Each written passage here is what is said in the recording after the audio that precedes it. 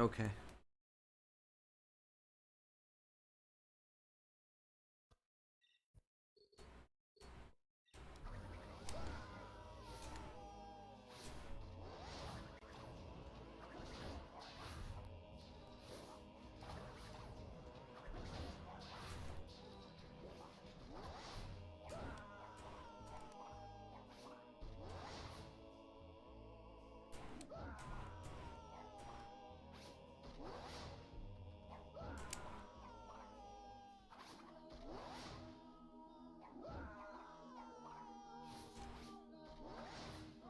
Did I really just relax my thumb like that?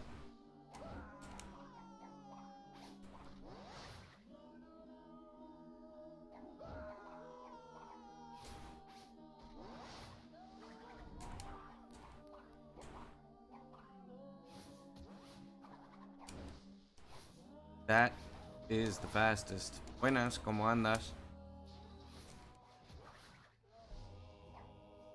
Yo, what's up? Victor and Moritz's stronghold of evil. This is where we wrong the rights and sweep the past under the rug.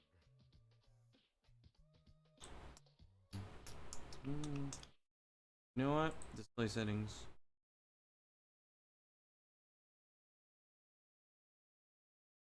Advanced display setting. Not this one. But I can beef up the hertz with this one. Keep changes.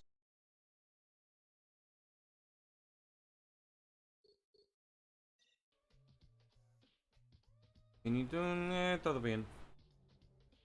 Me duele, pero es lo normal.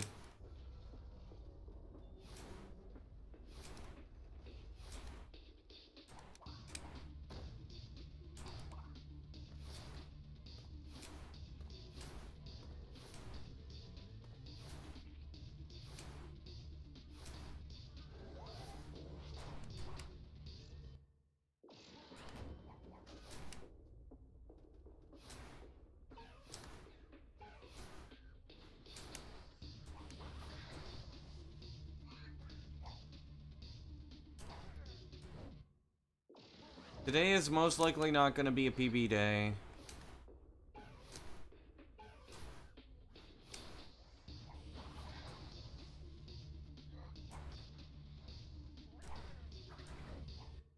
And the reason is because I'm gonna be...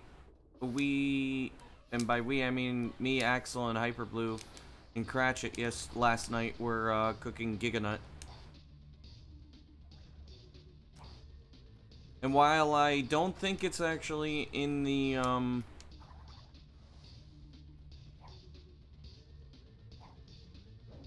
entertaining, appreciate it.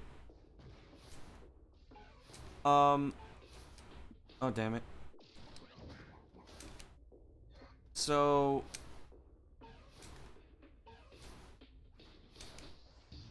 we may have,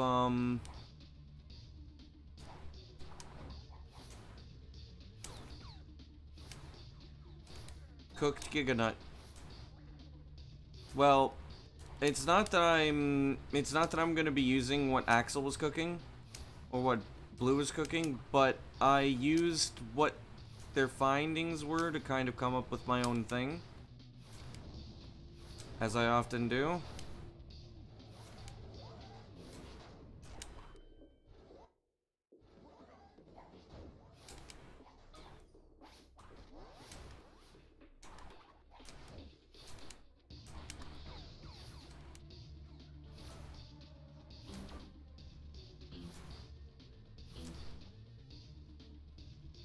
And just practicing it is not gonna add implementation.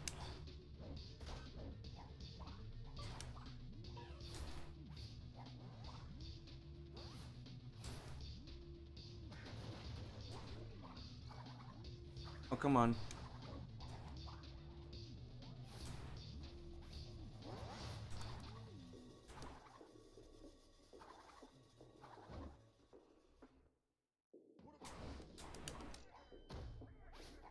So the only way to really see if I can properly implement it is by doing it in runs. So I'll dedicate like maybe an hour or two to just trying runs with Giganut. It's still probably going to be better than Nut Jail.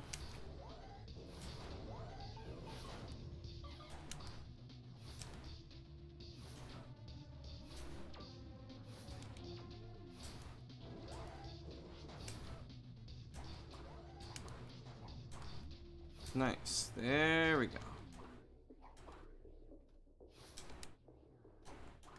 I changed the dimensions of my... What's Giganut? Giganut is, faster than Super Nut.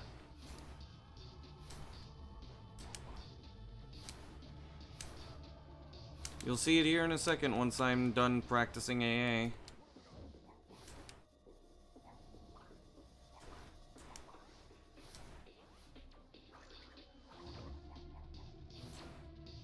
Damn it.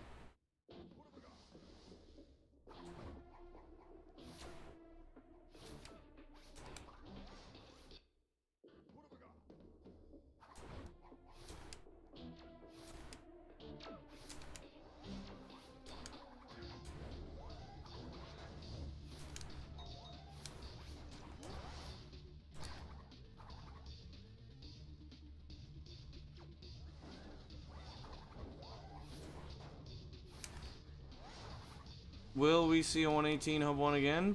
Probably. Too much.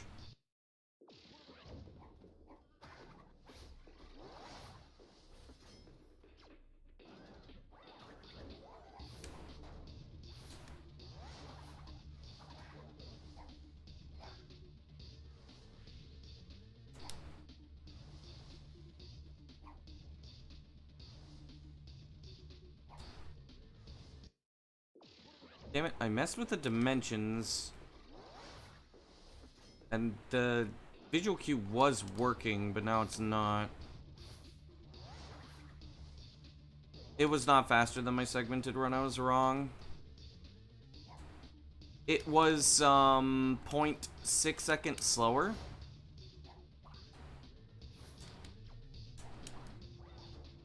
However, there were weird times where I actually went faster.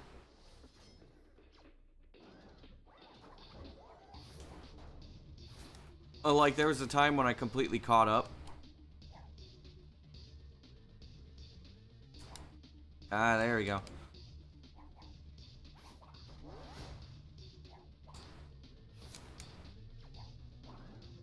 But yeah, I was wrong because I split really early. If I didn't split really early, because the real split that I got was 119.5.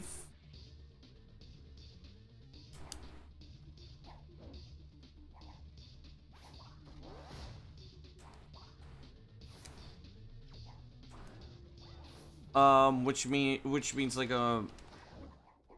No, it was a 119.8, I think, which is, fuck, I forget. What was it, No, it was a 119.6 because I got a 118.85 boat. No, I got a 118.2 boat in, segmented. Oh yeah, also, by the way, because I changed the dimensions on the CRT, this is now more consistent. I gave myself a more consistent pixel. Well, pixel's not a pixel. But I gave myself a more consistent visual cue for this now. So, we are now chilling. Most likely, this has a much higher chance of me actually getting now. Nah, fuck.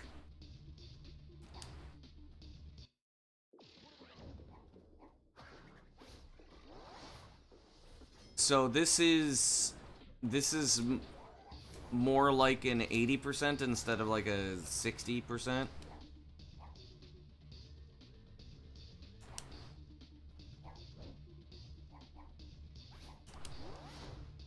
You're here to nut? Maybe Giga Nut. Damn it. You know, thanks for the good luck.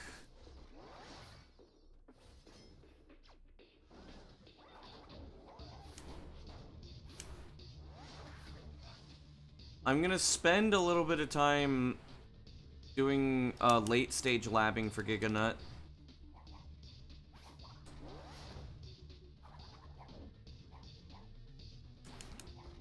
I think if my camera's like this... Actually, no.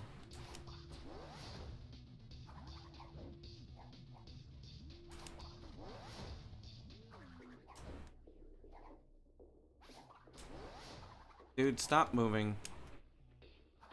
Vortex, fuck you. Okay, yeah. If the camera's more left, it... If the camera's more left, it works better. That's good. Because that's what I want it to do. I don't know if I'm gonna get that, like, in, I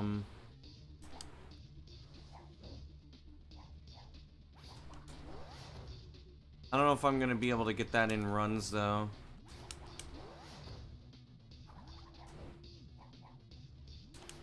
Because I'm not gonna be focusing on my camera angle. Unless...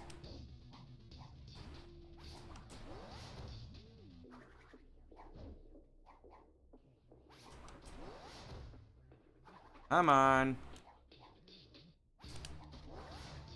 Oh. I could just use the left trigger instead of right trigger. I always forget. I have to train my hands how to do this.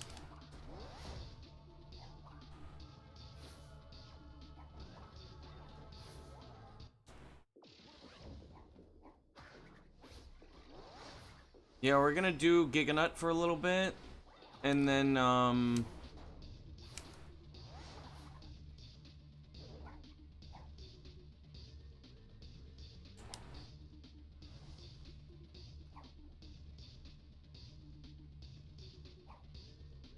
that camera was turned too much.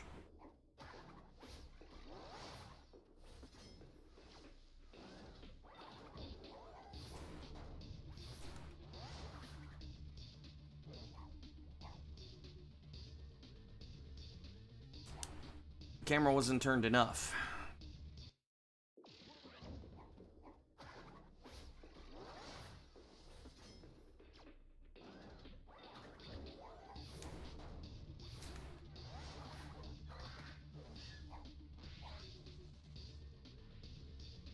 Camera would turn too much, but it still worked somehow. Fuck you.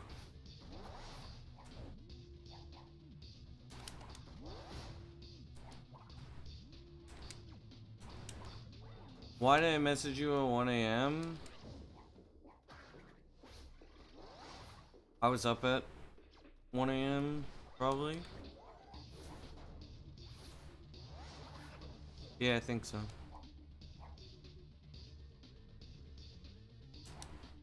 That was almost too much.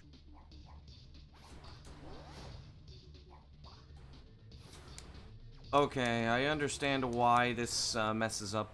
Why I do better with the camera sometimes. I'm too close to the edge. Oh, so I messaged you at 8 p.m. my time? Understandable.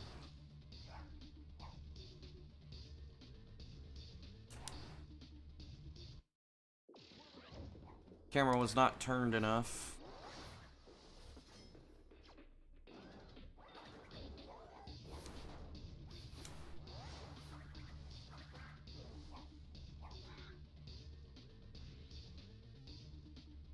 Crash is not close enough to the fucking door. He was knocked the fuck out. He's like, yeah, no, this fucking heat.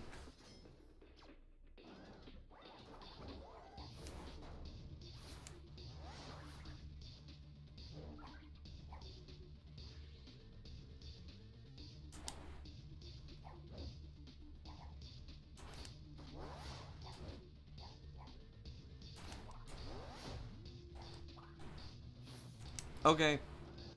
I solved the camera. For realsies this time.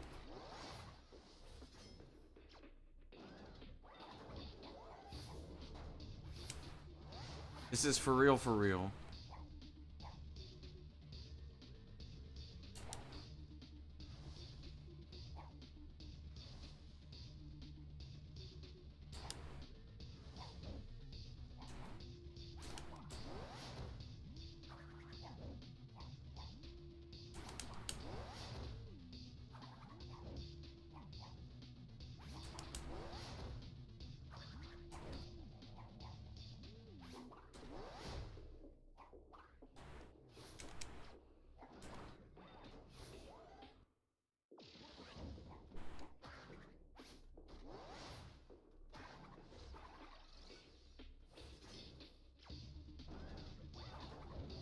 F for flowers.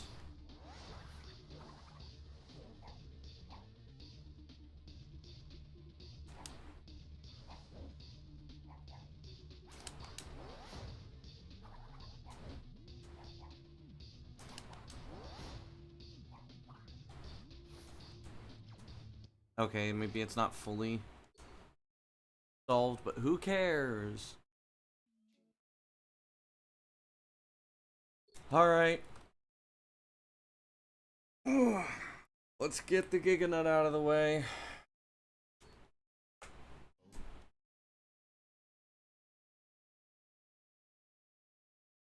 Board is a little tingled.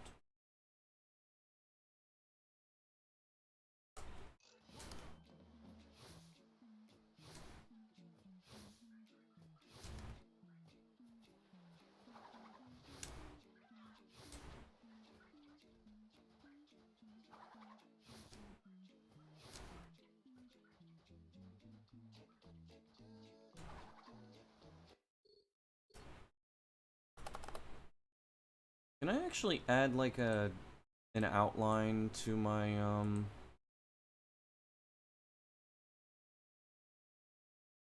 splits? Let me see here. Can I add an outline to the split color? Where's the delta?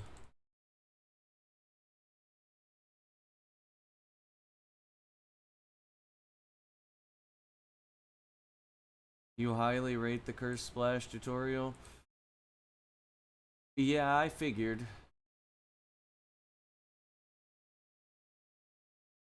I don't remember placing so many blank spaces.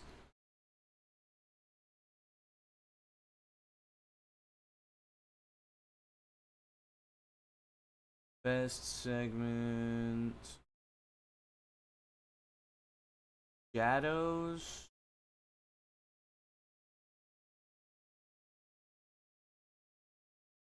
There we go.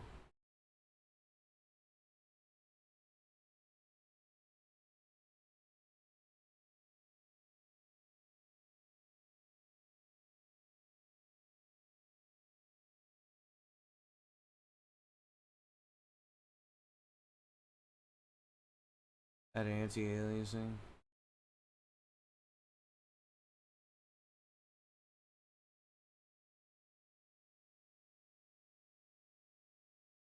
Oh, there we go. You can read the splits better now.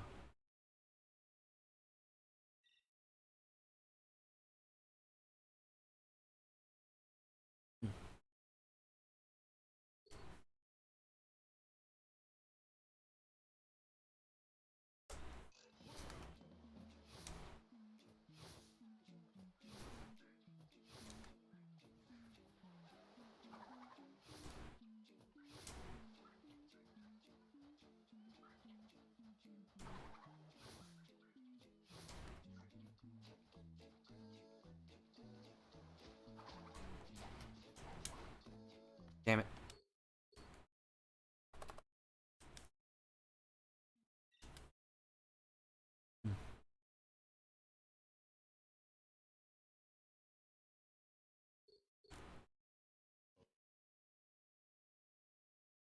At best, it's a 6 out of 10. So far. Into the tree always deflects it. most of the time, but there is a means to do something similar. Yo, Joseph, thanks for the good luck.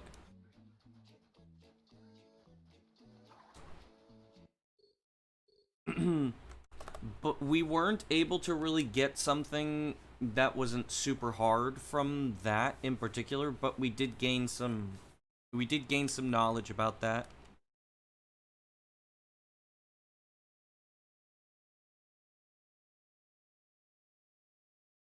And it requires flicking, which I'm actually doing a really weird thing to give myself a flick. I'm actually using D-pad while holding the stick, which is like blasphemous.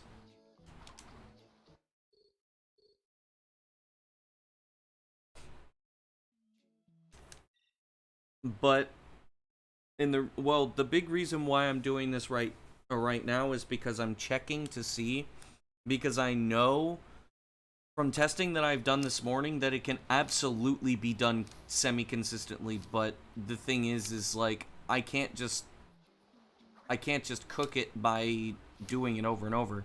I have to do it from like actual runs.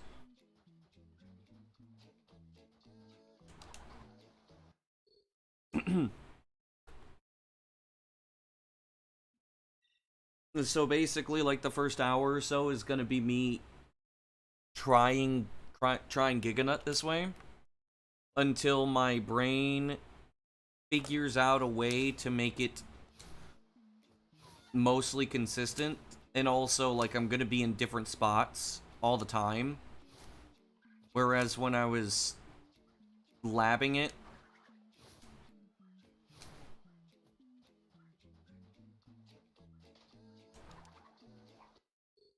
you could just get to Hub 4. Yeah. And Curse Splash is not that hard either. That's the best part. Curse Splash is not difficult. Learning Curse Splash is difficult. Because it's a very complex trick. But actually pulling it off? No, it's not that bad, really.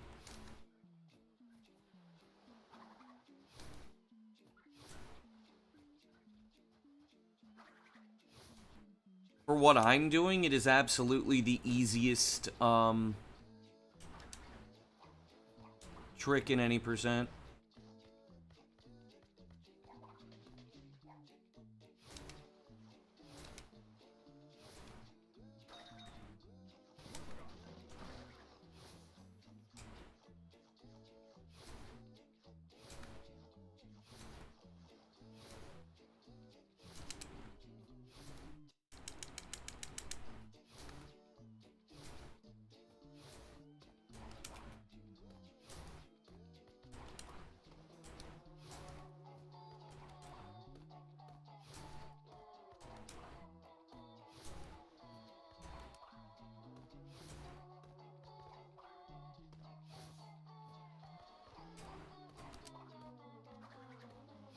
So you don't have to play the whole game?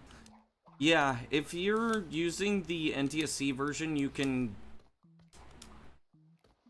Wait, Flowers, are you on NTSC or are you on PAL for Twins?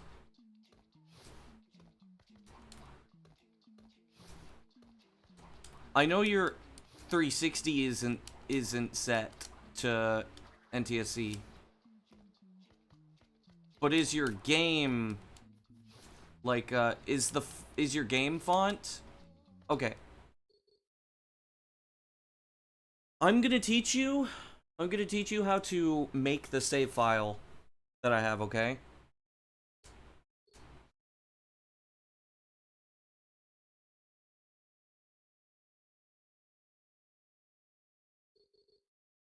So this save file, right?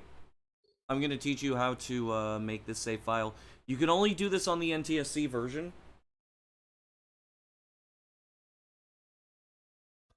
So when you get here, also make sure you have autosave enabled.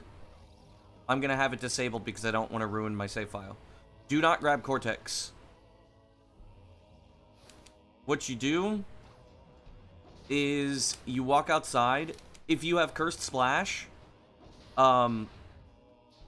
these doors won't open. So you enter and then exit the chunk. The doors will open.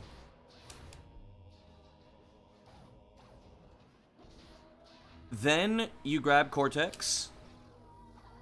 And then you just, like, throw him into, like, a corner. And then you basically just kill him.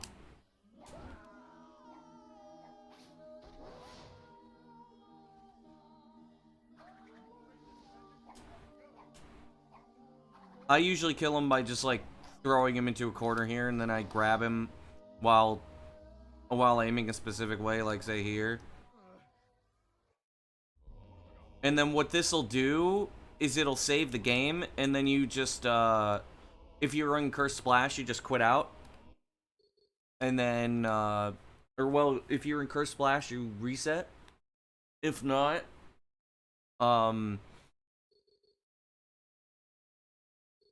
you could just load in, and then boom, you have, this save file.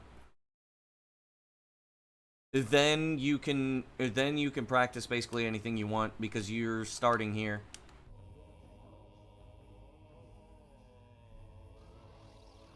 That's how that works. It's called a save warp. There are save warps. Actually, there's a very interesting save warp you can do in Antagony that spawns you in the ant fight room.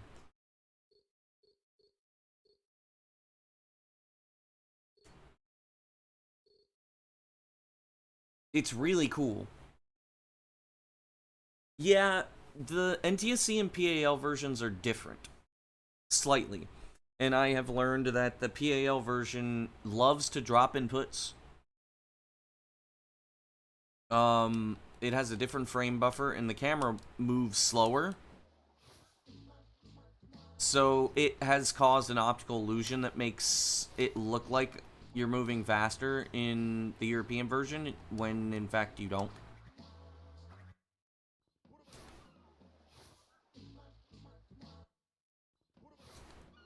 I also have a theory that it probably works on NTSC 1.0 on PS2, because I saw Potty get something very similar. So I would not be surprised if it also works for NTSC 1.0. But nobody's really cooked that.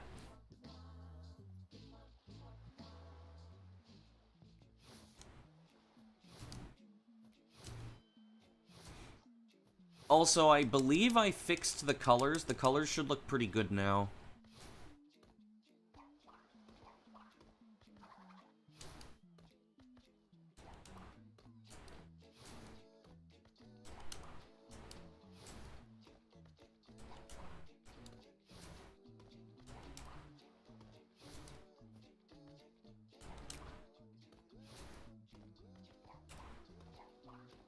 The brightness seems a little off.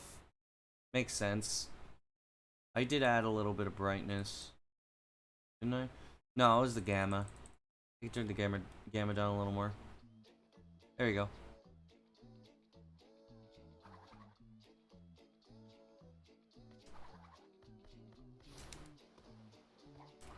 Yo, Abdo, Aga Bibi.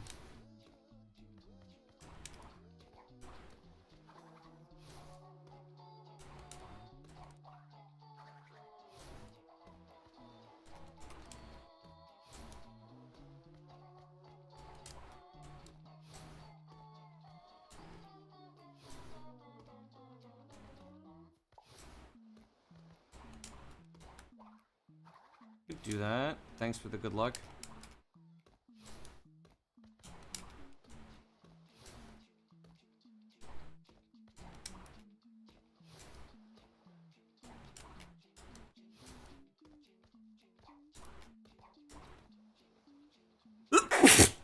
Well, yeah.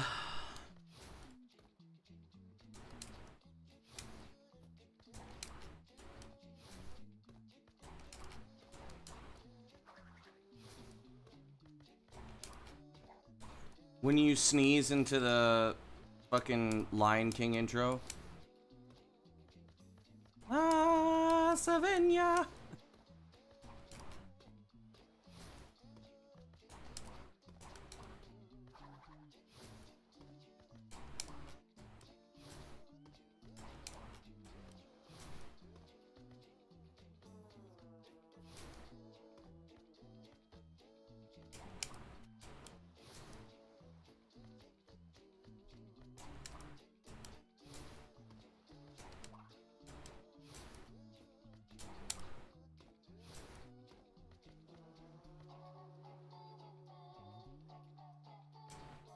Temperature recently doesn't help, yeah.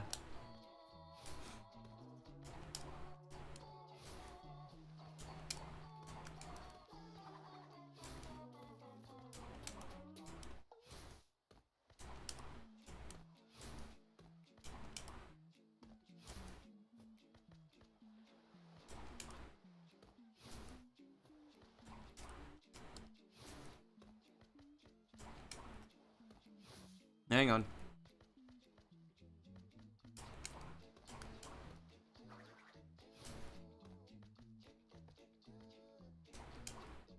What if I did that instead?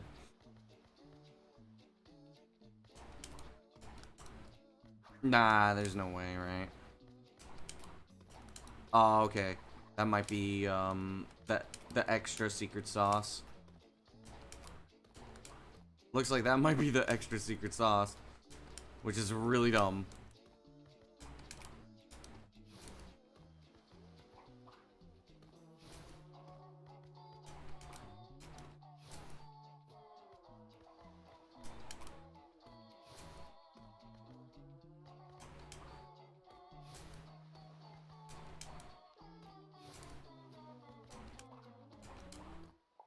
Does this work on PS2? It should. It's just not going to be as consistent because this is still an Xbox ledge.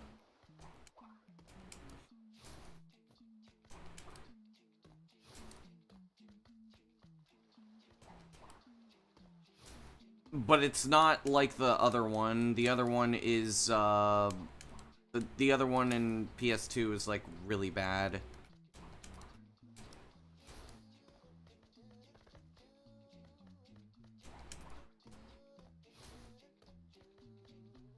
Maybe I should just not move Crash's head. Yeah. Well, this one is like 1 out of 100-ish on PS2.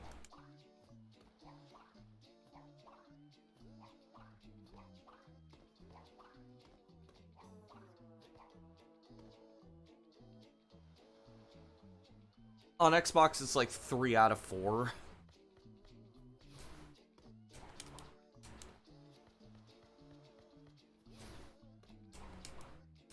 Yeah, this one can work. Both can work on PS2. This one should theoretically be doable.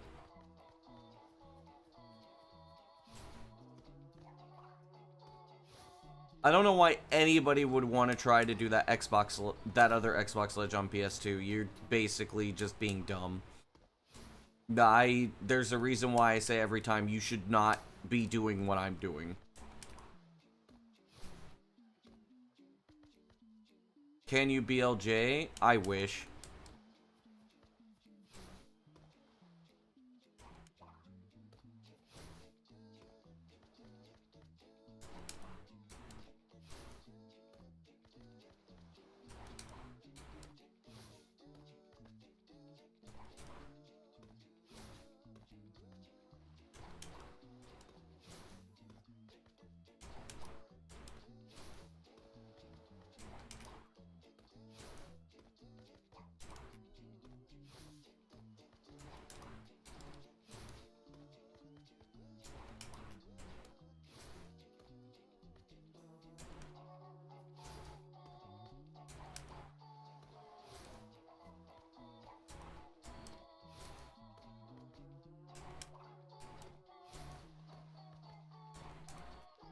Oh, right. I'm stick flicking.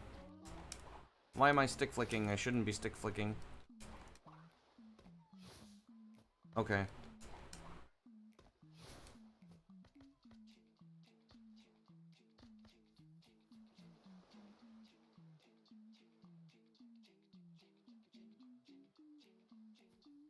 Oh. Wait a second. Did I land on that other ledge? At all? Did I land on this ledge? Hang on. Did I land here?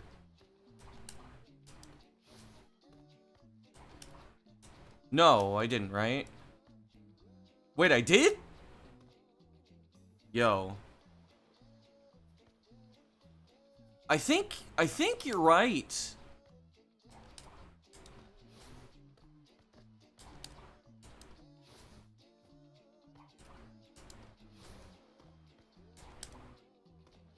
I did. There's no way I didn't land on this ledge. Interesting. Yeah, by the way, the geometry for both of these is the exact same. Watch the VOD, imagine.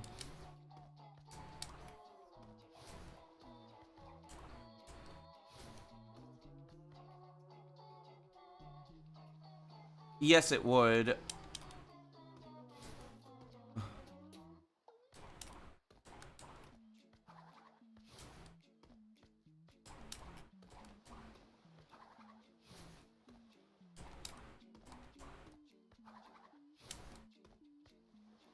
All Sonic stages. Yo, let's go. Fuck Final Rush, though. Understandable.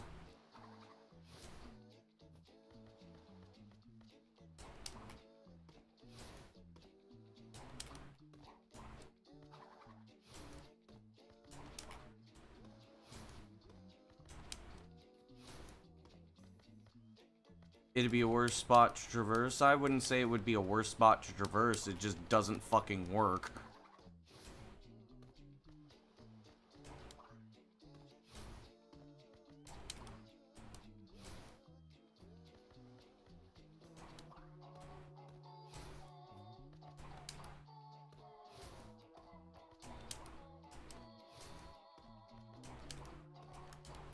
Okay.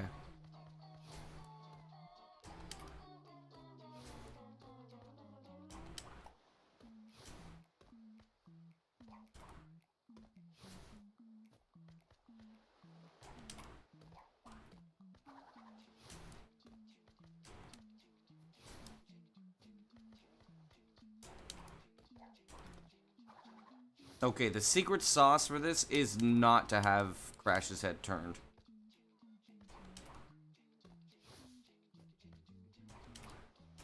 Maybe? Sure it doesn't work this one? Probably. I'm pretty fucking sure from... I've done lots of testing on that one. I'm pretty damn thorough with my labbing.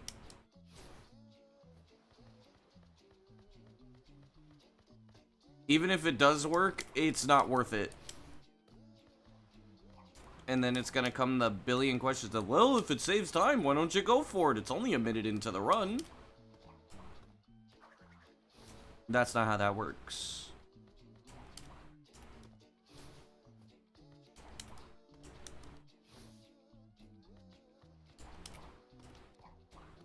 I would...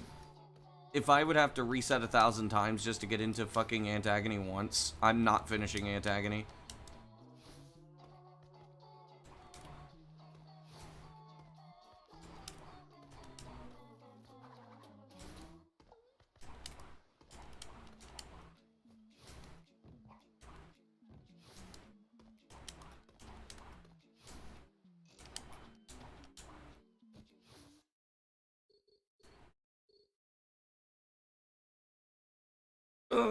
That's the thing about speedrunning. A lot of people don't think about is that you have to be really consistent to be able to pull off a run with a super inconsistent trick. Because if it's like 1 in 100 or 1 in 1,000, by the time you get to somewhere that's really hard, you will fail. Unless you have like extensively worked for months on it.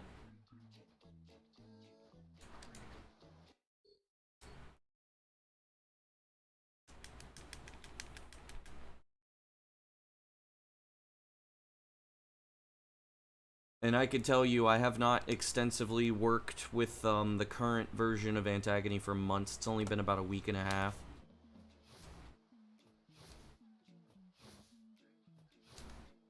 You'd also have to be so confident in your abilities.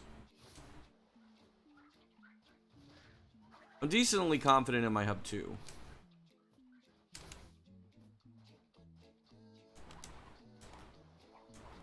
Damn it. I think at best right now the Giganut's at 30%, which is fine. I have to figure it out first, like, I have to mess with it, I have to do, like, X, Y, Z.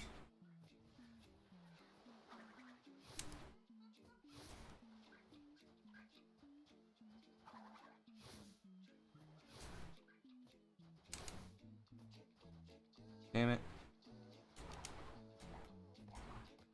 Yeah, because see, like, when you look at something like that, it's like, the nut semi-consistently gets the trajectory that's close, but, having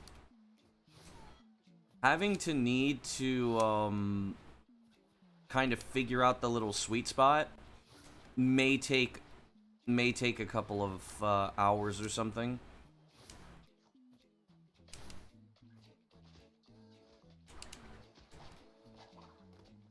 See, that's the third time in a row that it's done something very similar. And if I let go, or if I did the spin like a frame earlier or something like that, maybe 2 frames, I would have gotten Giganut.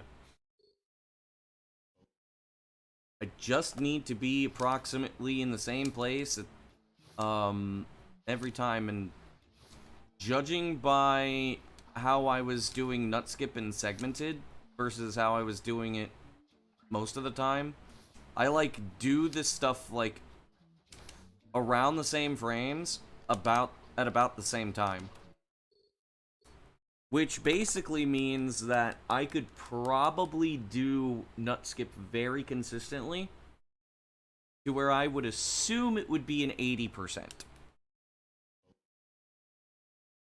I would assume that at maximum this would be 80%, and if I master it, oof.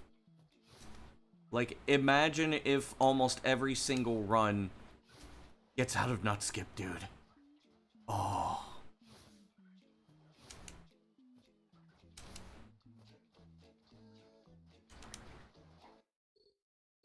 If almost every single run gets out of nut skip, oh.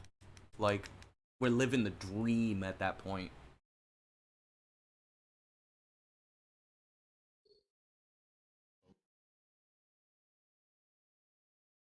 Dude, I'm just imagining it right now. Living the fucking dream.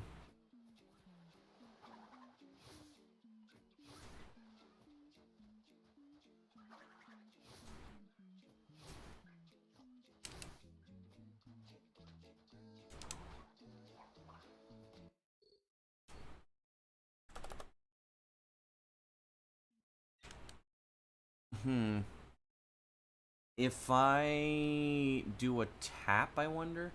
Which, by the way, if you're wondering what I'm doing, if you hold mostly forward, pressing right or left on the D-pad will turn crash. And that gives you a sort of flick, which is what's needed for Giganut.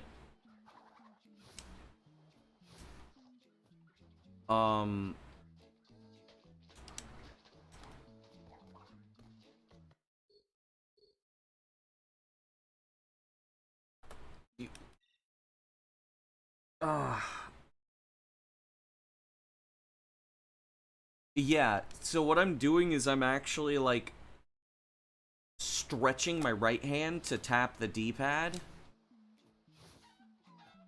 And I'm essentially mixing claw and overhand grip in order to be able to press the D-pad.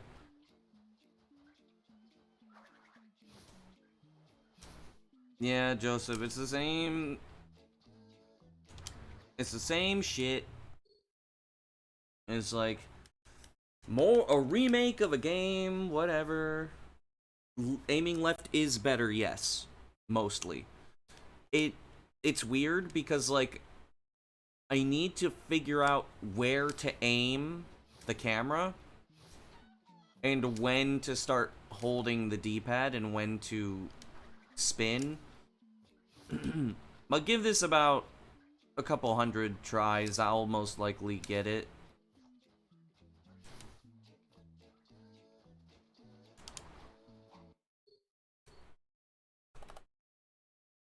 Because once I kind of figure out the sweet spot, I can adjust it. And if I can adjust it, we gain consistency. And if we gain consistency, no more nut jail. Oh man, I'm looking at it. No more nut jail. If we don't get nut jail, I might be willing to grind for the sub 920.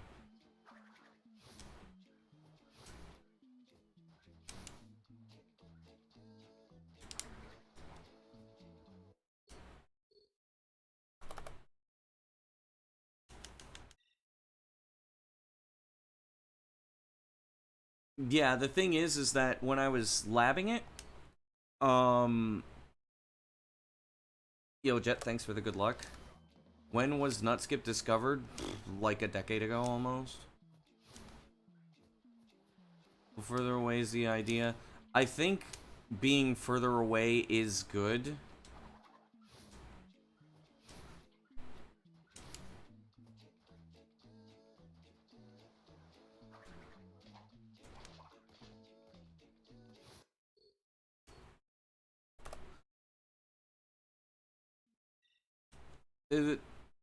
Bandycraft has a video on it, and so does Kylie. Around the tree.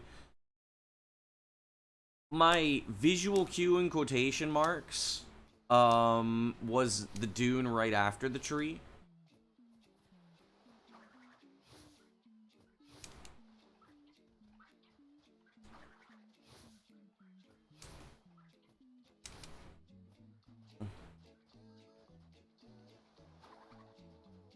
I couldn't do anything, the camera locked.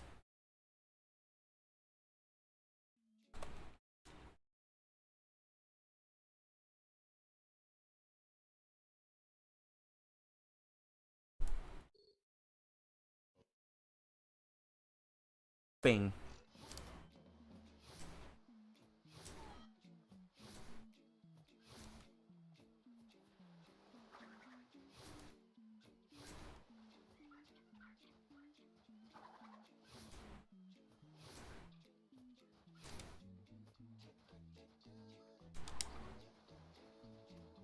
Okay, hang on. Let's... So, I had the nut about here.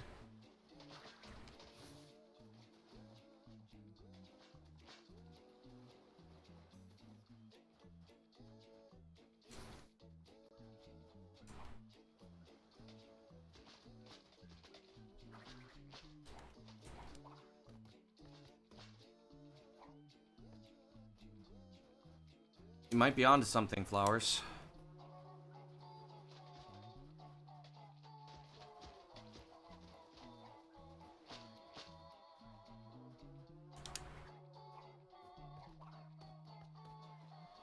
That is quite an easy cue to go for.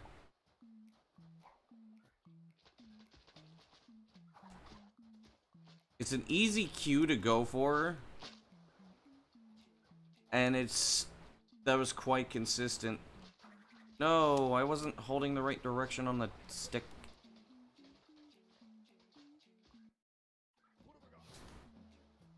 The experimentation stage means people can give people could give suggestions. Stage 2, something like this.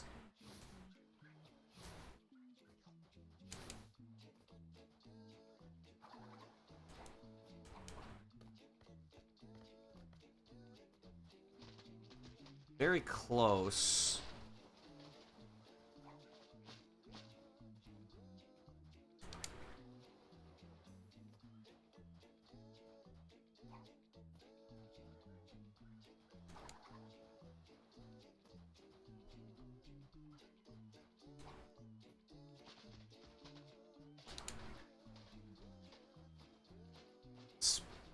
Maybe spin a little earlier? Yeah.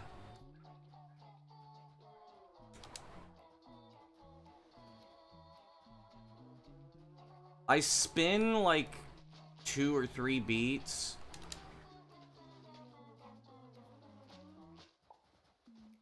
Usually, that's how I'm considering it, is I do 2 or 3 beats. Maybe I should do 1 beat.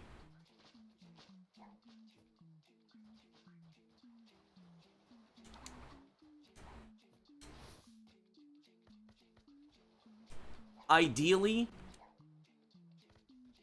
if the nut actually gets into super nut position.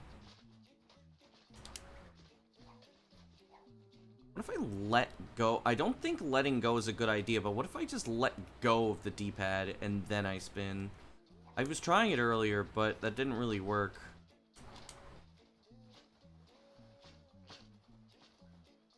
I tried tapping too. No, letting go doesn't work.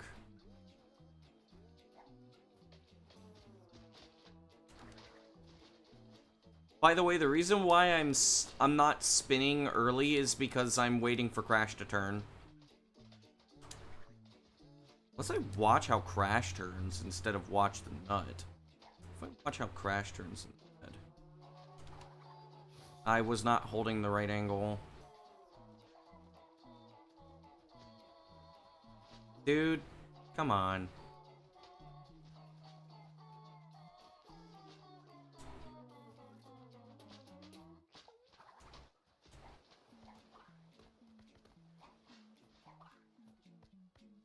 Maybe earlier isn't a good idea. Maybe later. A good idea. I need some kind of good visual cue. I can't use the tree, because the tree is going to be in a different spot every time.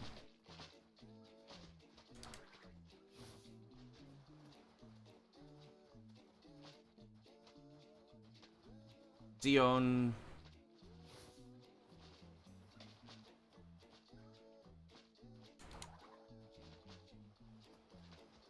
Wait. I can end that. I could simulate a flick by changing the analog, by changing the stick angle slightly to where it stops.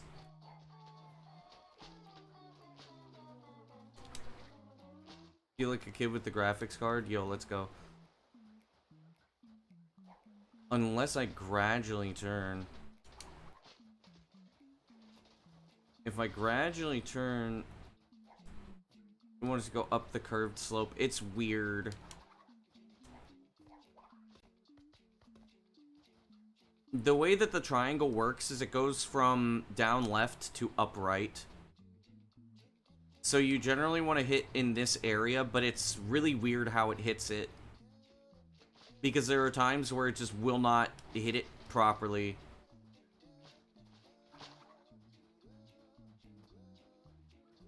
What Axel was doing was he was stick flicking.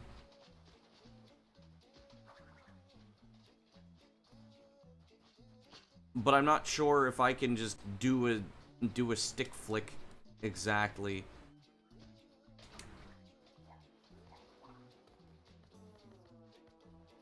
The reason why I wanted to do D-pad with it was because I'll get the same angles every time, as long as I time it.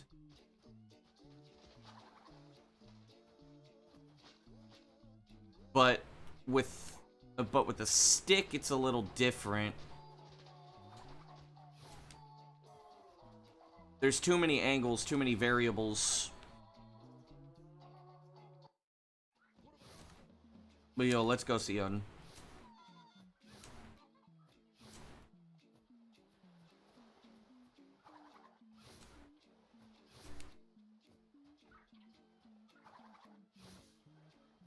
Maybe it's...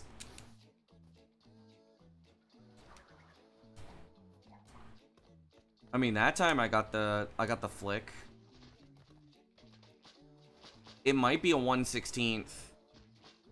Just kind of sort of what the D-pad does is a 1/16, but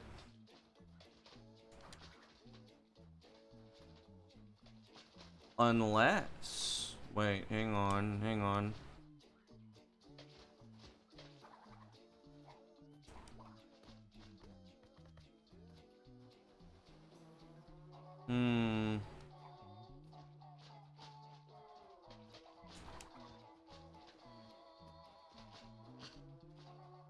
Unless I correct the...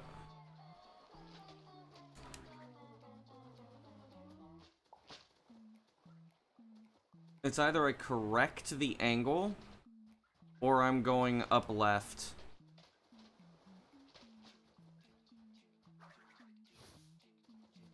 Looks like great fun. Labbing is never fun. It's always interesting.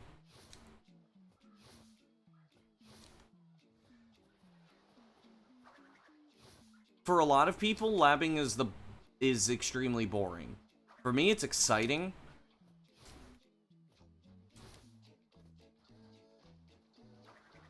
Because it's like that one thing that you're actually like trying to figure out. Once you get that aha moment, it's crazy.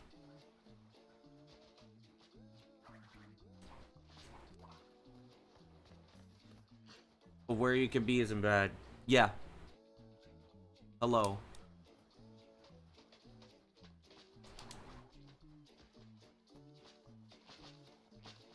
I know that I'm approximately in the same places at approximately the same times. It's just that... How much time does it save it? Potentially up to a second.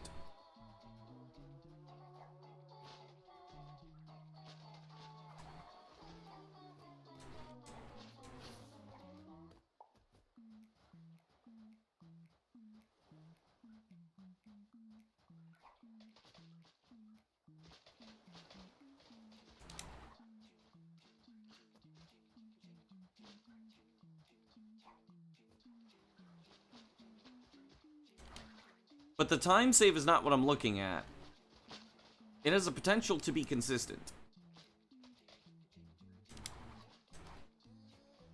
Giganut has always had the potential to be consistent. It's just that it was not very labbed.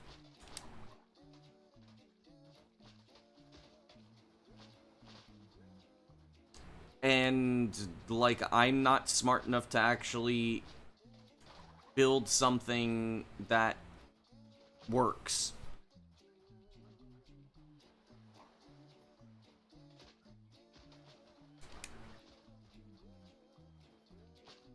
We know that crash turning does have a huge effect on the nut.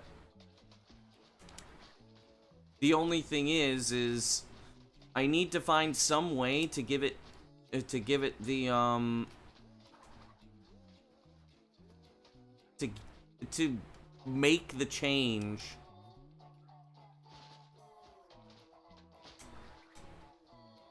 I have to force the angle.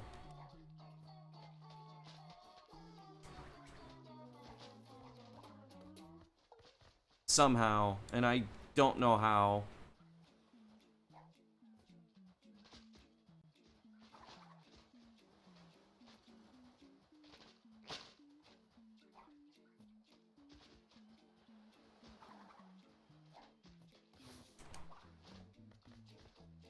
Bit more to the right. All I'm doing right now is just I'm trying to use the camera. Okay, that worked.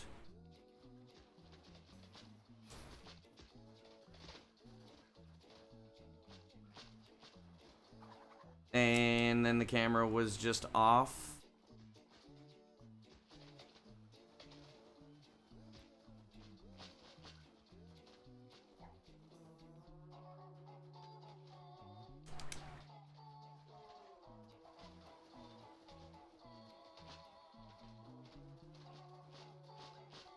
Unless the...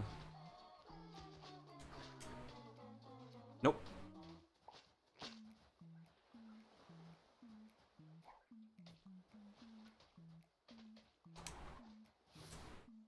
Unless I stick flick and I camera tap. Could kind of work.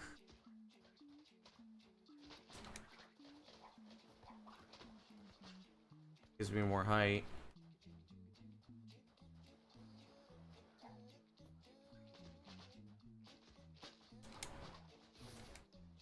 But then I can also just do this. Uh, now I would do D-pad camera turn, but I don't have enough fingers for that.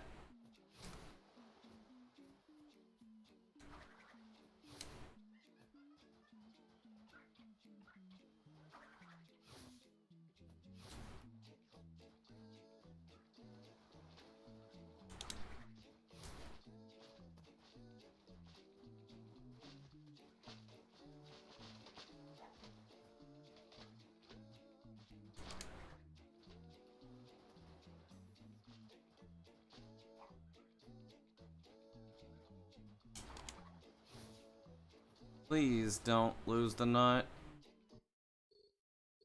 Let's go back to doing. Let's go back to trying runs. Problem is that the ended up banning the Brazilian kid from yesterday. Yes, I did. I did because he was being very rude.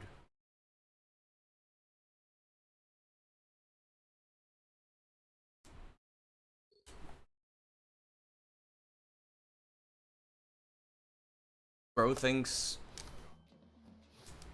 I can't speak every language in the damn world.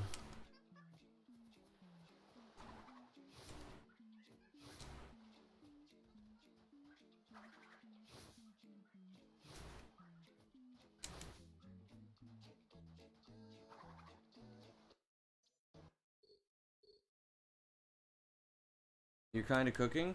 Hold up. You're Brazilian, but you're a good guy? No, I don't have issues with Brazilians. It was just that one dude in particular came in demanding that I speak Portuguese and asking for help, and he was demanding help. He wasn't asking for help. It got to the point where, like, I told him, well, I had to speak Spanish because I don't speak Portuguese. In very slow Spanish, look up the tutorial. I'm doing a speed run. I can't help you. And he just kept being stupid, so I banned him. But I don't have issues with Brazilians. I don't have issues with Portuguese. They just don't speak it.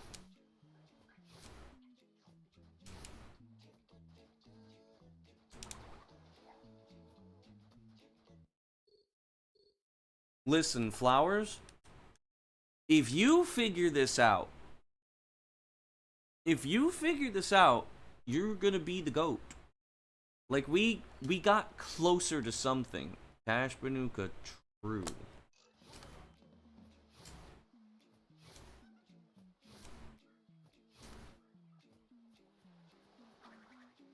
Maybe you can cook.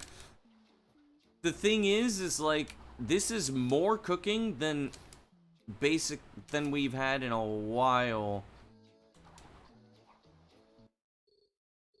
I wouldn't say Portuguese is that much harder than Spanish.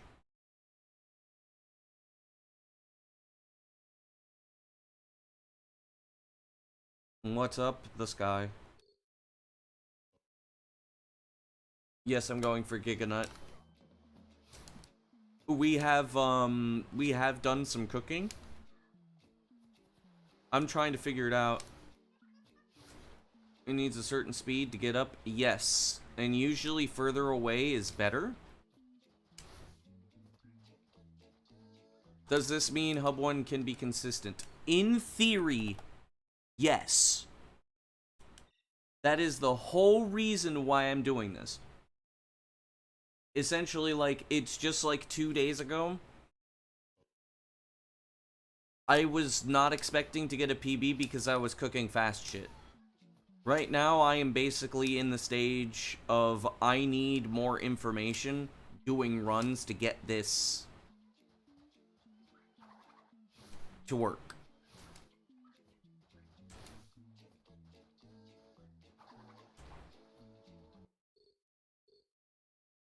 So, as of right now, the only thing that we need is just More information, more cooking, and it can't just be from one person. Well, we had a little session last night. Me, Axel, Hyperblue, and Cratchit, where we kind of like we were analyzing and doing all this other stuff, which was nice. And while I'm not using their method, because their method is a little too hard for me, yes, that is the entire reason why I DM'd you. Because the thing is no matter how much I have asked people for help, I never got help. And then everybody assumes that, oh, it's G-Pro, he's gonna figure it out anyways. It's like, no, not really. When I know I'm not gonna be able to figure something out, I ask other people.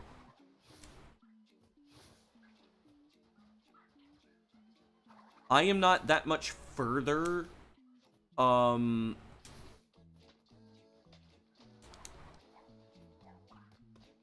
okay, hang on. You weren't responding, you were asleep, my guy.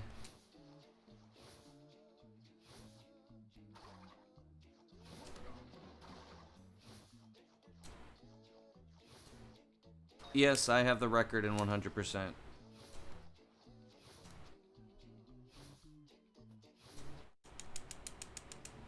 I have the record in every category.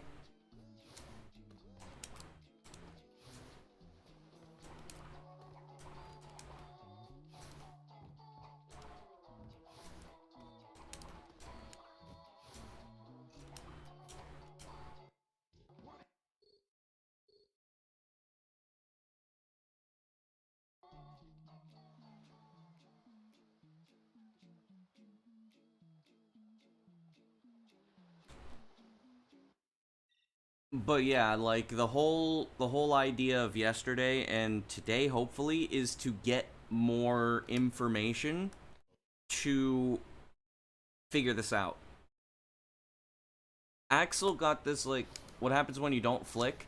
It can still work, but it works less.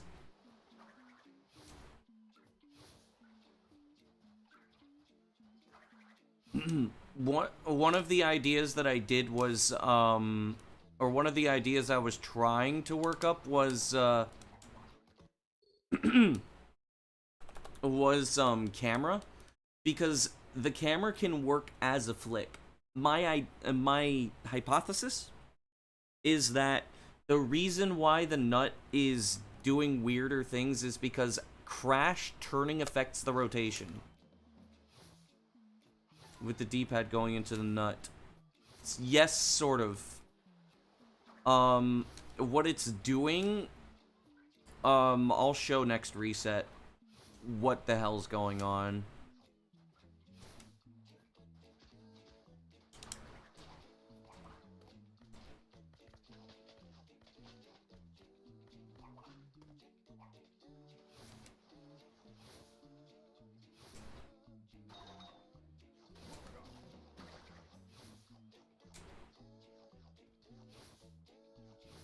Yeah. I'll show you next reset.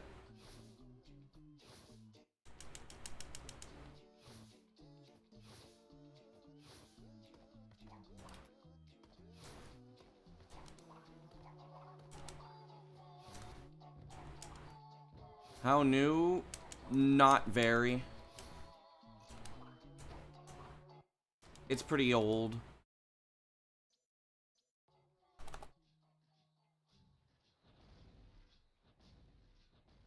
Like I said, there's been nothing new found. It's just trying to figure out how to make stuff work is what is required. Okay, so I'm holding the stick forward and I'm moving left and right with the D-pad. For some reason that doesn't work in any direction but forward. Why isn't it working for backwards? Oh, it does work for back. Kinda.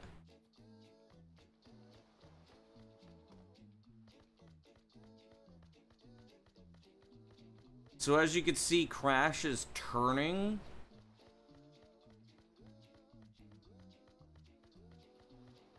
Because I am holding forward on the stick, But then once I start holding, like up left or up right, it stops working. So if I'm holding mostly forward, the stick or the D-pad can affect.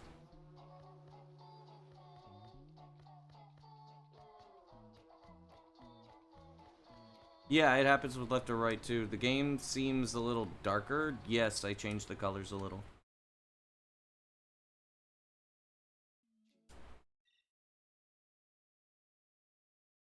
So what I'm doing is, the flick that I'm doing is actually using the D-pad while holding forward on the stick.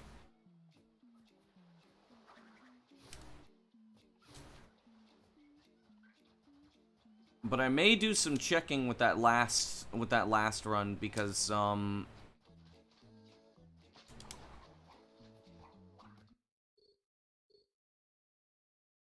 hang on. I'm gonna look at this again. Or not again, but I'm gonna look at this real quick. Hello. Turn the recording back on because I know I'm gonna forget. Okay. Trying to work up was wow, the game is really dark.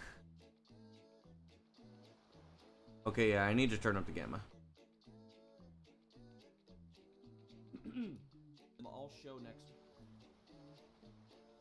show next reset. I'll show next reset what the hell's going on.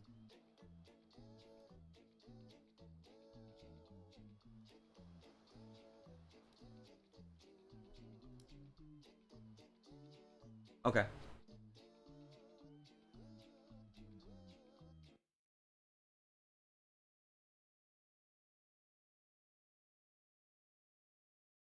In the recording, it's like really dark. It's not supposed to be that dark.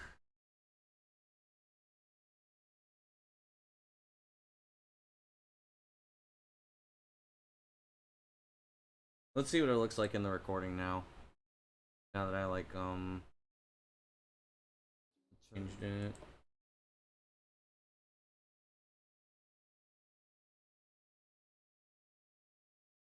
Turn the recording back on because it's not supposed to be that dark.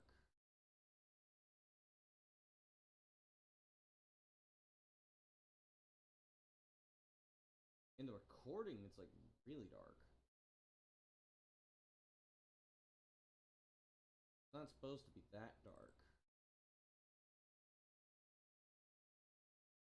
That's a little bit better.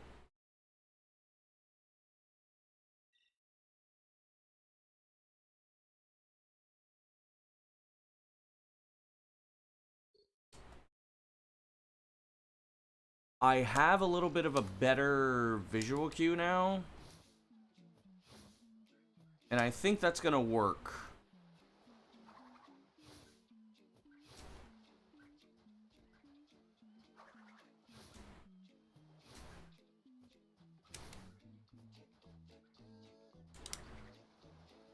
Damn it.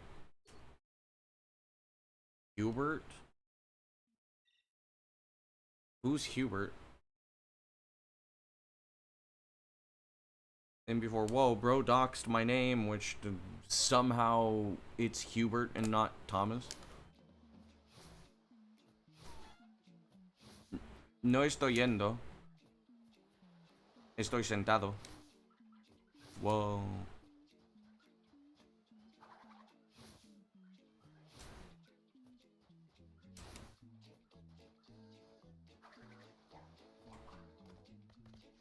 Buenas, ¿cómo andas?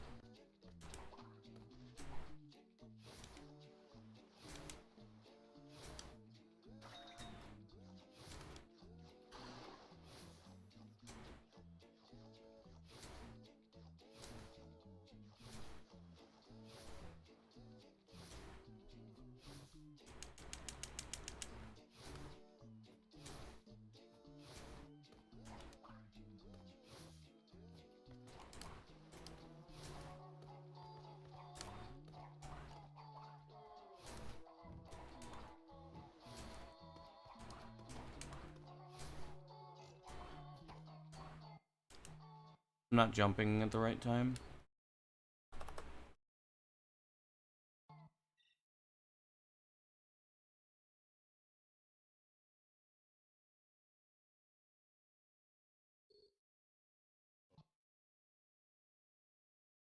Pedro? What? My name is not Pedro. My name is Thomas. My first name. I thought people knew that.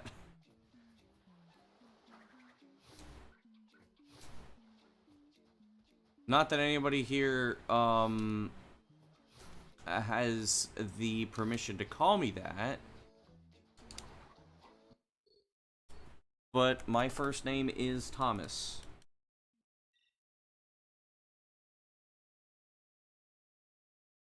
¿Y la pausa? Pues es que si Nina está cerca de los últimos ganchos, no puede agarrar los ganchos. Así que puedes hacer un doble salto después de pulsar el botón B o círculo, depende de la consola. Entonces puedes hacer un doble salto. Y la pausa es para que pulsar el botón X y el botón B al mismo cuadro para que derrotar ¿cómo se dice? Las cosas.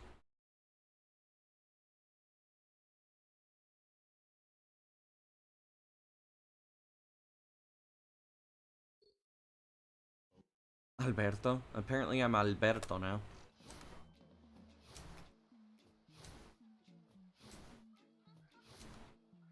As long as you don't call me Kevin.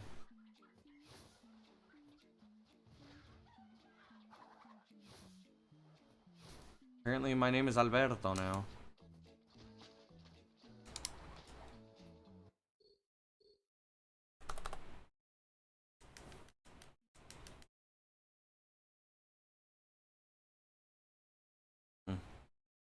Yo, Vanny.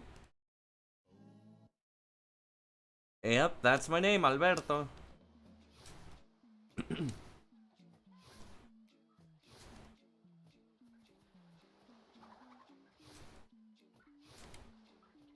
I need to look a lot more into that.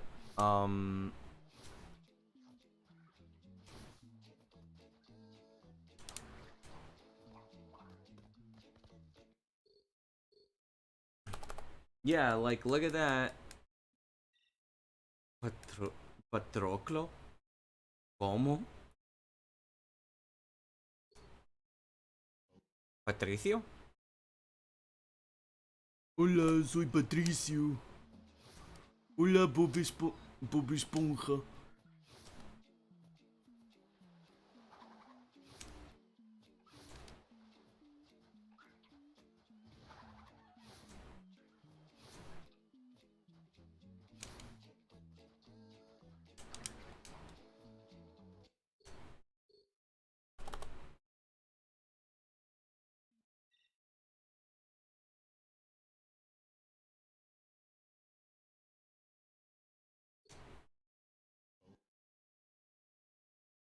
Yo.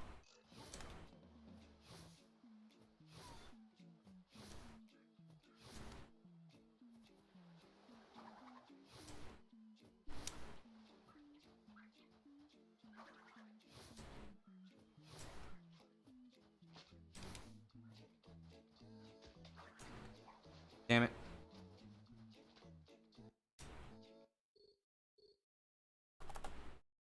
I mean, this isn't that much different right now.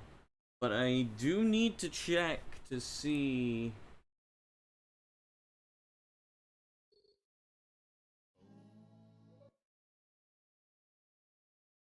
I do need to check to see... a couple of other things.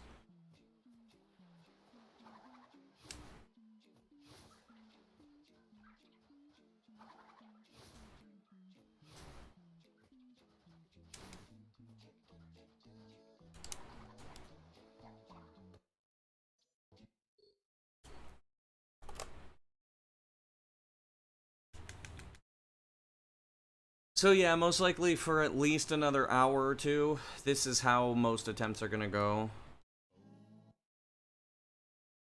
Until I figure out the best way to,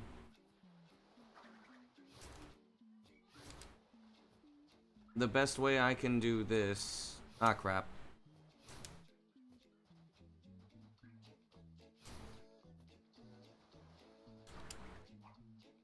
Dude, what the fuck? Fuck off.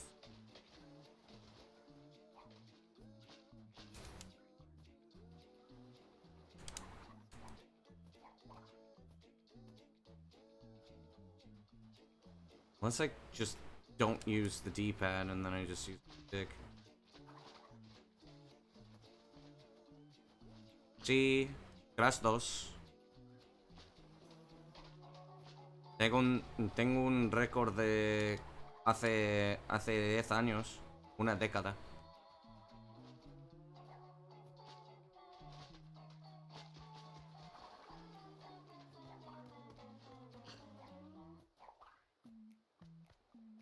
But if I'm closer, I wonder.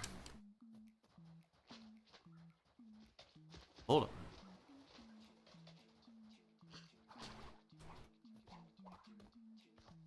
That was fine. See, those are fine.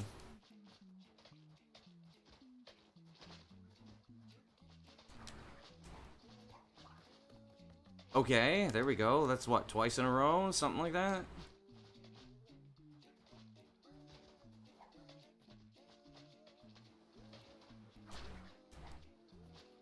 Too much. Hold up.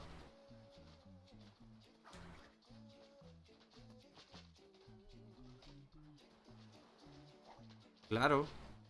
Por eso estoy probándolo. Para que arregle.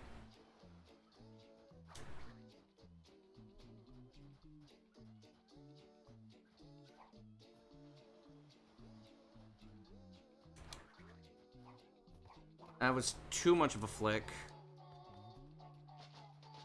I know there's 2 spots in which it works.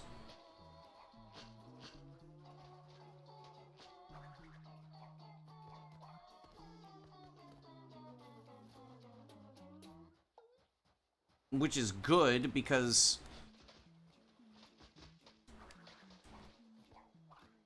okay. That was like a 1/30th of a fucking angle. Alright, interesting.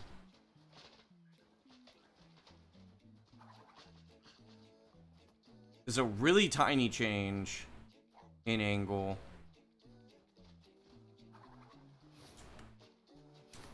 Don't lose the nut, please. Damn it.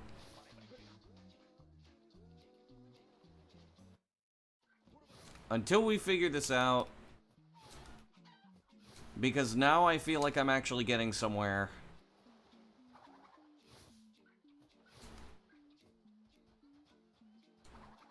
I can either do a tiny change or I can do the change on my own. That was a stick flick, and it was perfect, too.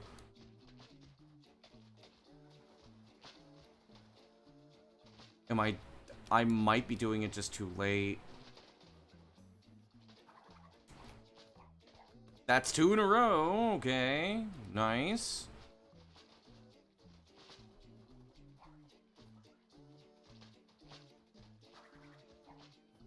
That's 3 in a row, basically. I could save it.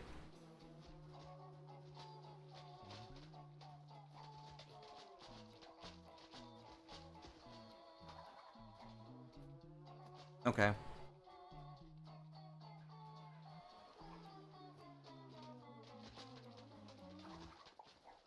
That was too much.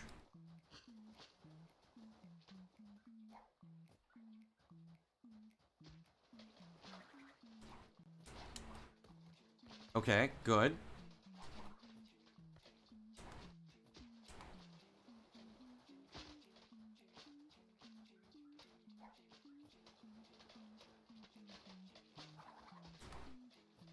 Too early, I think. There's like a little area. And I know where that area is. Well played, Alberto. Imagine. Too much.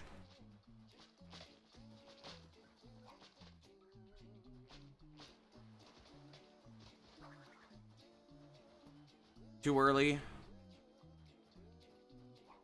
Wait. I don't know.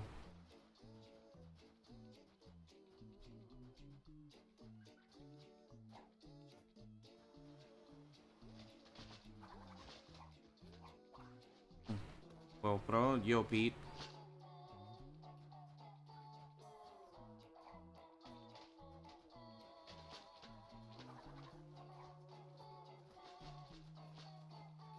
There's like a little area. It's like a little teeny tiny triangle, which makes this work. And I don't know exactly where that triangle is yet. But considering like I basically got it 3 times in a row.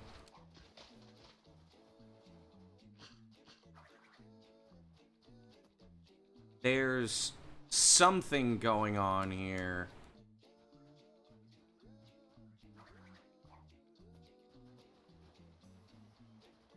Unless I have to wait a little bit.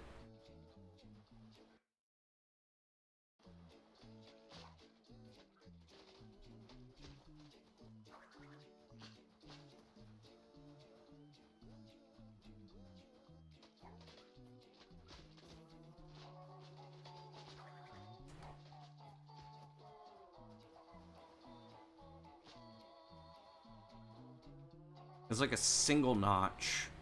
This is like a single notch turn.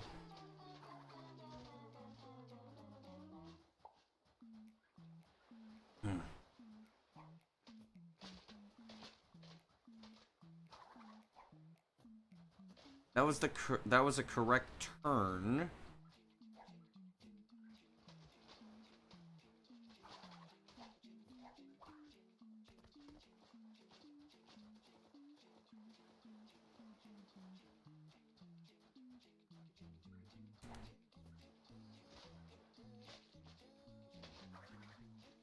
Unless I'm turn this into a complex setup.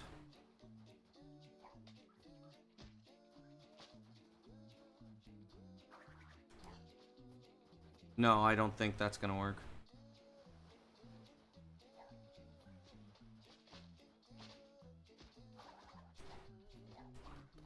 Oh, wait. I've been looking at Crash's feet.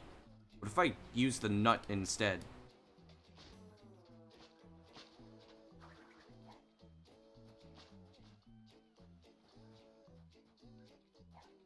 Welcome back. Too much to the right.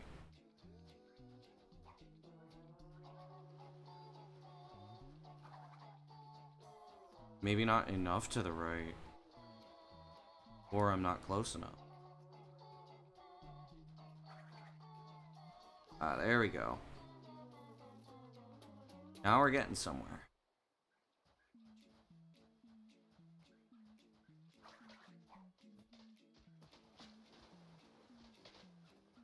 Then what is Super Nut?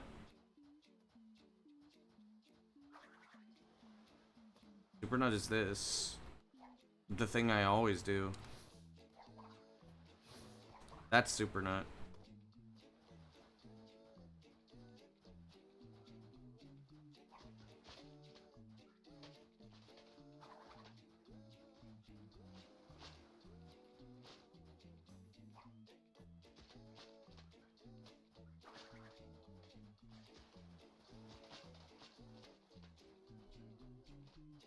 No, Nut Skip is... Feels like it's testing my sanity.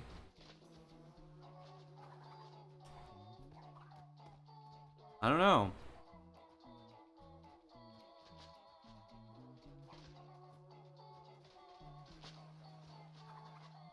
I know this can become consistent. I saw it with my own eyes.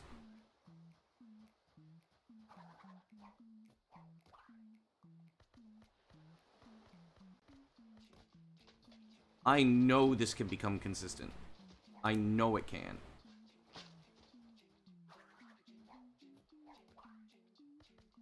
That's 2 in a row.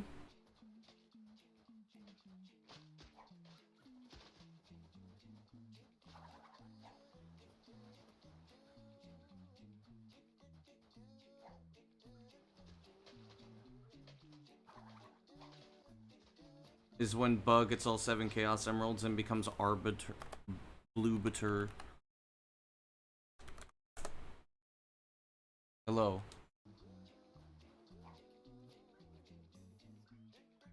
No, that's Giganut 2.0.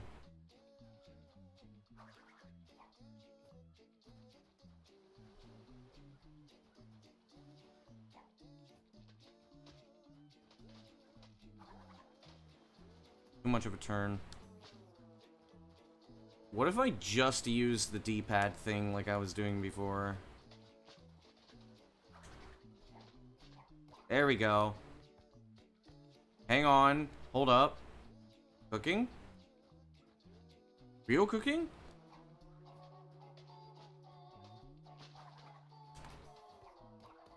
That's 2 in a row, dude.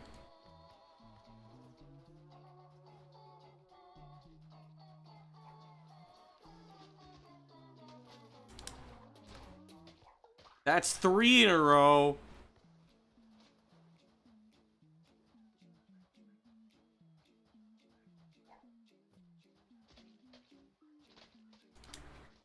Damn it.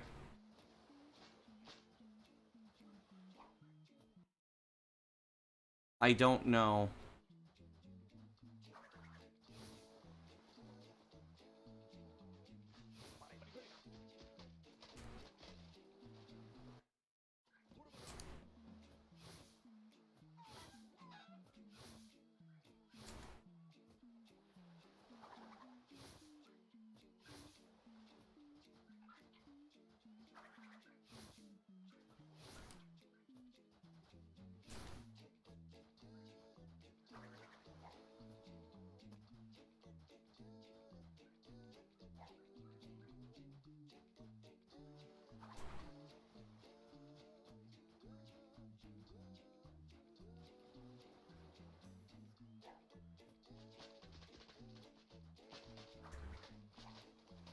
Okay, it needs to be a tap.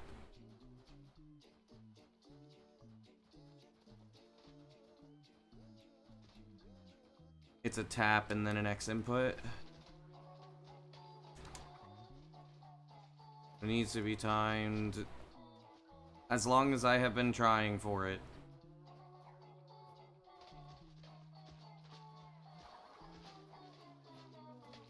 I don't pay attention to this. I'm just doing it. Damn it.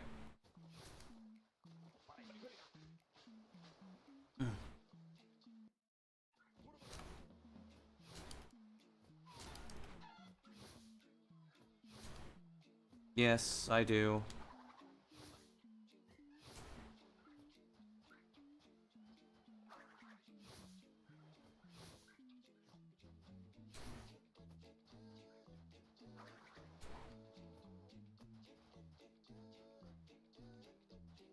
Yeah, everybody knows who Caddy is.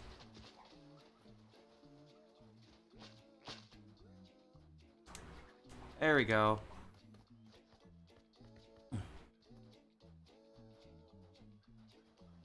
Just getting that damn visual cue.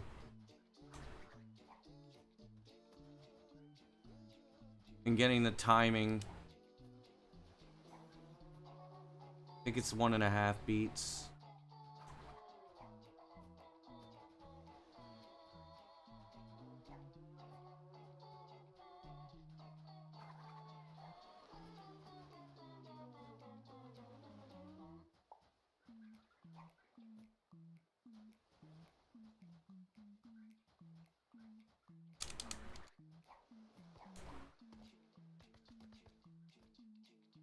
Thing is that, like, even if it barely makes it up there, I can block it from not from not making it up there. I just need some kind of indication.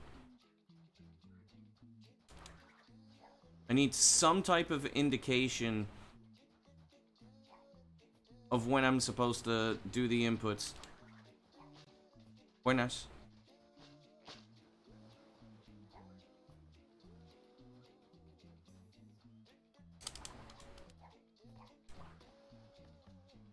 Just some kind of indication that says that I need to start doing the inputs. If I get that, then we're done.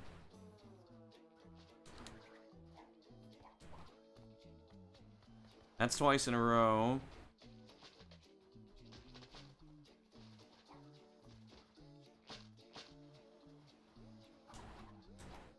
That's 3 times in a row.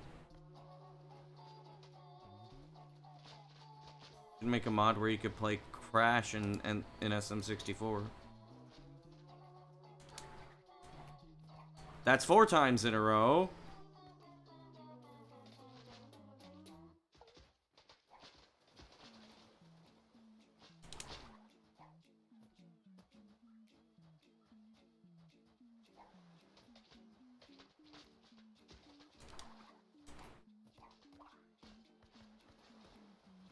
In theory, it should be more consistent, and it is faster, yes.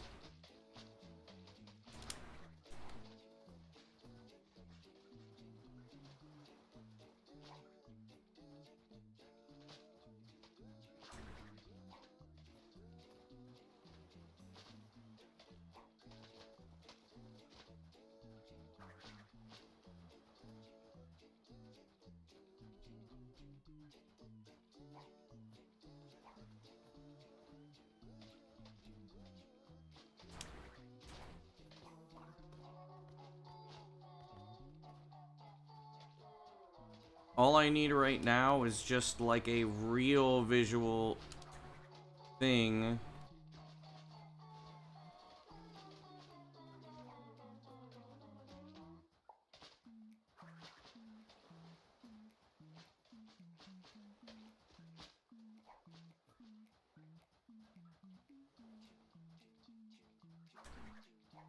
Pues sí, es posible. Según mi testing, las pruebas y las pruebas de Axel, sí es posible.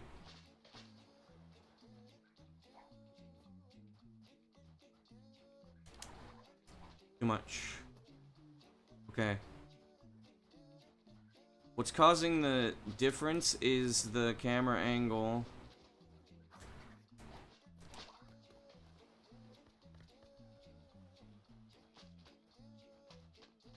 Ew.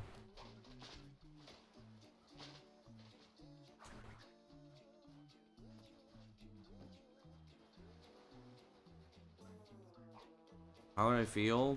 Terrible. I do not like fame.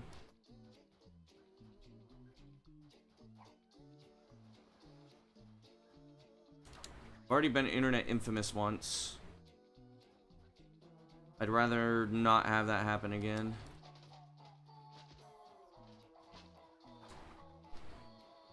Okay. The reason why it's not being consistent is entirely because of camera angles.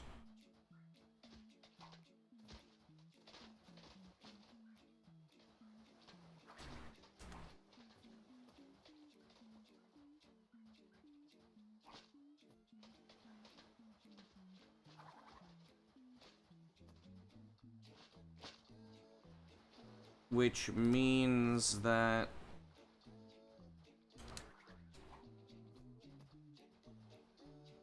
so the good news is wait. If it's a tiny change, all I need is just a camera. All I need is just a camera Visual cue. I don't know yet.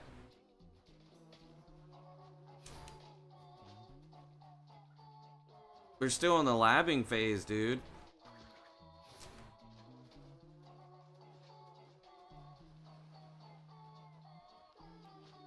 I have a projected consistency, but it's not solved. It's gonna be all over the place. We can't know anything until it's solved. Labbing means testing, yes.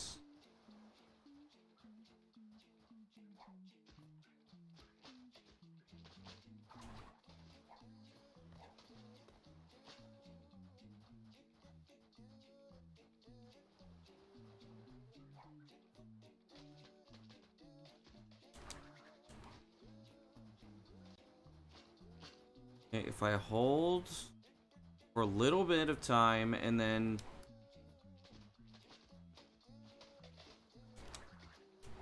there we go. That's giving me the same thing.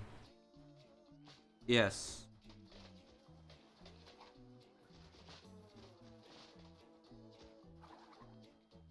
Too early.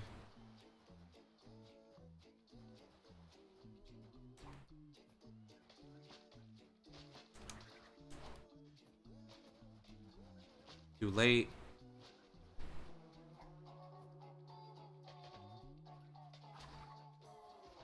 I laboratory.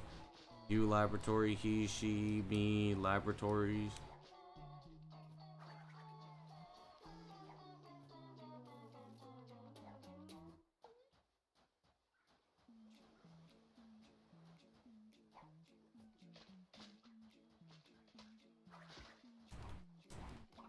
It's within that frame.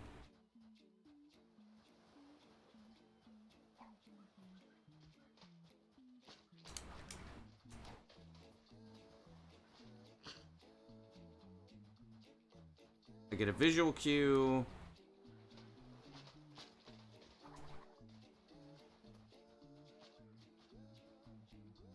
Or I could just keep holding and then spin while holding.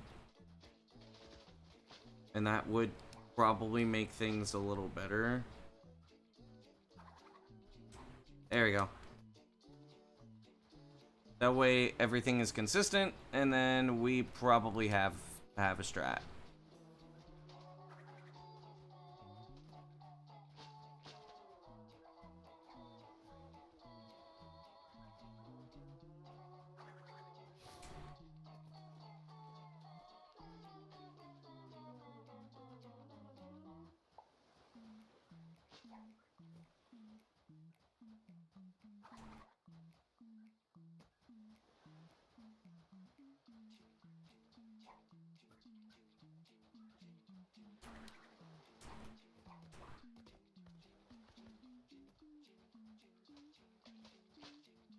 I could double tap the stick.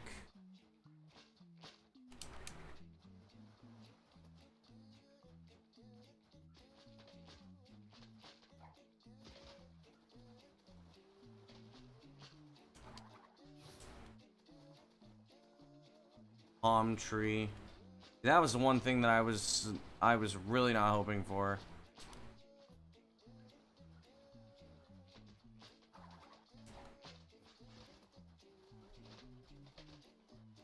This fucking tree is a problem in every single version of Giganut.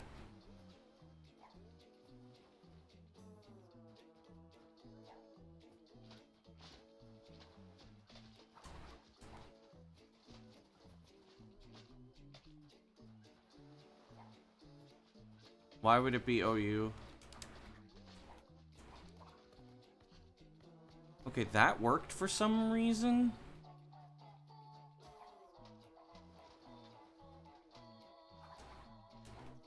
That also worked for some reason.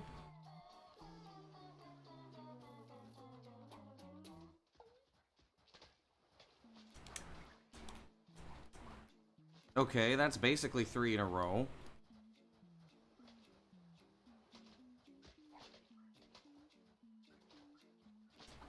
I'm doing something. That's 4 in a row. Because that's labor, not laboratory.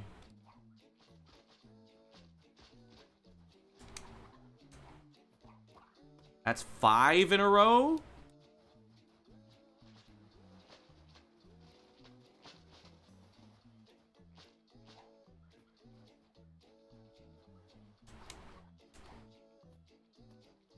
Usually once it's like 6 or 7, it's no longer coincidence.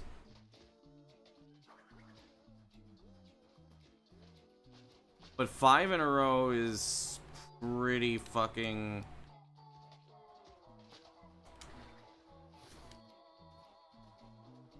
That's pretty fucking evident that what I was doing was most likely correct.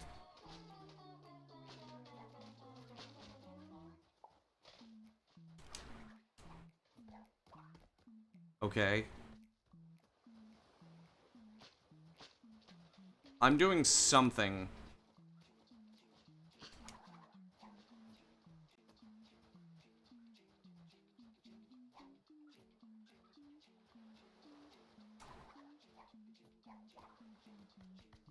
That counts because I could save that.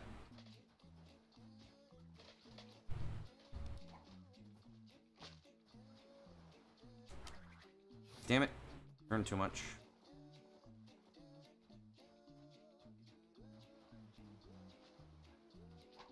Yeah, we know flicking is the key.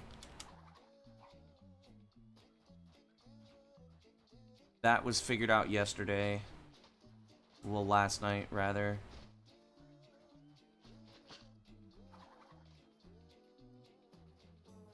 I just have to figure out the right inputs to do at the proper times.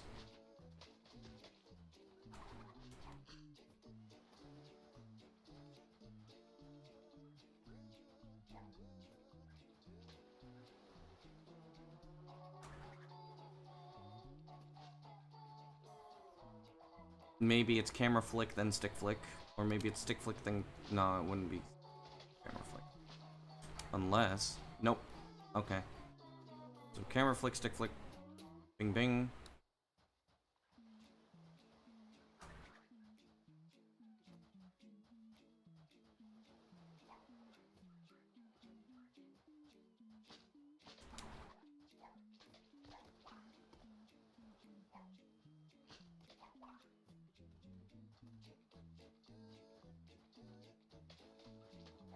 And yes, I'm using ground texture. Oh, it's bing bing? It's not bing bing, it's bing bing. So basically like half beats.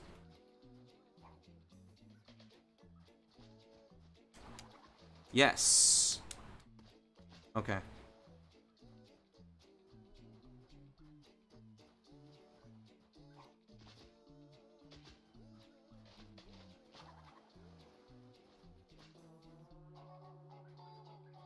Now all I need to do is just know when to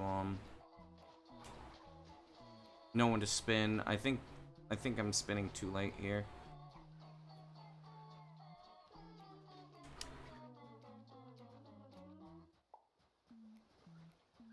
No. This game cannot be beaten blind.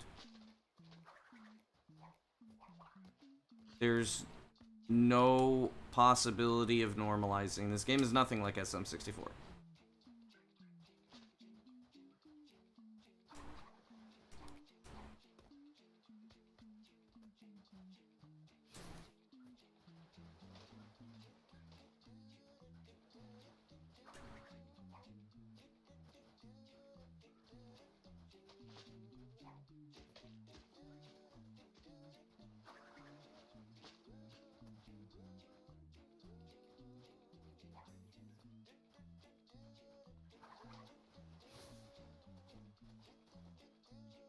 SM64 blindfolded is not mostly audio cues. There are things called you normalize your positions and you normalize your stick. Oh, which imagine this, right? So this would be normalizing. And essentially every movement can be figured out through a beat or through an angle. So I'm just gonna close my eyes real quick. I'm gonna turn around, and now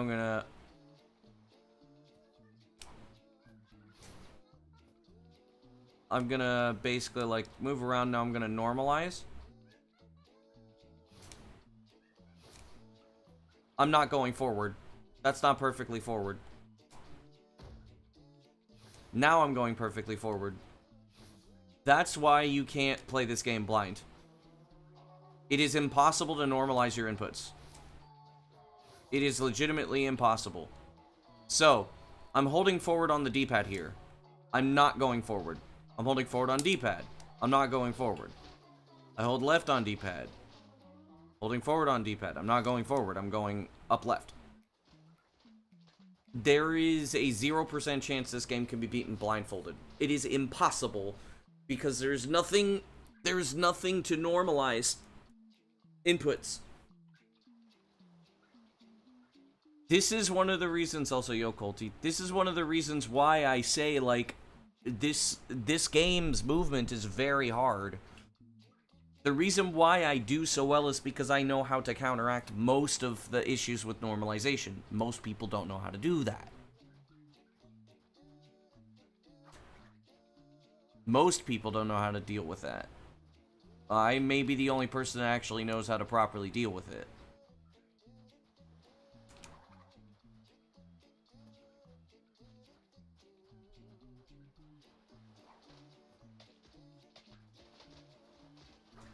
This is also why problems occur with hover skip, and Duca skip, and warp skip. Like, what your intuition would tell you is that you're holding an angle and you go on that angle. That does not happen in Crash Twinsanity. Yo, Ashun.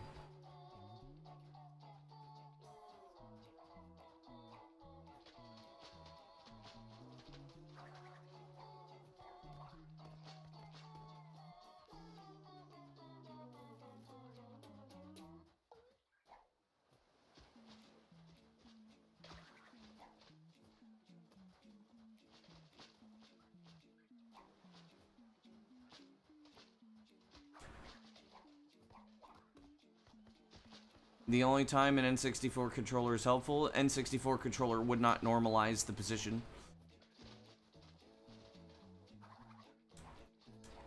Trust me.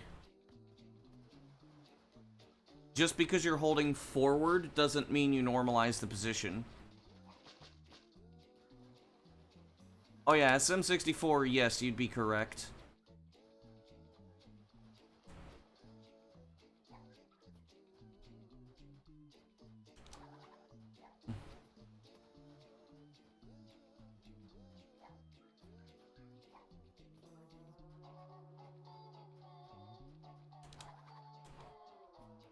Or Giga Cooked, yeah. My stick is fine.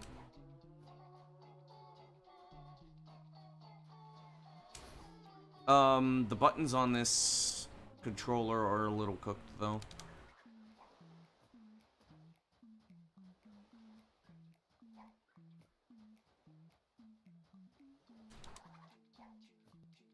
Damn it.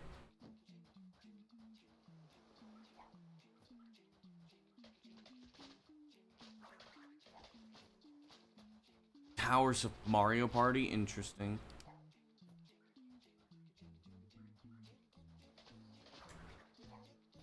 Damn it. It's so weird how this works.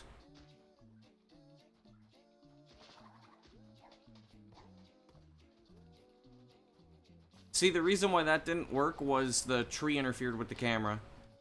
The tree moved the camera. And yes, that's the thing you have to worry about. Thing you always have to worry about.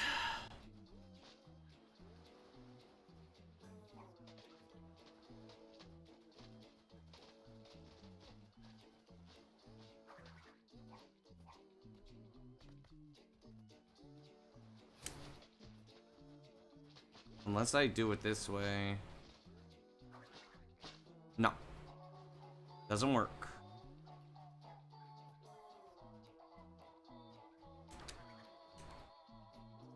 There's a timing in which I need to flick the stick after I turn the camera. Who put the tree there? Imagine.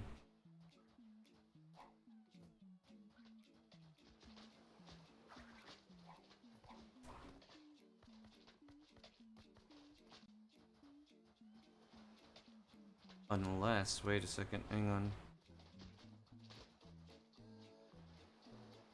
No, I am not gonna be able to do that.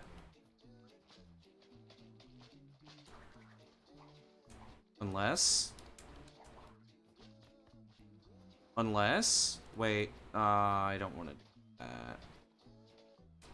You're probably not even old enough to have developed this game.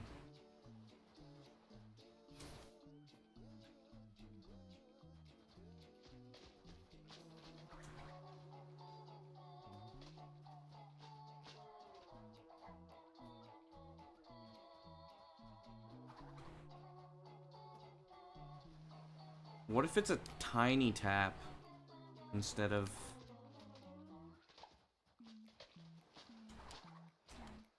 Oops. Yeah, I do a tiny tap and then like a 1/20th stick flick or something like that. Yes, I think Giganut can be consistent. I wouldn't be labbing it right now if I didn't think so.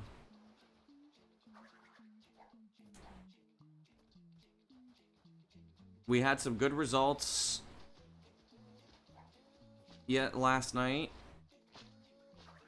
And also, I got it 5 times in a row earlier. By doing something.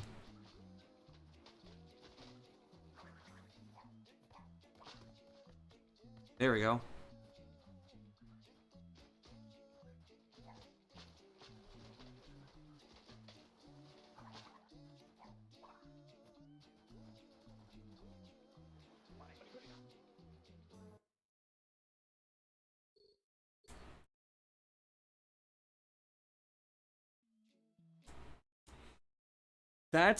And by the way, that is the whole reason why I want to lab Giganut.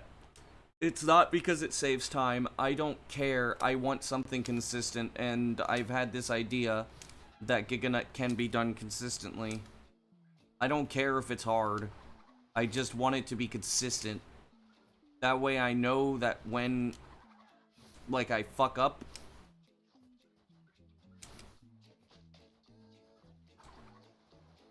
that way I know that fucking up is my fault and not the game being stupid. Giganut does save time, yes. It saves... it doesn't save much. It's very little. It doesn't matter, though, because if it can become consistent, it is worth doing. Even if it's hard.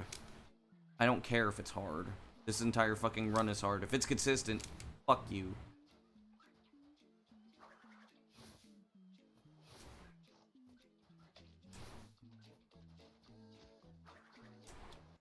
The only reason why I had no idea if it were possible to be consistent was because, and I'm sorry to say this, but every time I asked for help, I didn't get it. So I lost faith in it.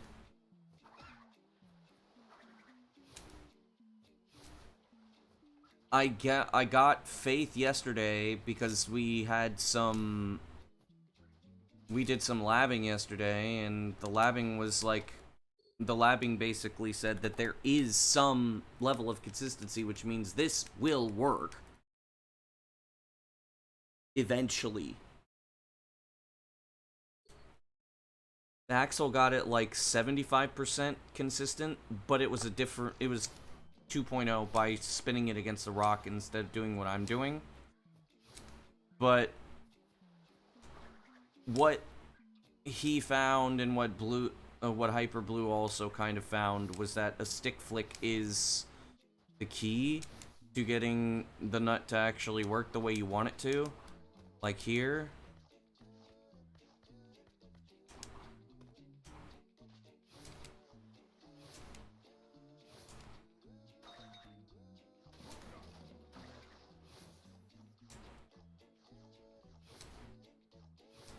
there's something that can be done to make that... What does a stick flick do? You flick the stick. That's what it does.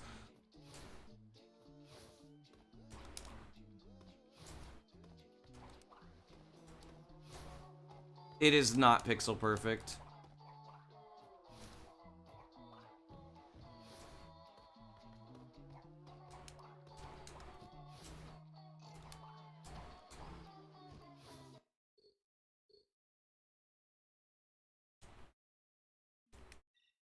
It is also not angle perfect. There's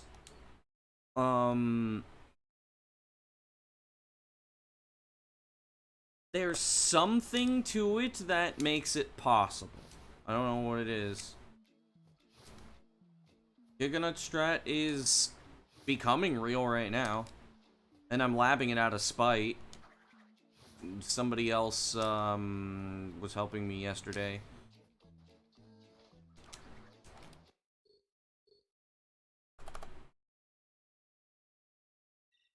There's probably different angles that can be taken depending on where I am, but right now it's like 1 in 10 or something. Since we at least understand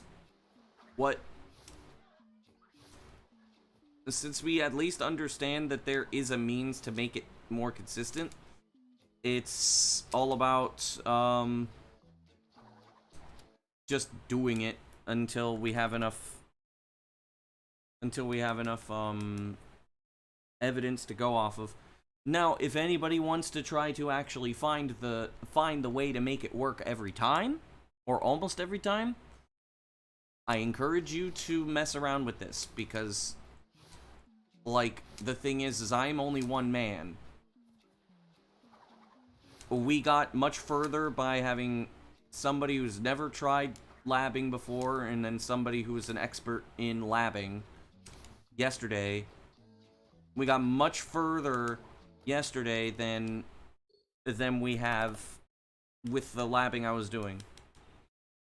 The more people that try to work on this, the better. Because eventually, somebody's gonna find some weird way, some way to make this consistent. Because there's always what version? Doesn't matter. Axel was on Xbox, Blue was on PS2. PAL, you still have to be on PAL, but like...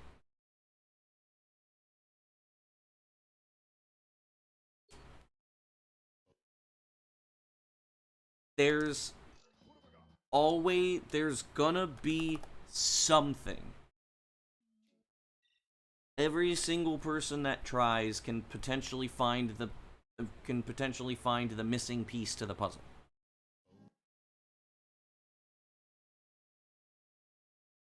People think that, like, you have to be some expert to lab. Does the rotation of the nut change the trajectory? Most likely, but that may only really affect the slide.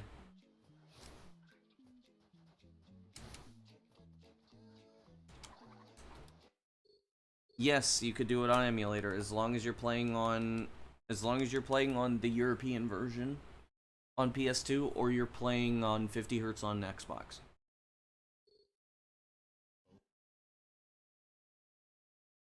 And also you have to record. Because we have to be able to physically see what the fuck is going on.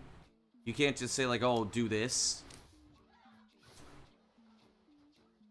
If there's somebody that can do this and get this like 8 or 9 times in a row fairly consistently, then you're definitely doing something correctly and you basically solved it. Like, let's say, you can almost constantly get it 9 times in a row or something like that. Or, like, say, constantly get it 5 times in a row. That's still, like, somewhere in the realm of 80-some%. The more people that try this, the better. And people vastly underestimate themselves because labbing doesn't take stuff. Why am I still reading this Imagine?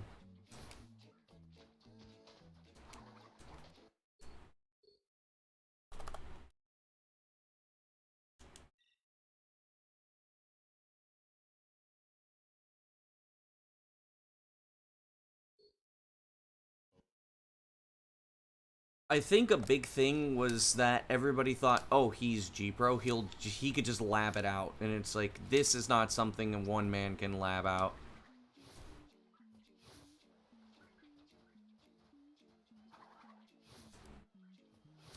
And probably we would have solved it, a lot earlier.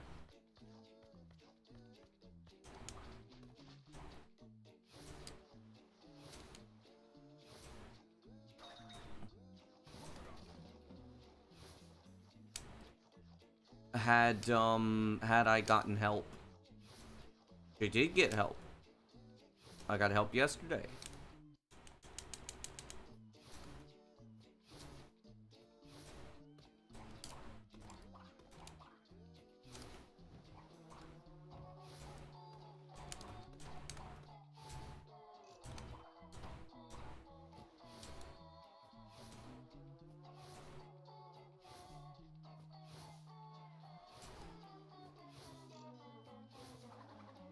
In 1969, my mom was 4 years old.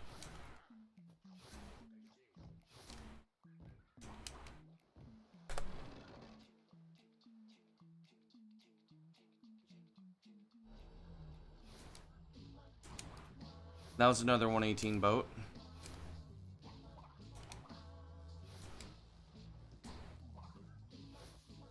Speedrunning and labbing go hand in hand. They should.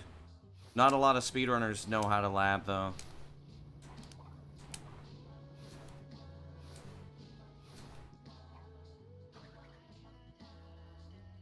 I was about to say.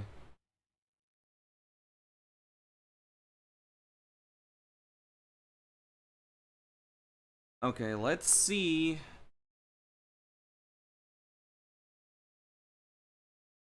In the recording now. He could just.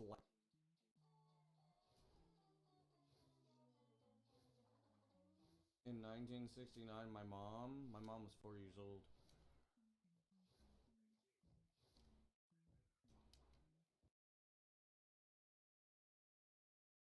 Yep, that was the fastest boat I've ever done, a 118.68.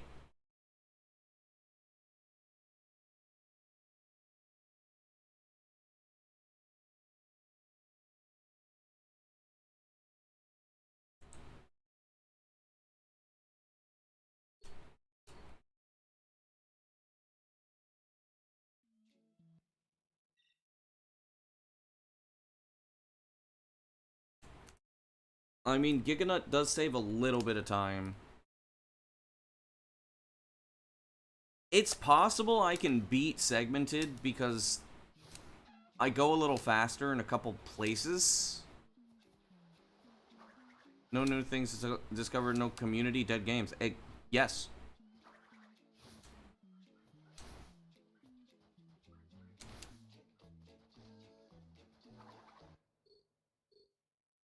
I am very surprised that you know that. Most people don't understand that no new discoveries usually means the game is dead. The reason why Mario 64 is thriving is because they're finding new things all the time.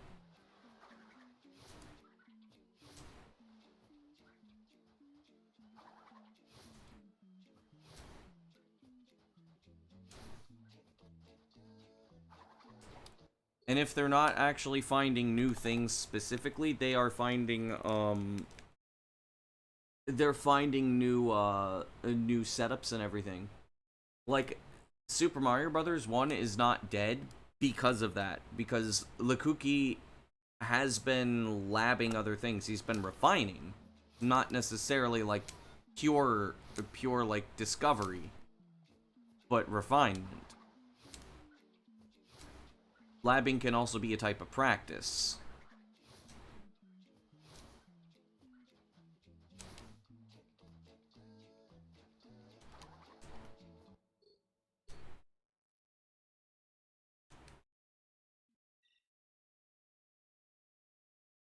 I just kind of wish the Mario 64's community wasn't so fucking brain dead.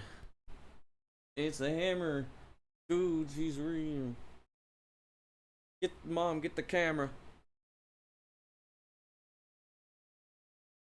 What's the matter, Arbiter? Afraid of my little hammer?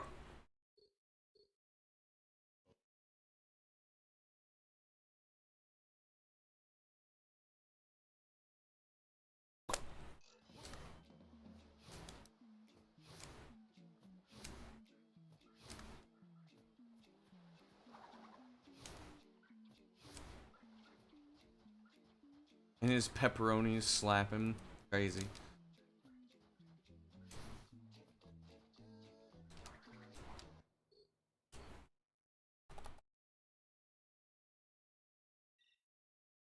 It is a Nintendo game. Sonic is almost as bad as Mario 64. The problem is that people always use Mario 64 as a basis for speedrunning, which is really stupid because those people don't always know what they're doing. They have nonsensically separated things.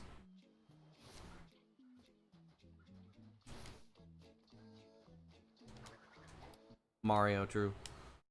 And yeah, also 6 frames off TAS is crazy. But like the thing is that Mario 64 people do not understand what the fuck they're doing when it comes to moderation. They don't know. Like, what is the real reason why they have platforms separated?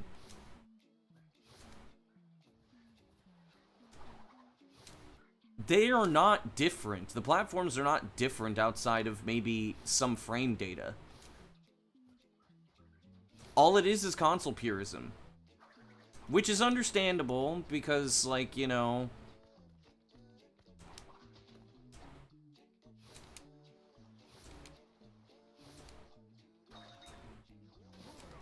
It's understandable, but at the same time, it's nonsensical in the modern day. I am ahead of Segmented right now. Yo, thanks for the good luck.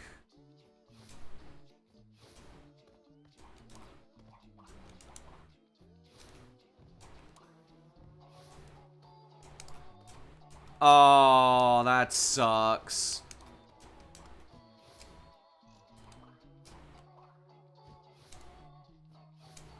I was ahead of Segmented.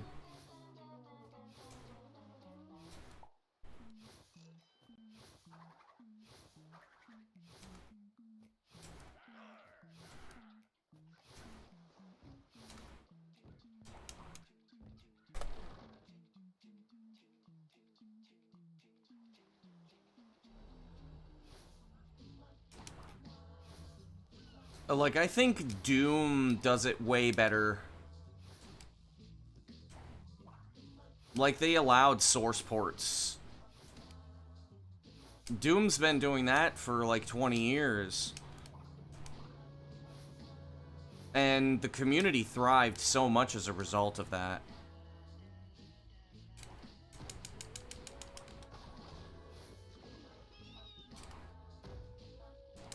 Which is kind of like what these fan-made PC ports are right now. They're kind of like source ports.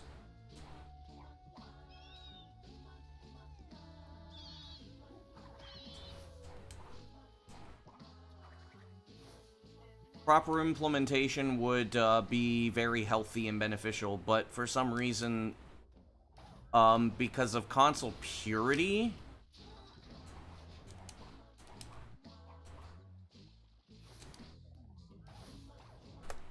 Imagine.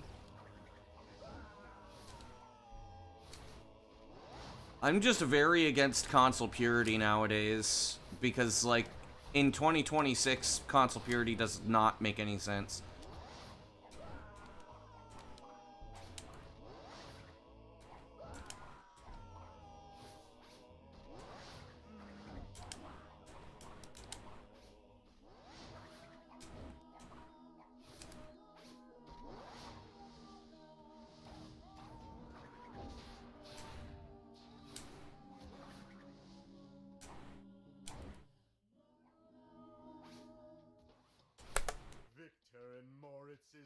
Oh shit!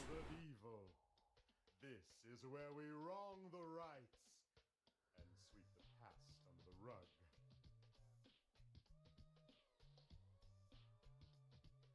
I hope this run doesn't make it in because of me complaining.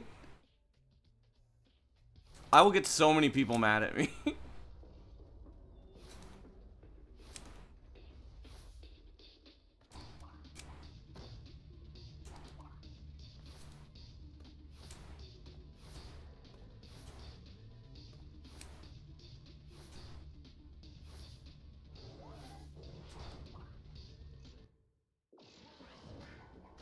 I almost threw him too early.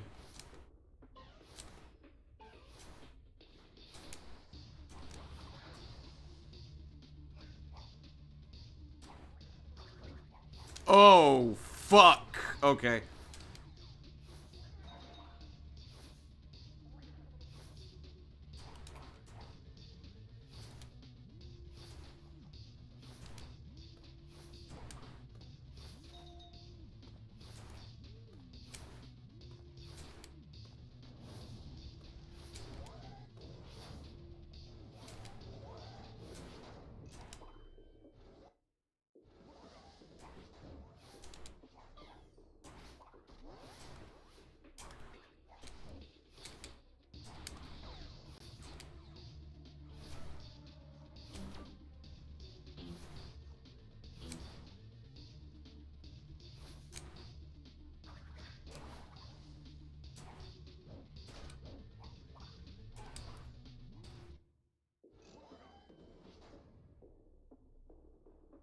The game fucking hates me. Okay, who wants to see how far ahead I was in that run?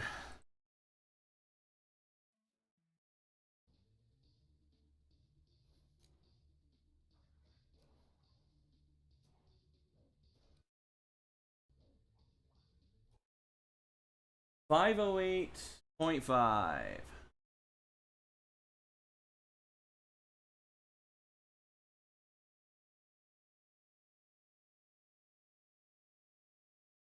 You got attached? Yep. That wasn't even my fault. That was the game.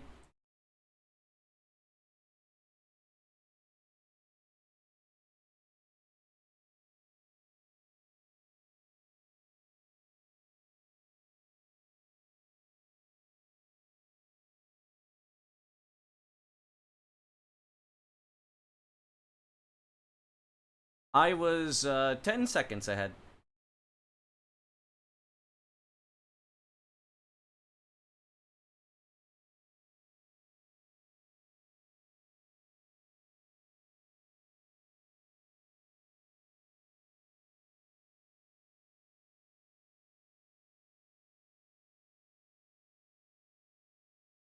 Yeah, the game, so what happened there, by the way, the game can drop your speed.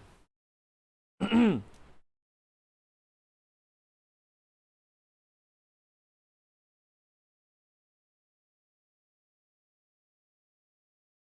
game can just drop your speed. So I was about 10 seconds ahead with like a 2-second time loss at the start. No.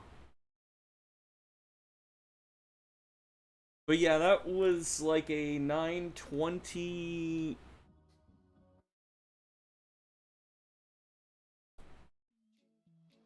That was 9:23 pace, and I believe I have a second or two to save. That could have easily been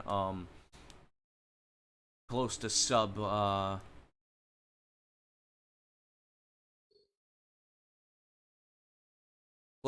9:20 actually. I'm definitely gonna upload that.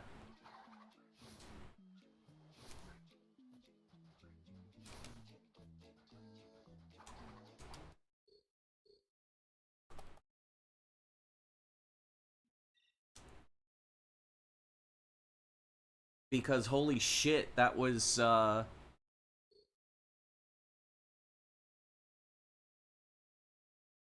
9:20 has been possible, just not worth going for.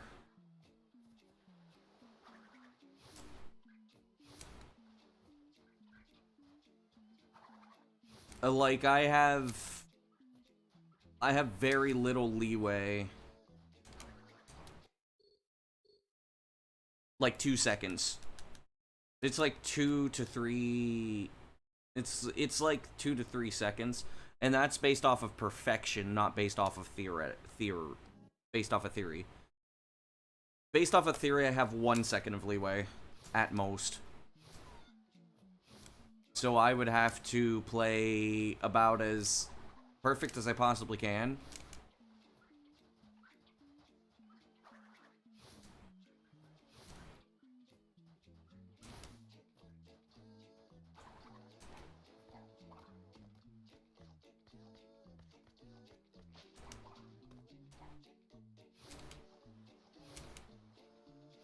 Yeah, I'm playing on NTSC.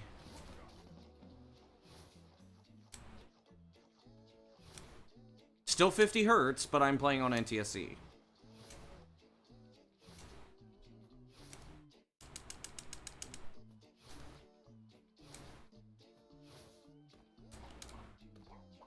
Ah!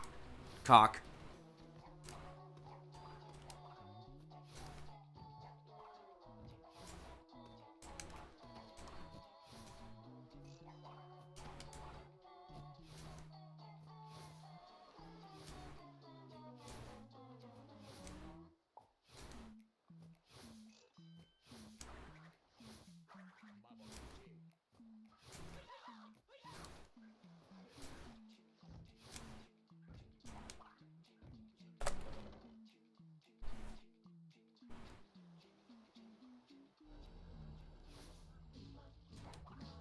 You're going to Twitch?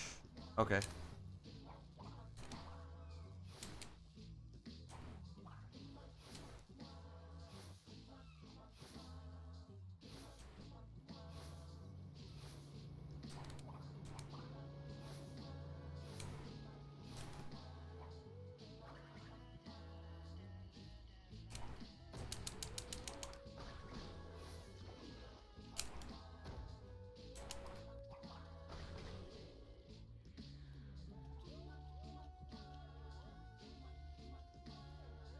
Brother.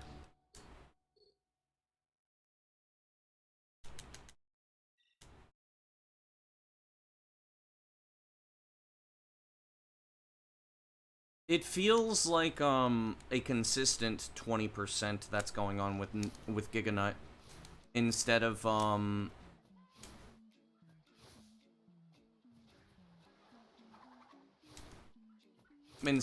the what's it called?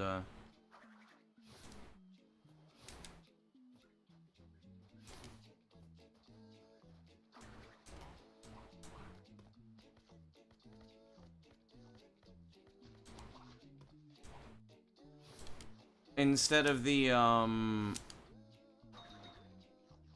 semi-inconsistent super nut.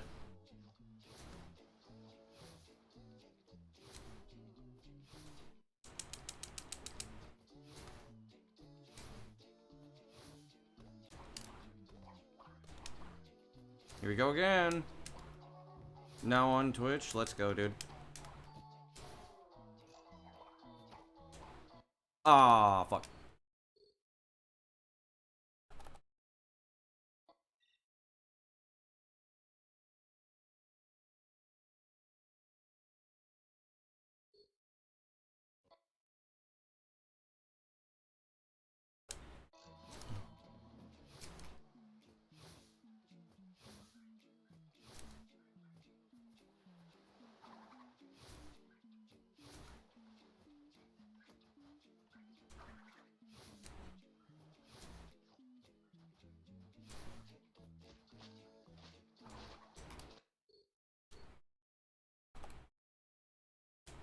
You know, I remember somebody saying that like doing Giganut would make logical sense because having to do Supernut and sometimes it failing would be like I would not consistently be ahead or like on pace, but doing Giganut just ¿cómo vas?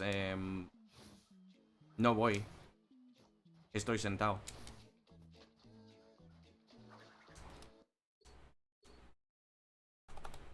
Yo, Hatake.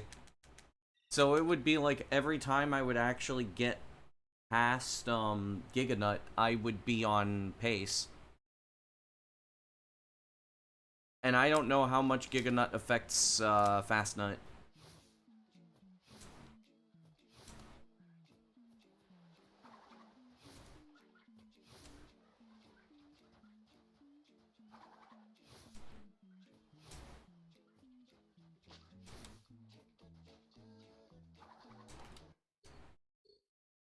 But I think, Buenas, ¿cómo andas?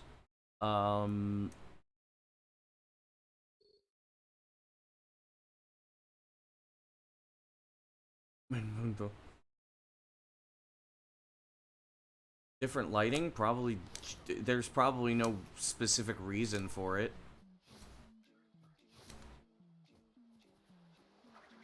It was probably an accident because it's a port. They were probably more focused on porting the game.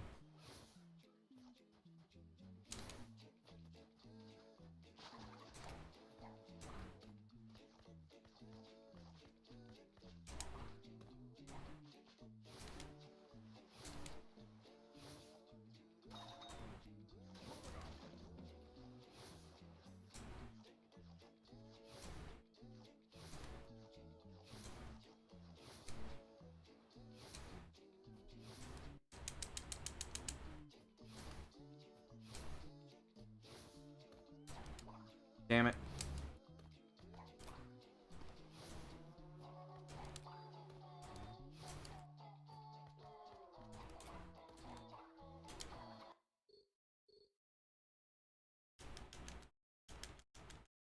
Does anybody else feel like I'm getting out of nut jail more often now? Is it just me? Or am I getting out of nut jail more often?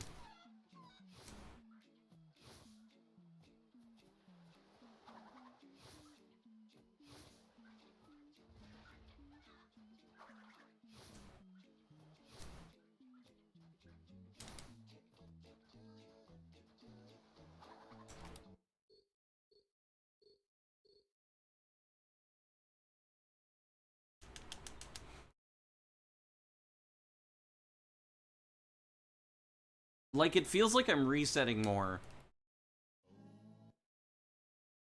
But it also feels like I'm getting Giganut within 5 resets almost every time.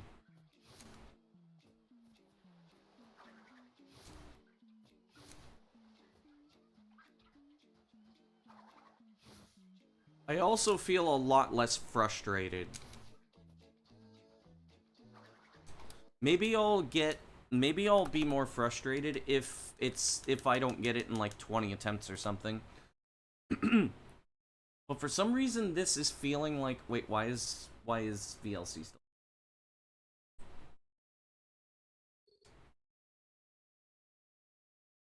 I don't know.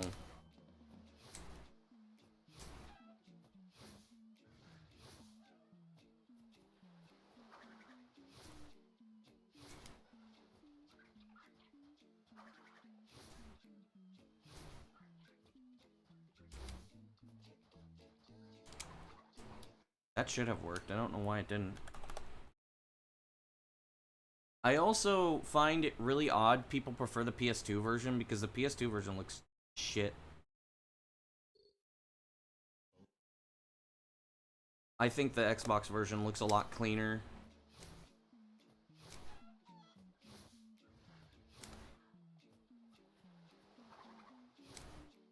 Like, the only thing that's nice about the PS2 version is that it's more vibrant, which I don't think makes it look better.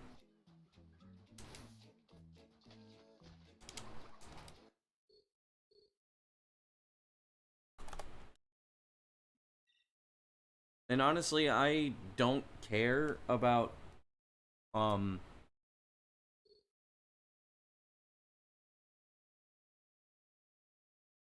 it's more nostalgic looking. Why?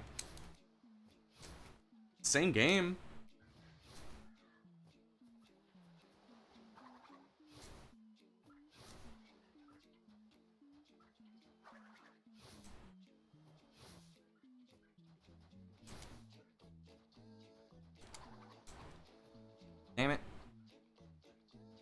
Do I need to actually pay attention to where I'm going?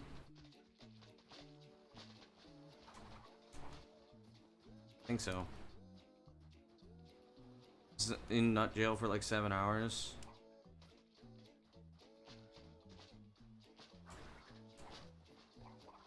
Do I spin immediately when I flick?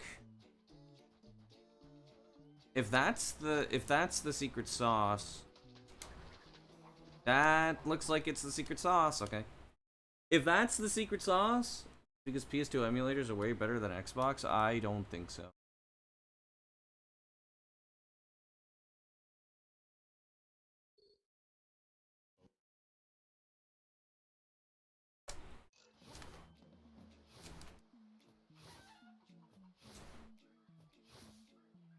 This game looks fantastic on fucking this game looks fantastic on 360.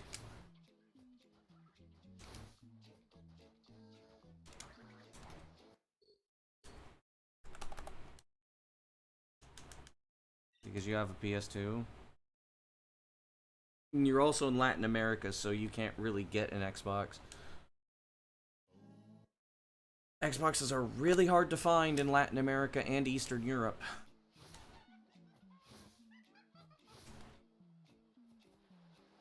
Even harder to find in Japan, actually. Because the original Xbox was a huge flop in Japan.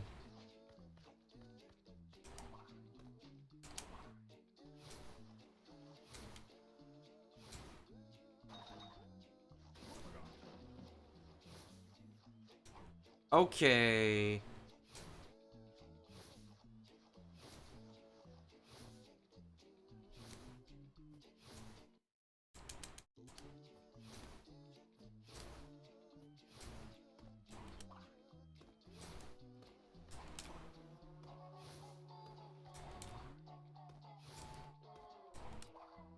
Can you, like, do the inputs correctly, please? I should have gotten that. The game decided no.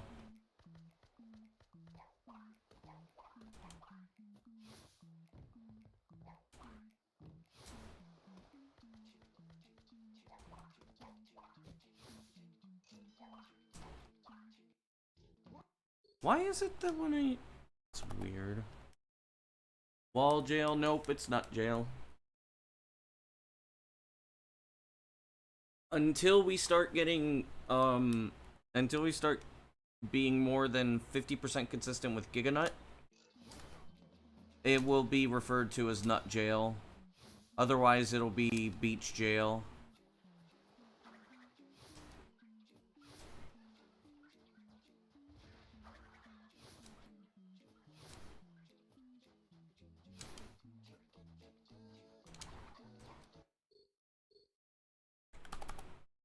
I wish I could coordinate both of my hands. Because I'm sure if I could coordinate my hands, I could probably get this more consistent. Because it looks like a flick and then 1 or 2 frames after spin seems to give the most... It seems to give the most, what's it called? Most consistent results.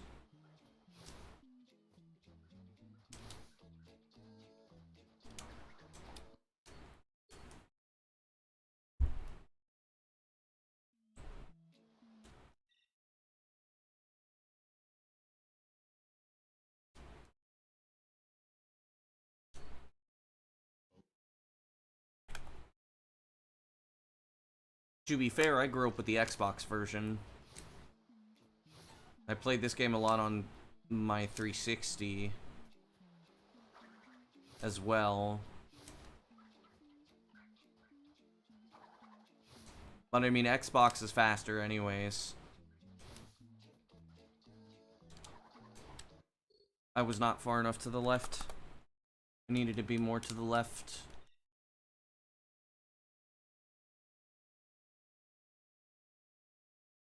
There is labbing.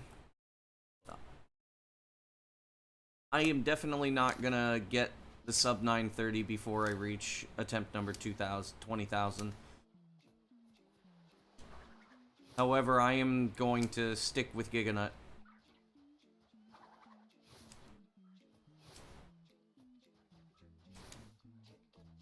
Okay, fuck off.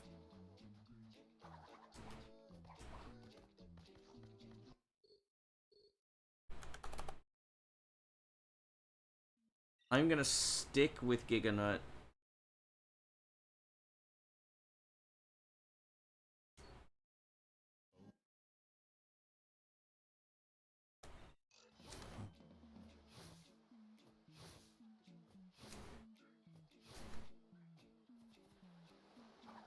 Does the slide jump even matter?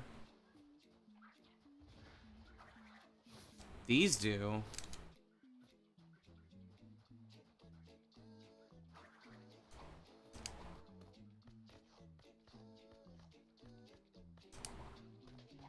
The slide jump doesn't even fucking save time.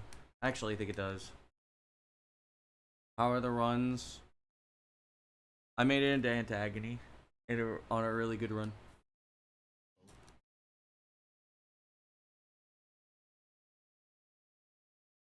What are the only times it worked? Bro has not seen anything.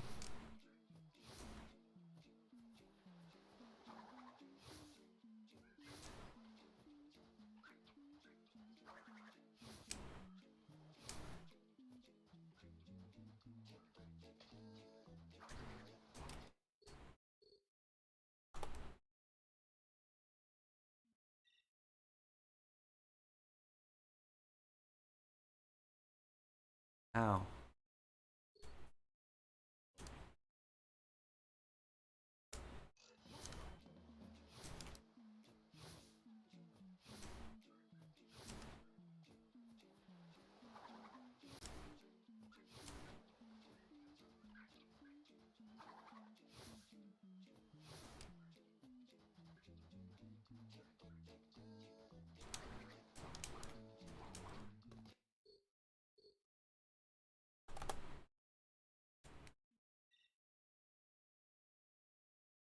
No.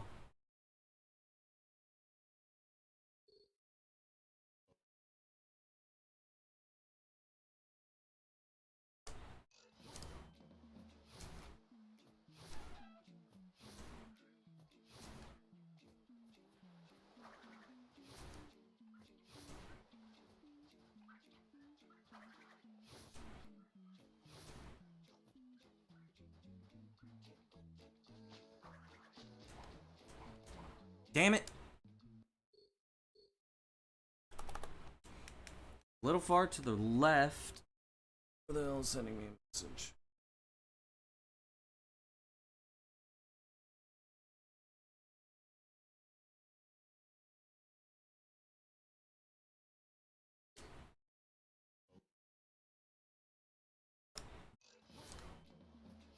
New strat? No. Old strat that became viable. Sort of. It's in the testing phase right now. No, I've never tried SM64 and I never will.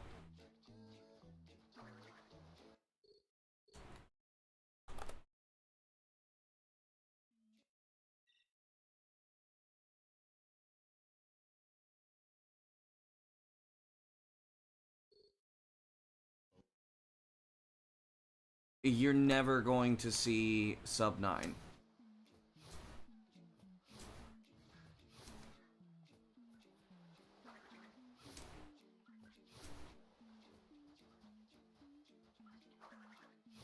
I've said many times that the biggest problem with any more time saves that all the time save I've implemented already existed. Everything that I have done already existed over a year, at least a year ago. And that didn't amount to sub 9.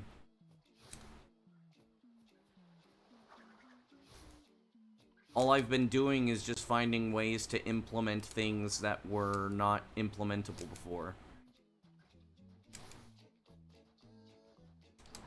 Like, generally what everybody is seeing is like, oh, he's finding these time saves left and right, when all the time saves existed. They've existed for months. They existed before I got the 942, actually. They existed back when I had a 950.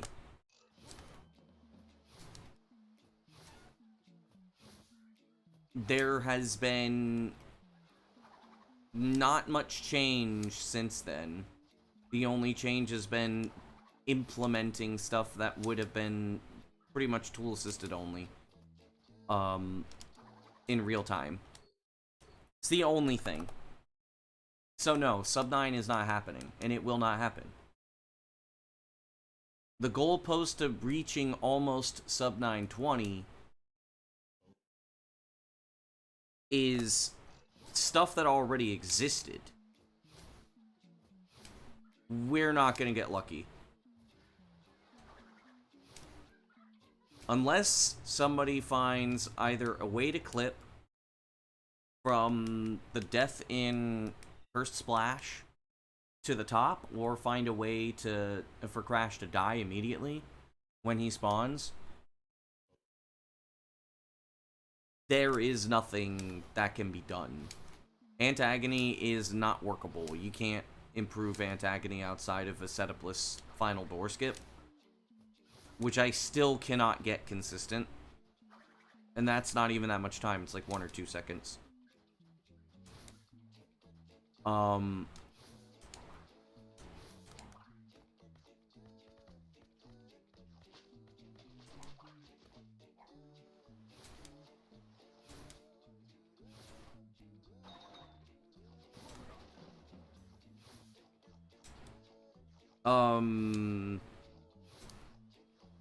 And then just overall improving other things.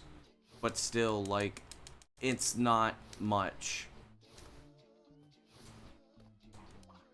The amount of time save we would have to find to even make sub 9 possible, it's about 15 seconds of time save. At least 15 seconds of time save. In order to make it realistic, we would need to find 20.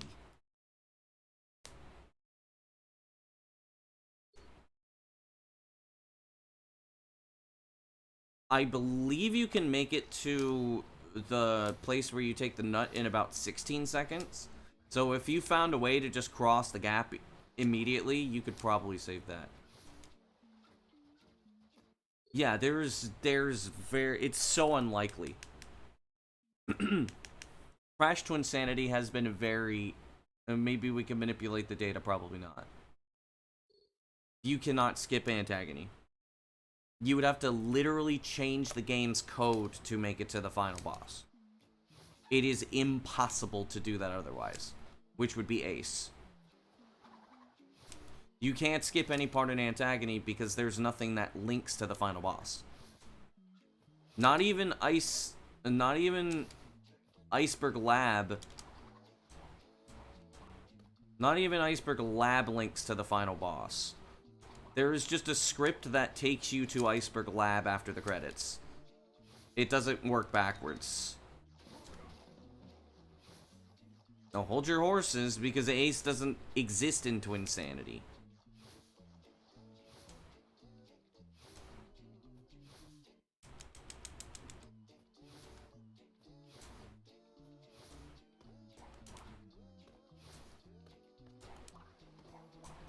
I didn't say it existed, I'm saying the only way to do it would be through Ace.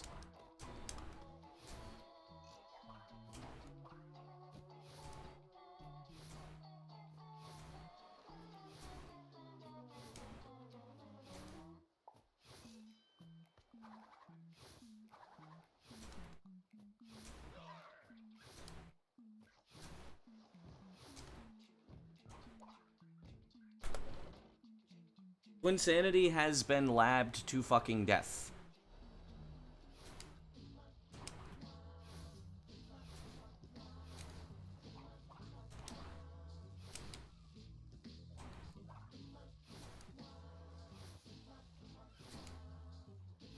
No, PC ports. The PC port wouldn't really come up with new things. The only thing a PC port might work well with is finding Ace. Because then we know how the code works.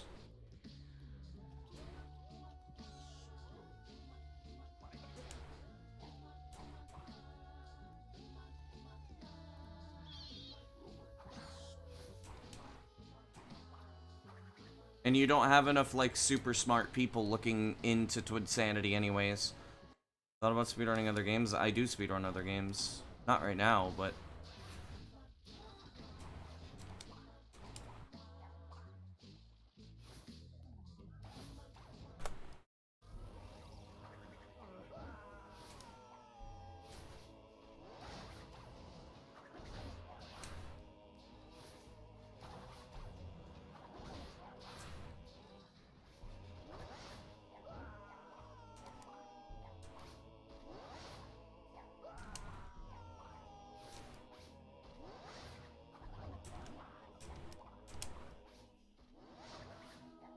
Other games don't exist, true, Dio. Damn it. Hey, Fred.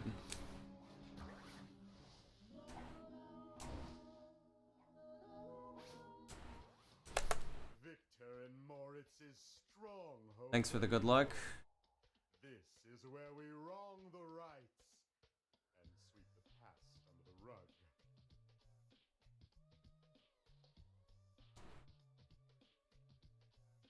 Might be able to get a 925.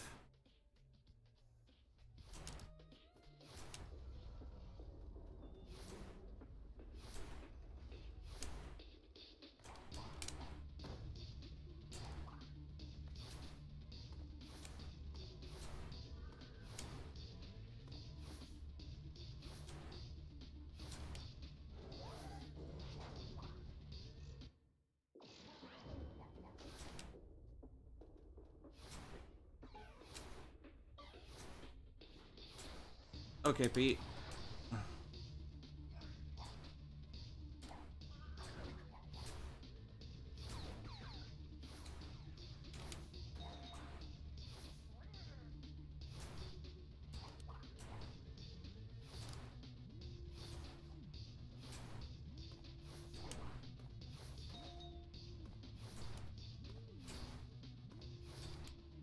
Get out of my way, Anthony. Or Antonio. Damn it. That's, about a second.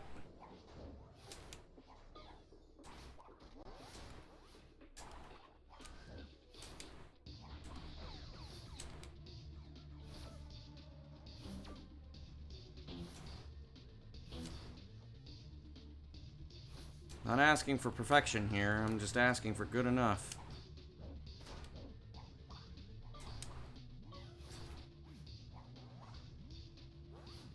Thanks for the good luck.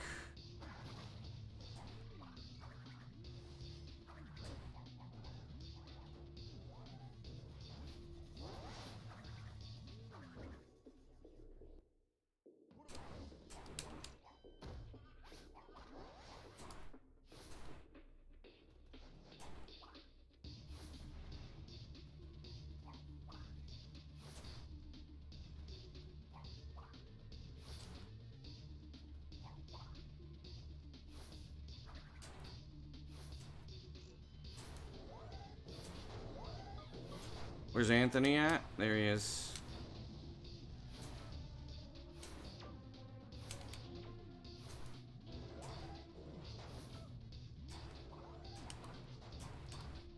There we go.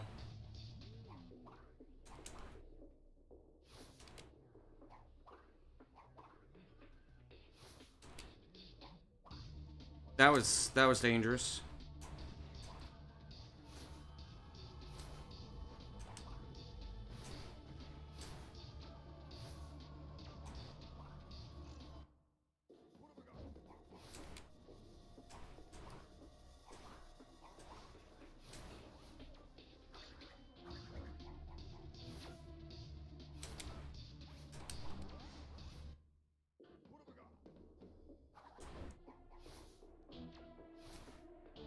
Through Cortex a little slow there, but...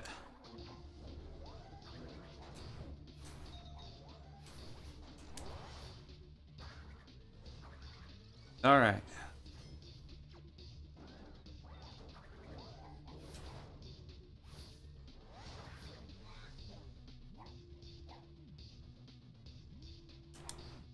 No! Damn.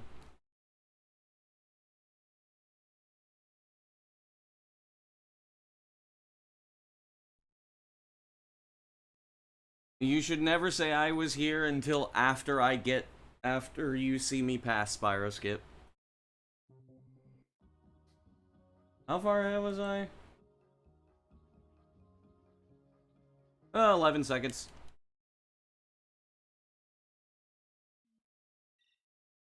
If you say I was here before any of that, you weren't there, you were getting a milkshake, yo, Lord my goat. You are jinxing the run. If you say I was here well before, I was not close. Yep, after the Nina phase, that is when you can celebrate. Also, yo, Stu, my king.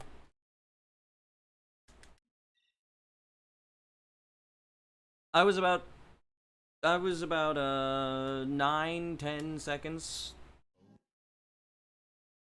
ahead, which is great because that would have been the sub 925.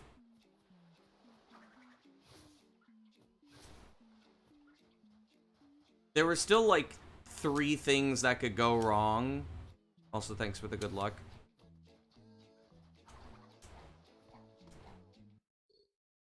Still 3 things that could have went wrong. Actually, technically like 6.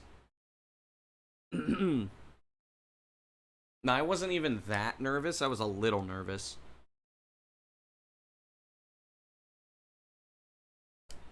But I mean, like, hey, that's 2 good runs I've had into Antagony. Past the first door clip, too, which is, like... Fuck.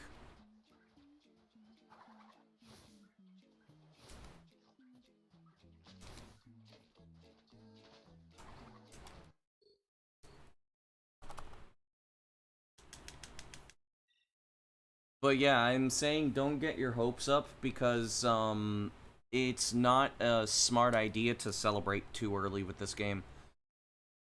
You will always be let down. We are giga nutting. Yes.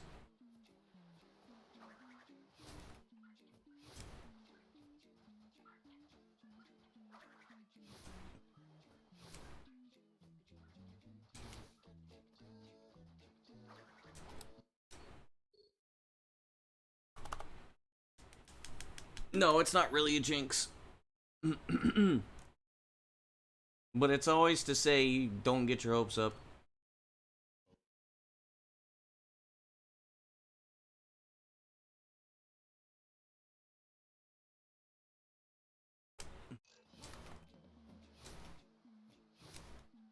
Never get your hopes up with this game. You should never get your hopes up with this game. This game is, this game can and will subvert your expectations. Always. That's just how Twinsanity is. That's how this game has always been. The game will subvert your expectations. And also, the nice thing is that I can do a better glass half empty kind of vibes. When it's this game, the spin is not new. We will not see a sub 7. We will not see a sub 9. The literal max that we will ever see RTA is sub 920.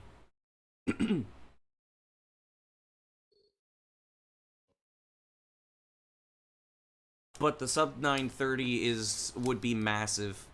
Because sub 10 was massive.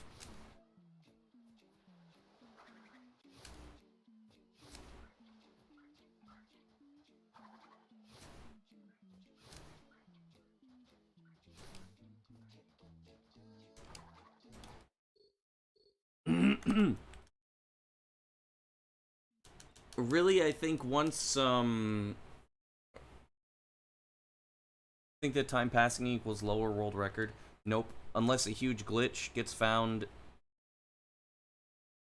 The only thing that would make anything work is Ace.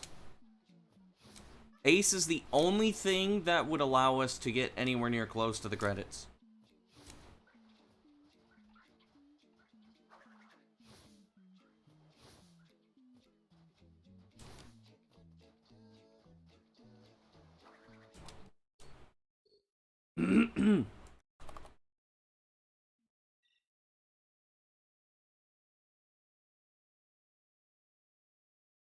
When I say that there's literally fucking nothing, Ace could exist in Twinsanity. It could. It wouldn't get us what we want, most likely, but it could exist in some form.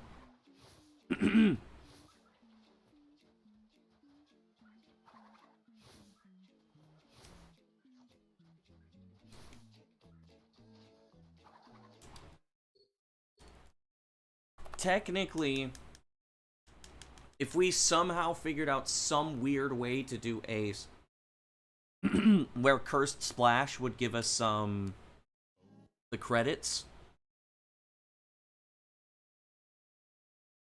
that would be kind of massive.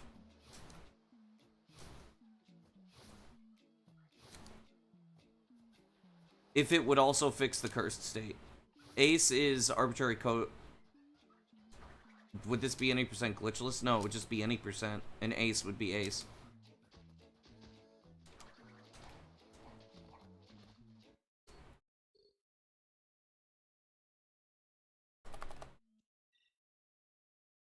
The slide before Giganut is not fucking up the run. Ace is arbitrary code execution, where you execute code from within the game.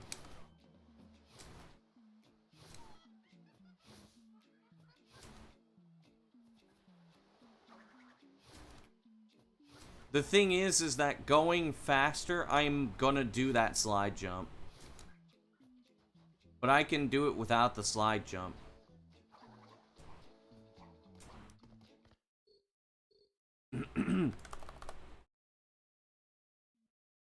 Ace would... The only way that Ace would work, or the only thing that would be good for Ace is to basically, like, get it through Cursed Splash. If you could get it through Cursed Splash, you get the credits roll, and I believe you'd get the percentage points, too. Then you would skip the final boss, and you would do,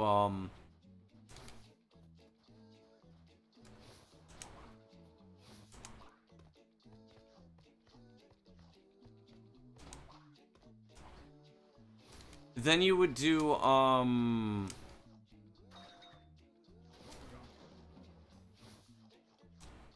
Hang on, I'm trying to think. Then you would essentially just do, early Hub 3. In a weird way.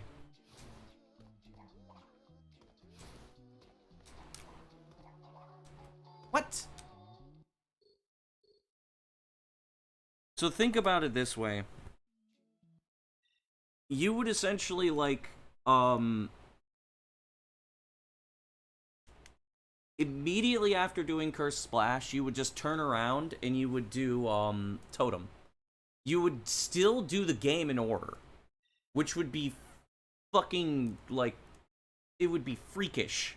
You'd still do the game in order. But you wouldn't have to do Brio. You wouldn't have to fight you wouldn't have to do any boss fights at all. You'd skip all the boss fights. No, never mind. You would have to fight Amberly. You could skip Amberley, though, technically.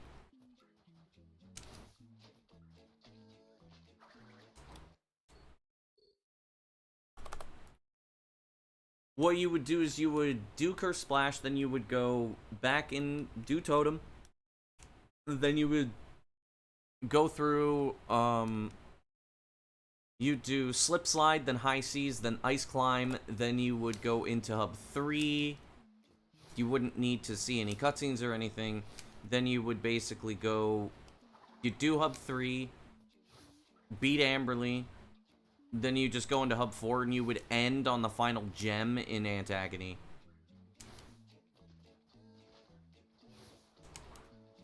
Which also means you could still do Cortex Antagony. Which that would save, that would save a massive amount of time. That would make Sub 1 possible.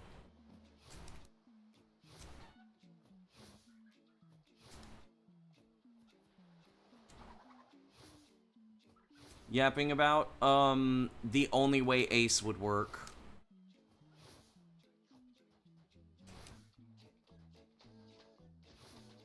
Also, Ace would not be a fun category, just because you would literally do any percent.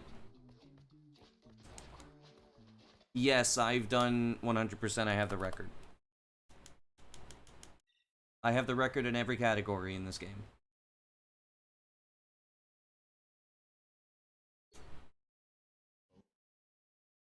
It's not as hard as any percent, but it's still difficult. Until I don't. Flowers is like fucking using Threatening Aura. Bro's like, not with my stand!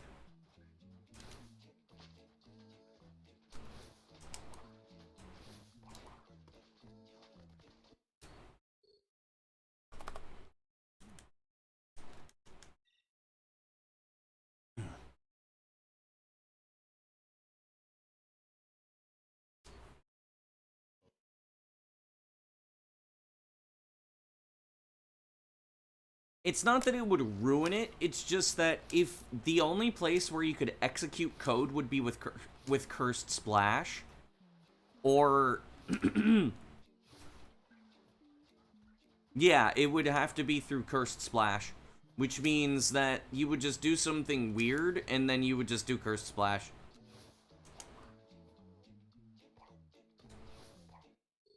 It wouldn't ruin it, it would just be boring, because it would be almost no different from any percent, other than the fact that you're not completing the run. You would just do something weird and arbitrary, and then you would just go to the credits. Theoretically, if that's what can happen. That's not necessarily what will happen, it's just if it could happen.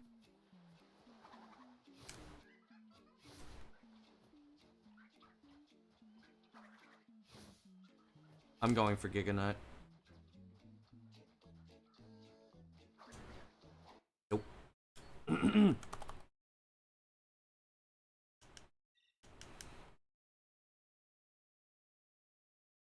But I mean, most likely it won't happen. The only way we could skip Antagony is through Ace. To take some record. You could probably take all levels. All levels is the easiest one to take. For sure.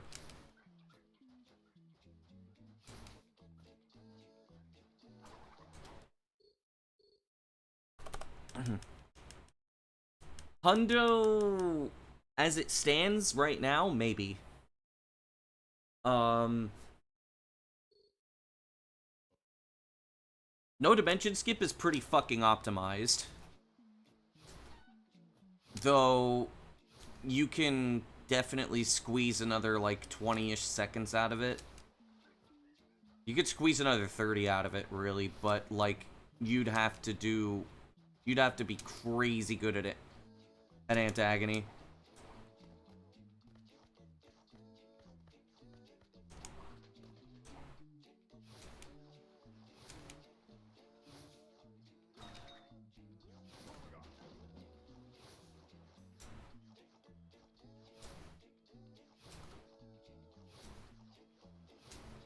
I believe right now I'm ahead of segmented.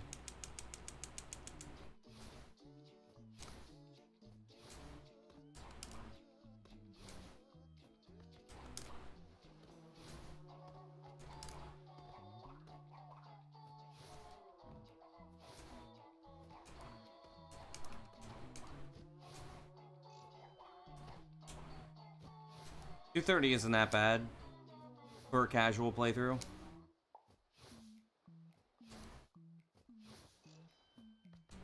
My first hundo was like 3 hours. My first hundo run was somewhere in the realm of like 3 hours. My second was like 230, and then third was like 150.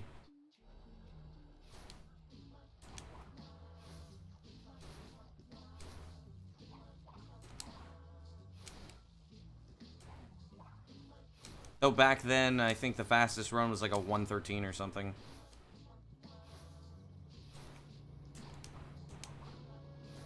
Game has changed a lot since then. I would say a 105 overall. I don't remember if my first Twins run is unlisted or not. Runners don't get bored by, like, having a chat. I think my, it might be unlisted.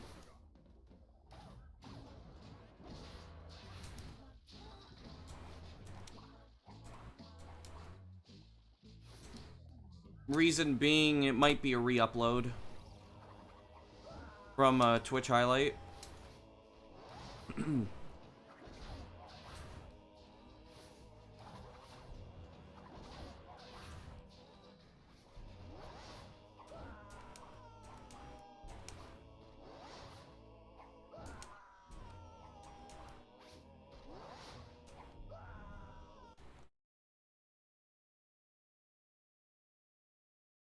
Yes, I know. Just be labbing AA. I can check. Let me go to speedrun.com real quick.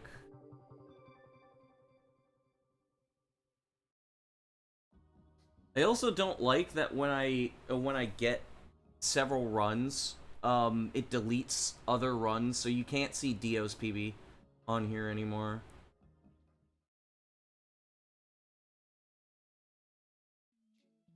Yes, I know I'm streaming right now.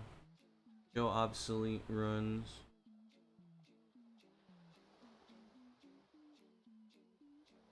Looks like my first run was never actually submitted.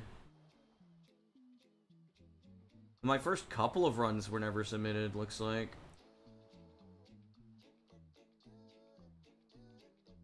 But I mean, if anybody wants to see it, this is the...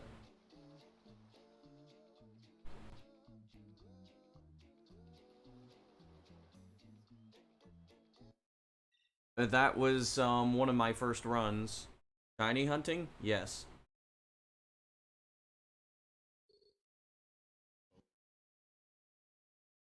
So, yeah, that is a 140. That's a 141 hundo. And I believe that was before I was playing on PS2. Just be labbing AA.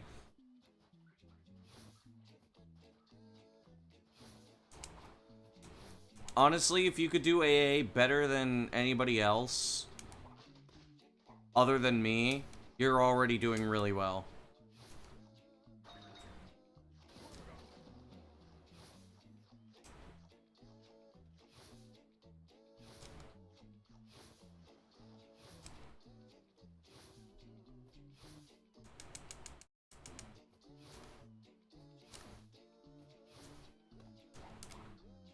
That should have made it, but who even has the second best? Joe has the second best hundo with like an 810.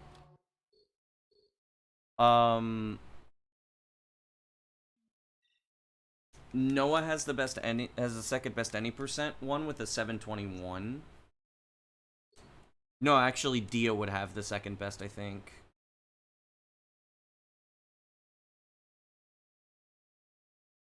Joe Mama.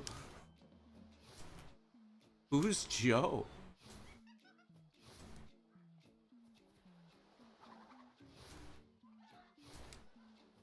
It's either Joe or Dio. Well, it's either Dio or Noah. I would assume it's Dio because Dio is doing Cortex Antagony.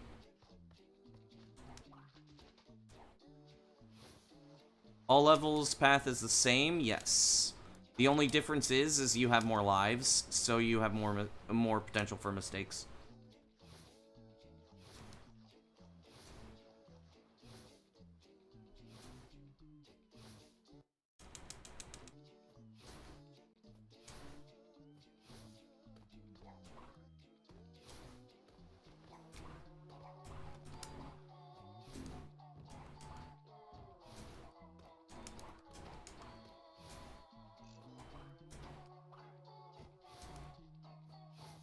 You could cook, yeah.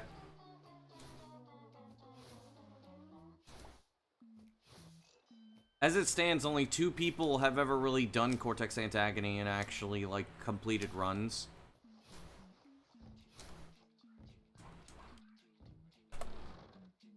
That's me and Dio. Though, I mean, you also have to remember, Dio struggles with it at the end of a, Bruh. Dio struggles with it at the end of a 10-minute run. Having to pull it off at the end of a fucking hour-long run, oof.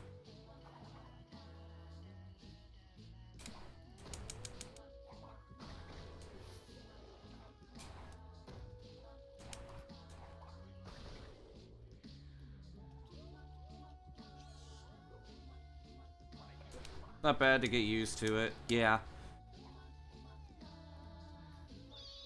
If you master Cortex AA, you could pretty much do almost anything in the game.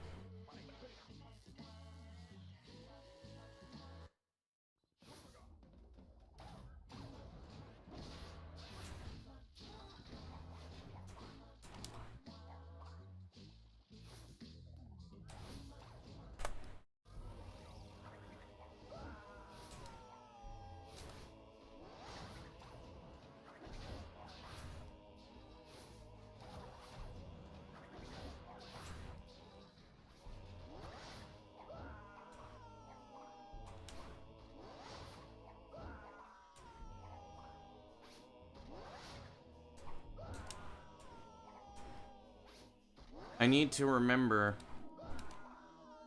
to stop tensing my thumb when I do this.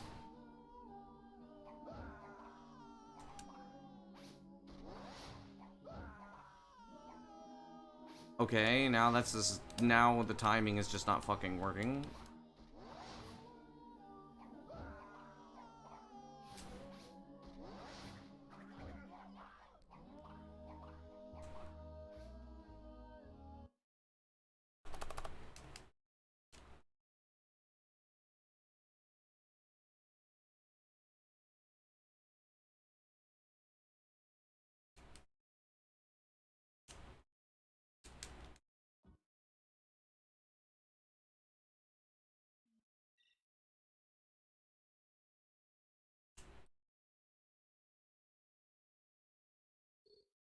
Dio, what's your fastest antagony in any percent? Did you get a sub 7?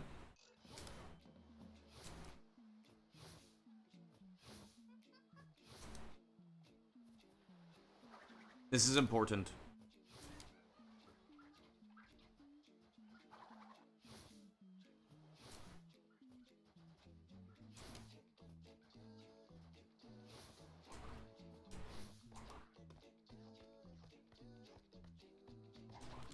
He has no idea, damn.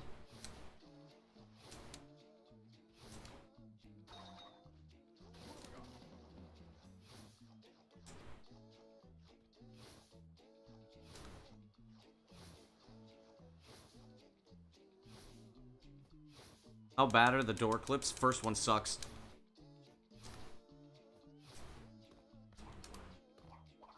Kind of. Third one sucks pretty bad.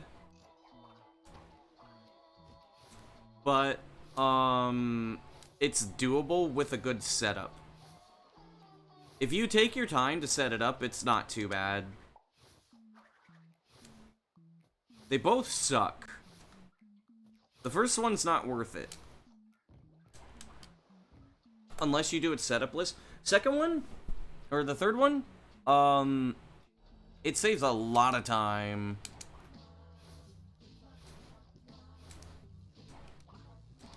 So, like, it sucks, but if you give yourself a good, like, visual cue, you should get it every time.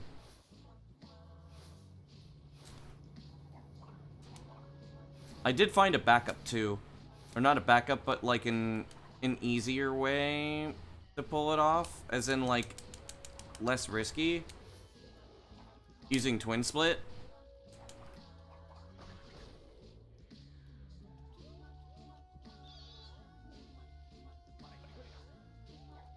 Yo, if you could figure out setup list for that...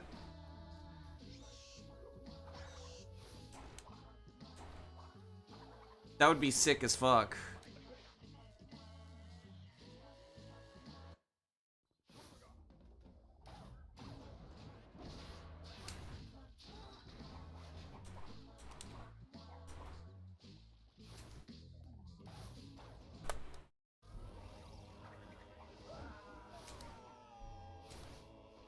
Why is bro trying to jinx the run?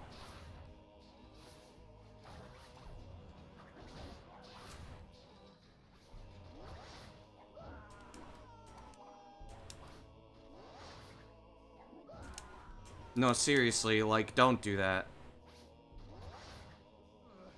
I know you were doing that on purpose. Don't do that. It's not funny.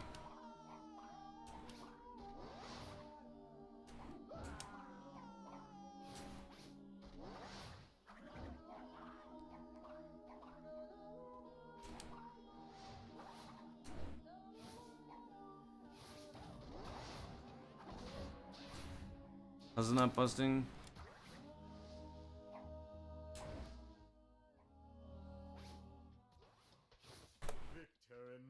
Not bad. Not bad today. I did some Giganut stuff. I have some decent ideas of how to get it to work properly, but still... there is no good luck if I fail warp skip.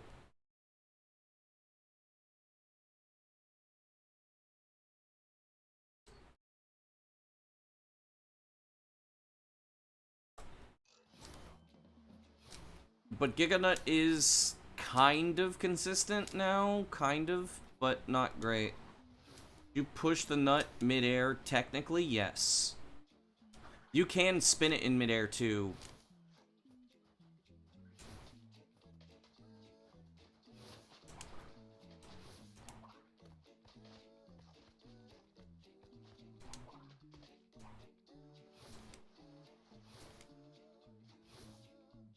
Yes, that's my old username.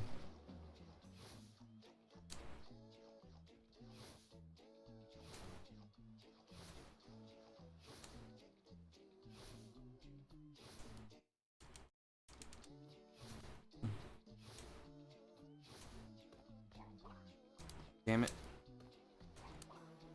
Damn it. I'll take it.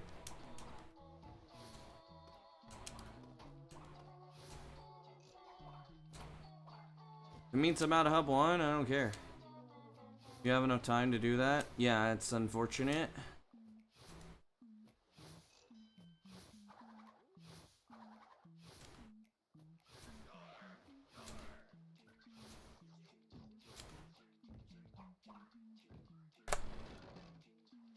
Point 6.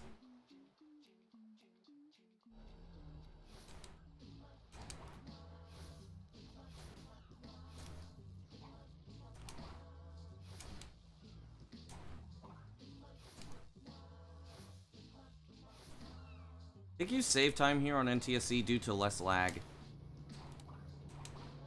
But I also think that,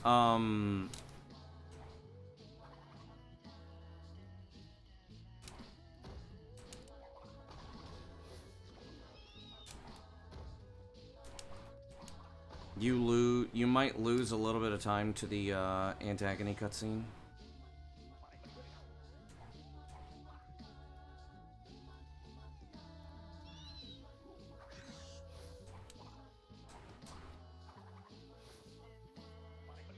Oof. Okay. It's not bad.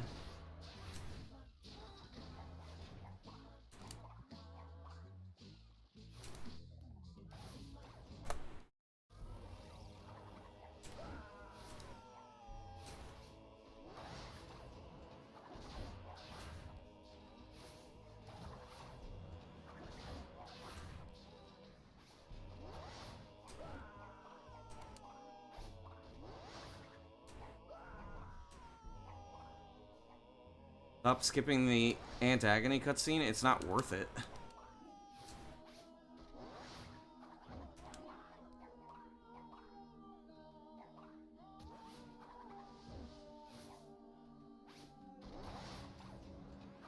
At most, it saves half a second, and I'm pretty sure the thing I do here saves all that time back. Like, I don't even know if it saves time.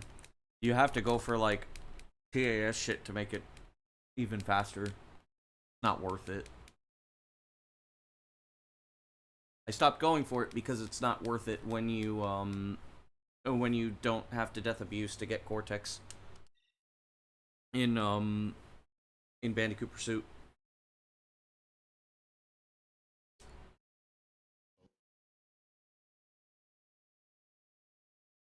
Plus, like, that was the reason why I went, like, 3,000 or 4,000 resets without PBing. Was solely because I couldn't get into Antagony often enough to actually beat Antagony. By the time I was capable of actually, like, getting a run in, I was already way too fucking nervous because I hadn't been in Antagony in, like, 300 resets. So then, like, especially if I were even on, like, a little bit of good pace, I would be nervous. So I would basically just fail Antagony all the time. Why do you... Wait, it double split?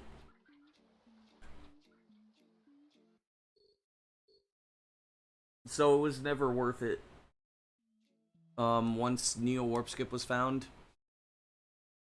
the cutscene skip was just not worth it at all.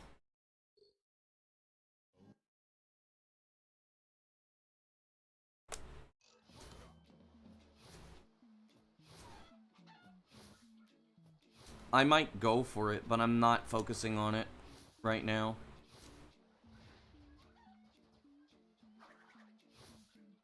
I have not gotten it consistent enough to where, like, I know when I can and can't go for it. I don't have enough data.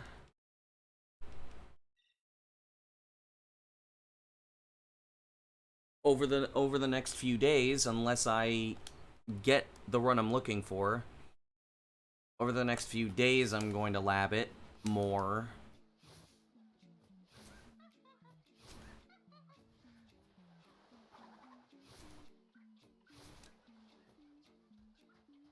If it's at a reasonable time. In a speedrun, depends on the run. And it also depends on the category. In any percent, trick execution is way more important than movement. All of the people who have dominated any percent did not have good movement. And all of the people that, except for Smartkin, who have dominated 100%, had good movement, but not good trick execution. The reason why I dominate both categories is because I have both good movement and good trick execution, but first and foremost, I have incredibly good trick execution. Always been that way. and I'm very good at analyzing movement. So eventually I can lab movement to become really good.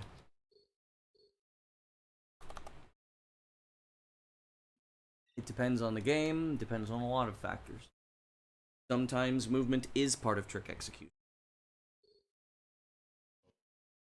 Like in Ratchet and Clank.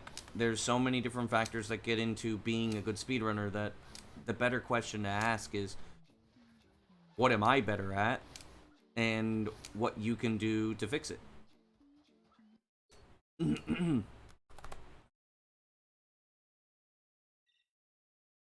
Twinsanity's movement is not execution heavy. Twinsanity's movement depends a lot on spatial awareness.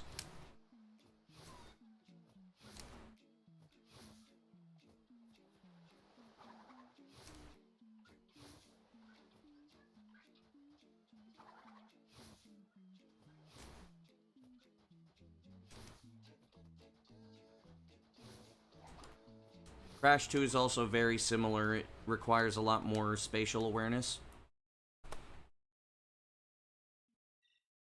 Because a lot of movement depends on your spacing, it depends on your lines, and you have to know how to adjust your movement and adjust your lines based on where you are, and you also have to know where things are around you and approximately if you can reach something.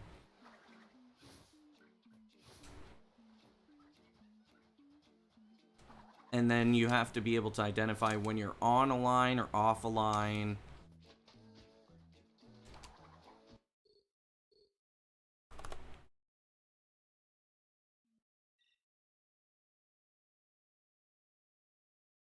Visualization is potentially one of them. Speed is... Everybody kind of assumes, and there are some people who are not exactly very good speedrunners who assume speedrunning requires perfection. Speedrunning does not require perfection. I am the opposite of perfection when it comes to speedrunning. I am not perfect. I am very anti-perfect. I don't try to be perfect. I try to do what I can to be successful. Because the thing is the more you care about perfection, the more you're doing one type of run. If you're doing one type of run, then by the time you become perfect in that one type of run, somebody's better than you because they decided to do something that's not your run, but it's faster.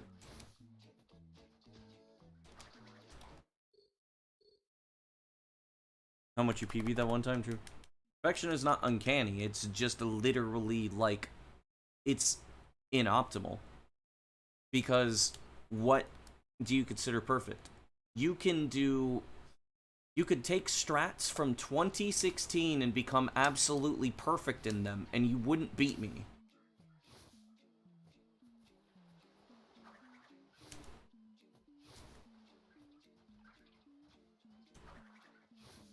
And the reason is because perfection requires the same run over and over again.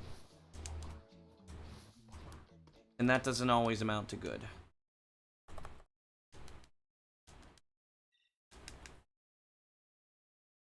The perception of a viewer is that the faster run is the more perfect it is, and that's not true at all.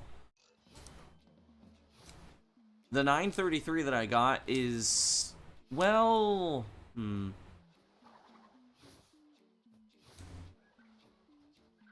it is still better executed than the 942, that's for sure.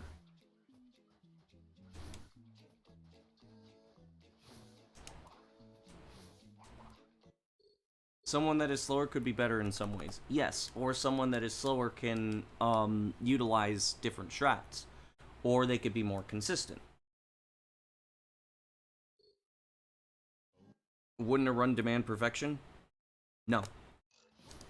Because no run will ever reach perfection, except for Super Mario Bros. 1.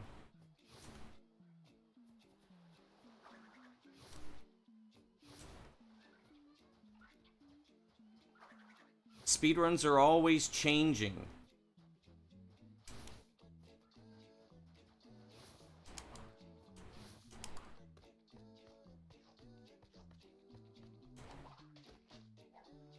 Perfection is fucking nothing. Perfection means nothing. Leave that to TAS.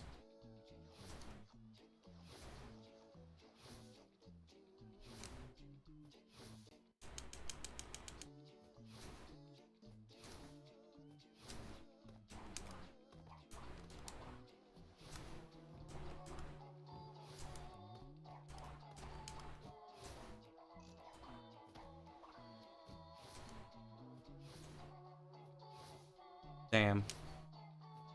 Damn flowers.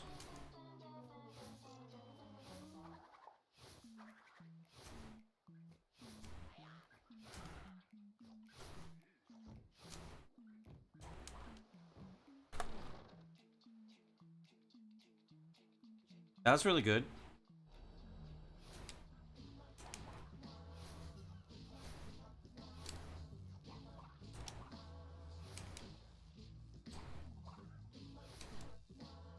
I'm starting to be able to somewhat control the nerves now. Okay, maybe not.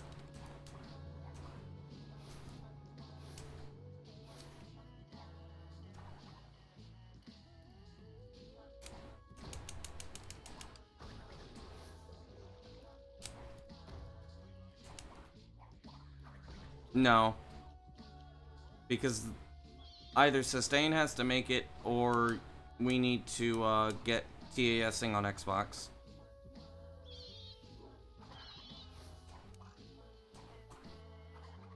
I don't believe a TAS could actually beat my time RTA.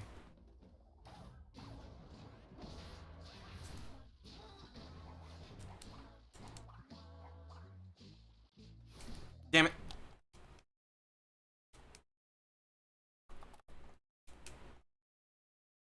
Most likely, once I get the sub 930, I'm doubtful that a TAS on PS2 could actually beat my run. Because of how much time loss PS2 gets due to loads. Though you could manip super slides. If you manip a lot of super slides, then yeah, it could beat my time for sure. Yeah, I don't know what Cineflips are.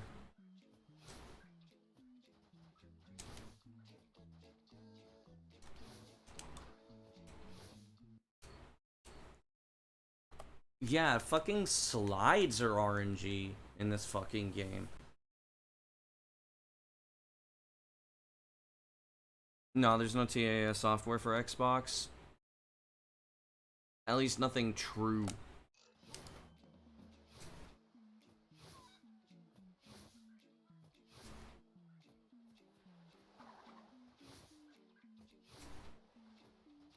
I still don't understand why BFBB doesn't allow for HDD.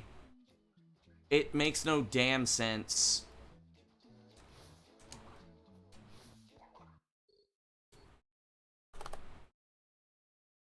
Or just decomp the fucking game and then just play it on PC port.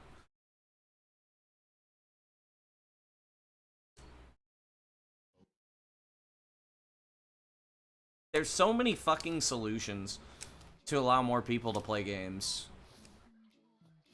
Speedrunners really don't care, and the reason why is because of Mario 64. They base all of their ideals off of Mario 64. Does it allow HDD? Proper soft mod on 360? There's Bad Avatar. It's not a true soft mod, but it mostly does. The difference between soft mod and what Bad Avatar is Bad Avatar is not cold boot.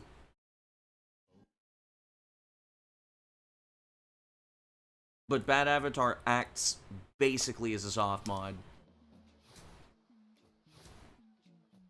If it cold booted, it would be a true soft mod. But it doesn't cold boot. You have to boot into the soft mod every time. But if I'm not mistaken, it is just as powerful as a hard modded hard modded 360 outside of a couple of things that you would only expect from hard mods.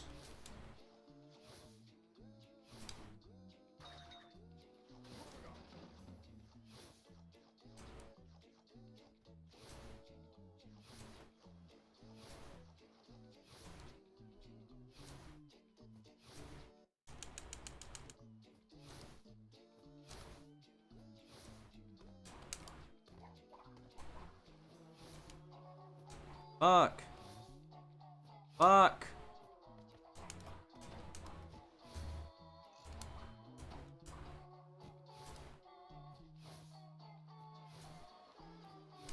Shift making a video about it a couple of years ago. Why did I soft reset?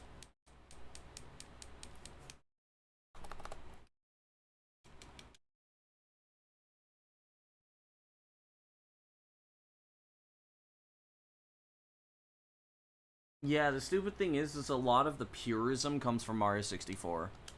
Because everybody follows Mario 64. We should be following Doom. Because Doom has allowed for fucking source ports for a long time. And Doom is where speedrunning was first founded. It's just people don't care about that. And yes, by the way, fan PC ports are basically the same as fucking Doom source port.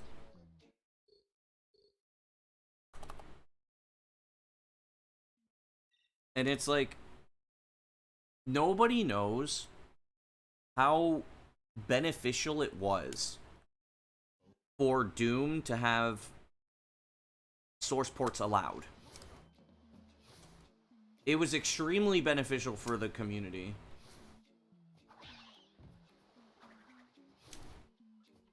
Oh, I see.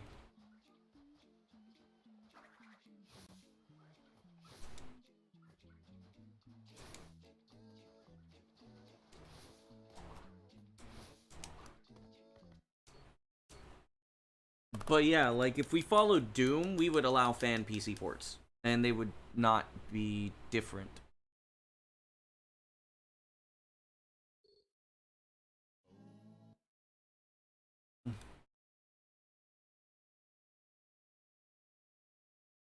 Alright, enjoy your shower.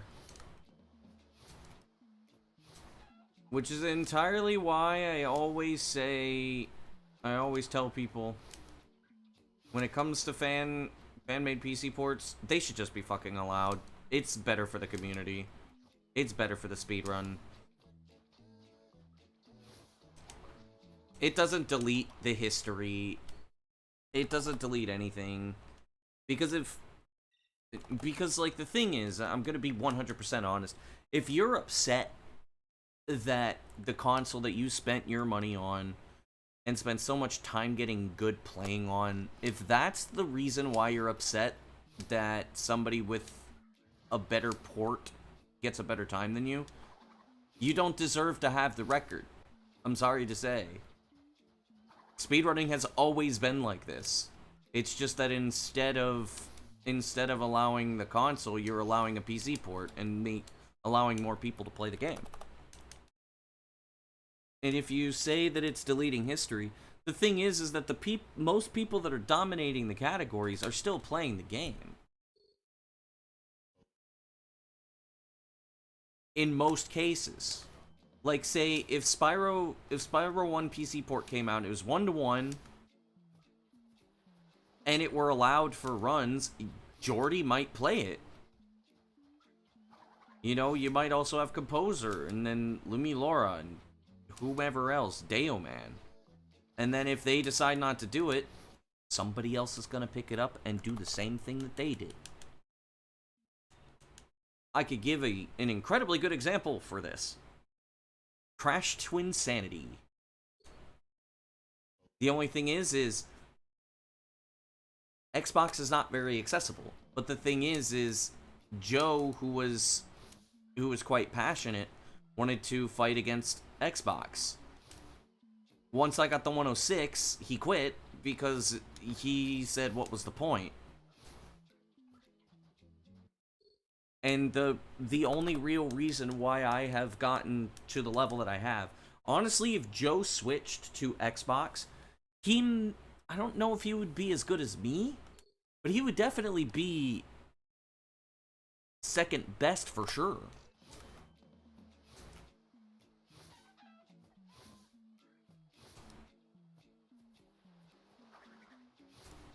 The PC port just makes it more accessible, yes.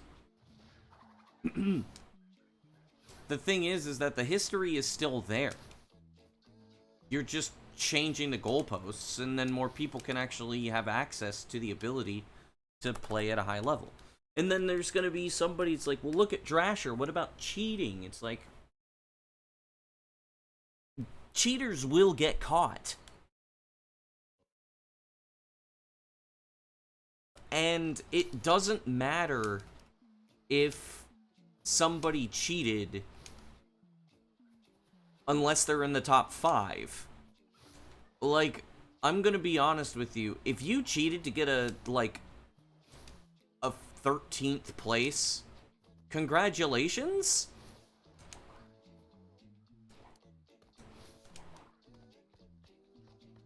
It's like, lol, nobody knows that I cheated my 13th place record.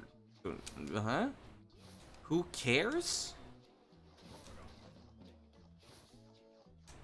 You'll get caught eventually when somebody looks at the time. It's just that, like, if you cheated a fucking 13th place run, it's like, good job, I guess.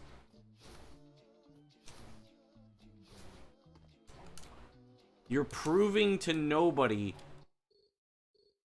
nothing.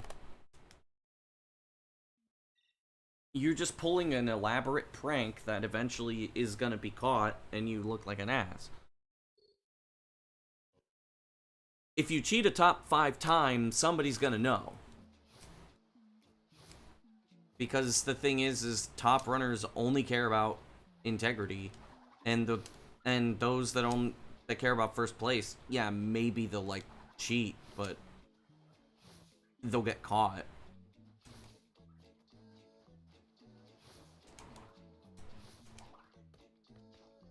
There could be preventative measures, like you could just check a hash or something or whatever, and then just if something is suspicious, somebody's gonna notice it.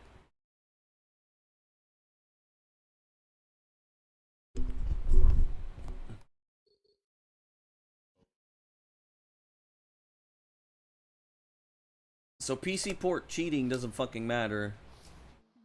Enjoy the 13th place, you'll get abandoned by the community. Exactly.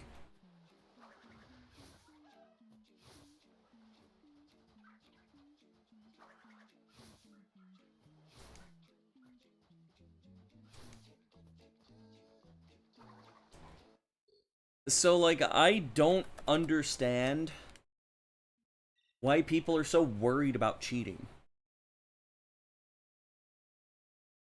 Especially in, like, a video game like, say, Spiral 1 or CTR or Crash Twinsanity.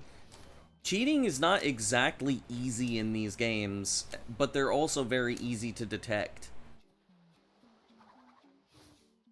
Like, imagine this. There's this guy that has had no speedrunning history, right? Or whatever speedrunning history is, like, very low. Very low-key, right? And then all of a sudden, you see that this person is getting a 104 in hundo. You're seeing them getting, like, a 945 in any percent. A 59 in all levels. Like, that's gonna be a little suspicious if the person has no history. Now, if we go to, say, like, Axel, because I bet you Axel's going to get very good very quickly once he starts running the game, because Axel is he's a fairly decorated speedrunner. He's done a lot of stuff. And some people might get a little suspicious. But the thing is he has a pretty monumental track record. He's been a speedrunner for like 12 years, something like that. He's gotten many world records. He's a very decorated speedrunner. So you could look at that and then basically say, there's a pretty good chance he's probably not cheating, but let's check just to make sure. But if there's somebody that just randomly starts getting really good for no reason and gets these second or third places, it's a little suspicious. If they have no track record. And there will be more scrutiny. It's like Twinsanity has meme runs? No. Well, I guess it kind of does, but it's like, if most cheaters do not understand that what they're doing is stupid and that they will almost definitely get caught.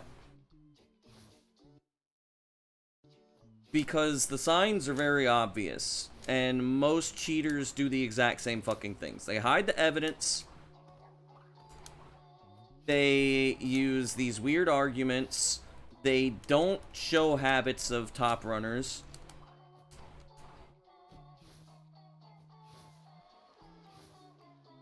Like, it is generally quite easy to tell if somebody's a cheater.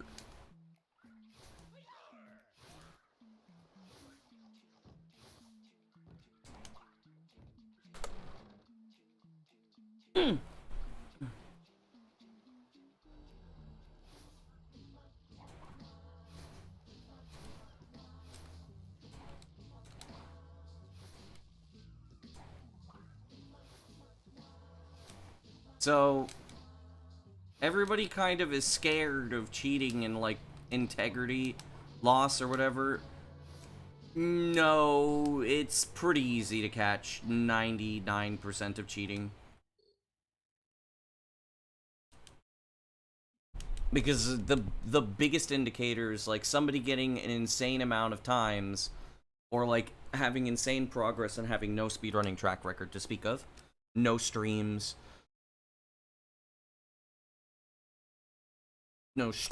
no real evidence that the person could ever become good at a game, just come out of nowhere, taking records, whatever. I can also give a pretty good example of myself, because, believe it or not, when I started speedrunning, I was essentially like that. I started getting these times on the leaderboards for Sonic Adventure DX on XBLA. I was getting these crazy times. I got my first record within like a week. Some guy on the leaderboard messaged me. He's like, "Are your times legit?" I'm like, "Yeah." And then he's like, "Oh, you should submit to Sonic Center." And I'm like, "Okay." So I submit times, and then it's like the guy who was like really good at the game at the time was like, "Yo, you're actually beating my times. What the fuck? Are you like legit?" I'm like, "Yeah." And I explained like, "Okay, so I just do the spin dashing this way." And then they're like, "You should record your runs." And then I'm like, "Can I do that?" And so I asked my mom about like using her notebook at the time. And I eventually got the camera to work and I started recording my runs. But it was like every single time, because I came out of fucking nowhere in early 2011. I came out of fucking nowhere. And I was just destroying these times. But the thing is what did I do? They were just like, they were like, "Are your times legit?" I'm like, "Yeah." And I explained what I did and everything. Back then, proof wasn't as required. And then it was just like, somebody mentioned, "Hey, you should record your stuff." And I'm like, I can do that.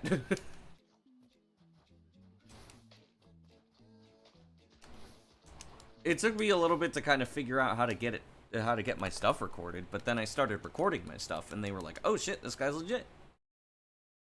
That is what happens when you have this type of situation. And it's like, nowadays you have like you have phone. Yeah, unable to afford decent equipment, that's true. But nowadays you can use phone. Not everybody had a phone that was capable of like recording something for a while. Because this is 2010.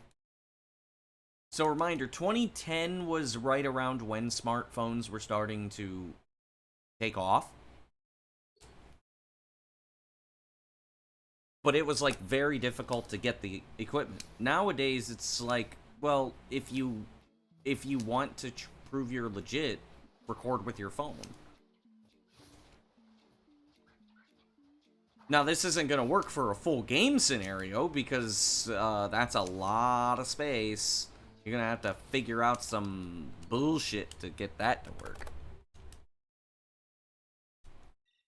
But you have to bear in mind that the difference was very easy. It's like, I didn't want to hide anything. I wasn't saying that I was like, oh, you can't do this. It's like, I was very transparent. It was pretty obvious I was actually doing something. And then it's like somebody mentioned recording, which, I mean, I was 15 at the time. I didn't really understand the concepts. And it's like, I could do that. And then I don't remember if somebody mentioned that I could do recording, or if I had the idea or something like that. But I know that somebody had to have mentioned recording runs. And then I was like, I figured it out and I did it. And that's what kind of like, that's where it all began. But when you basically have those things and the person is trying to hide it instead of actually, like, telling you exactly what's going on.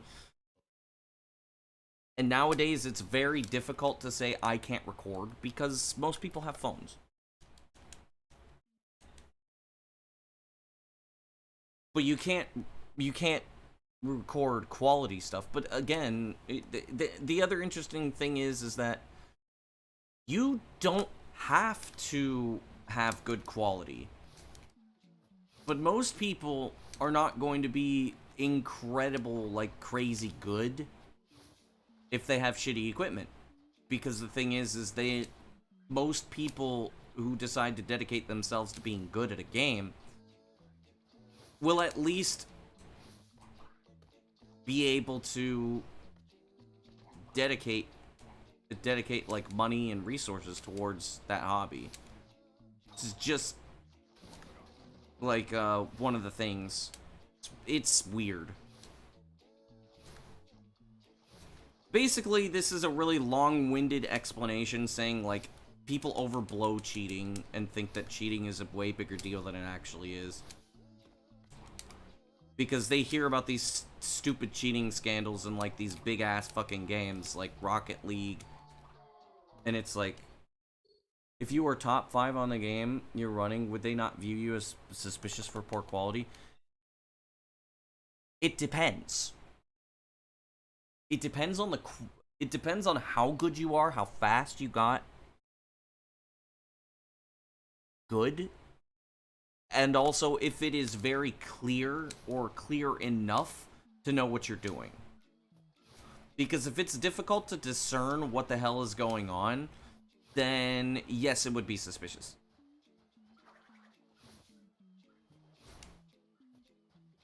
But if you can at least clearly see what the hell is going on, and you know, like you're talking, you're hearing some inputs or something like that,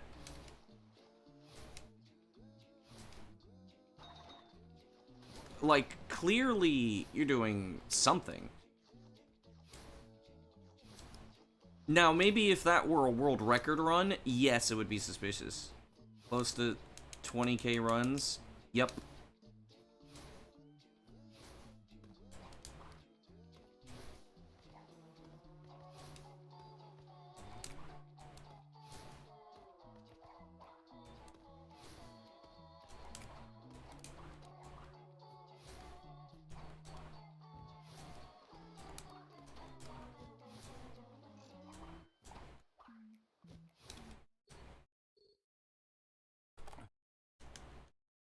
$20k today? Probably.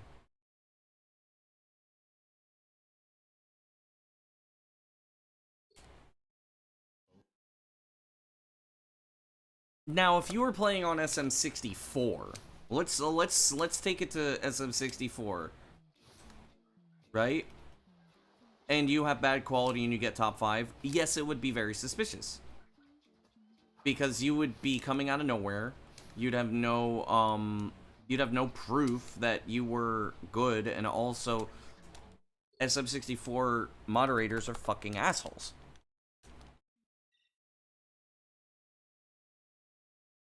But you could.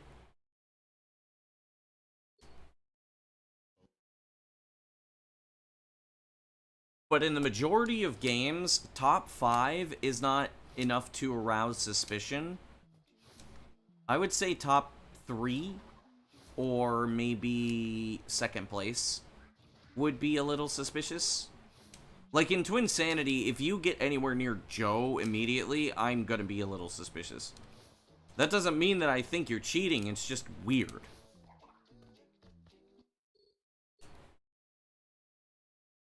If you're like a month into the game, like maybe you're just sick at the game for some reason, or you practiced a lot off stream.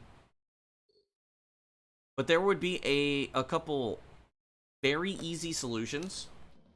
Is either record everything and show your recordings, which might take a while to upload, but show your recordings, stream. If it were gradual progression, no, it wouldn't be suspicious at all.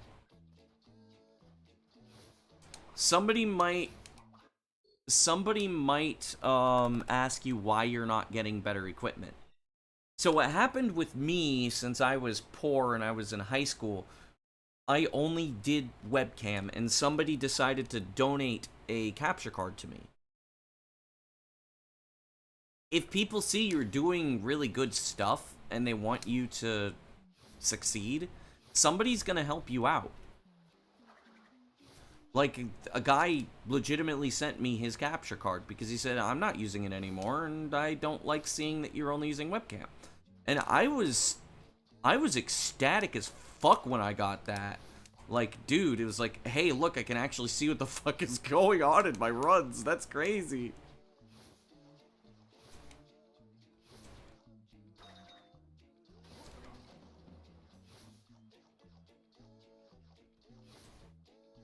Alright, thanks for the good luck. Take it easy.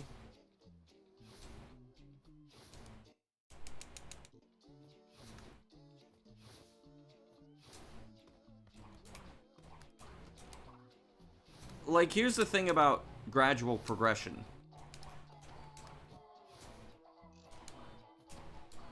You can't fake that shit. You cannot fake that shit.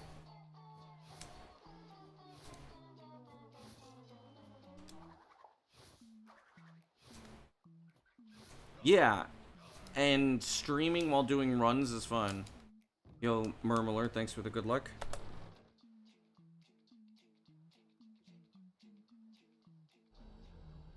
That's all. Well, see, the one that I have, I bought myself. But that was way back in 2013 when I got my first capture card.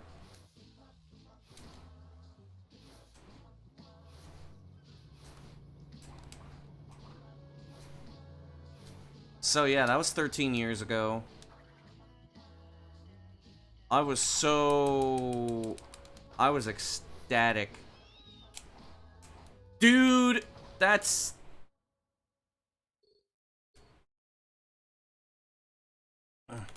It just ignored my B input. What am I using now? Some Avermedia thing. Should emulating the game on PC be counted as legit? Yes. As long as it doesn't contain a... As long as it doesn't give a competitive advantage, yes, it should be allowed. Why shouldn't it be? Emulators are really accurate. Like, some games are not emulated very accurately, but if it's emulated accurately, why shouldn't it be allowed? Like, there's only one argument you can easily make. Well, there's two, actually. One, does it give a competitive advantage? And if it is enough to have a competitive advantage, then yes. But at the same time, it's like most people say because console should be the main platform.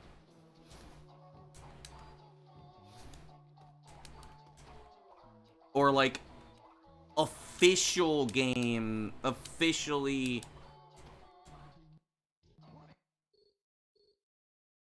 then potentially buy the hardware to do runs.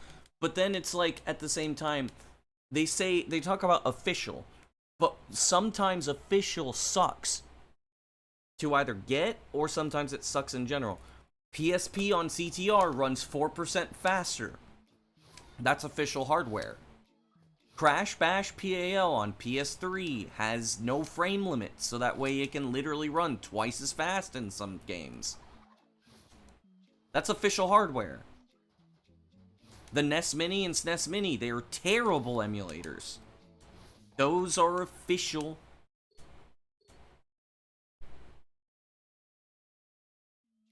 Yeah, you'll always update.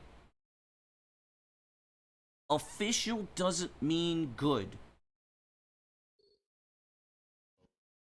Official doesn't mean legit.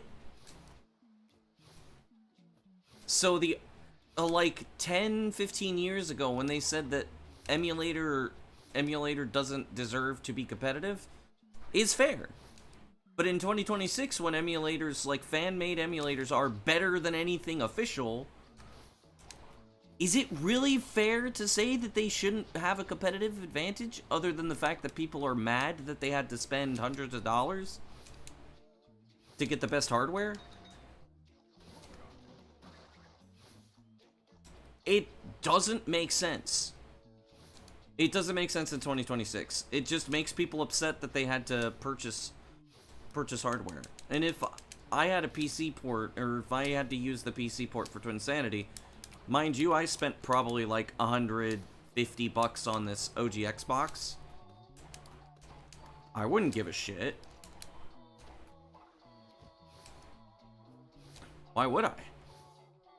More people could play my game.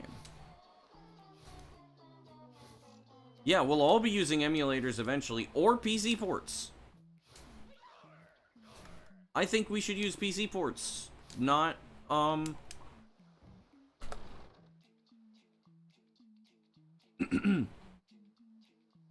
speedrun is pay to win until it's not.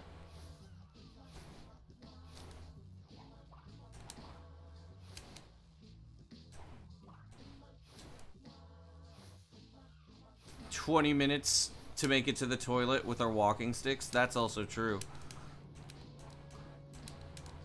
Get up there! Come on, dude. Stop losing time to this dumb shit.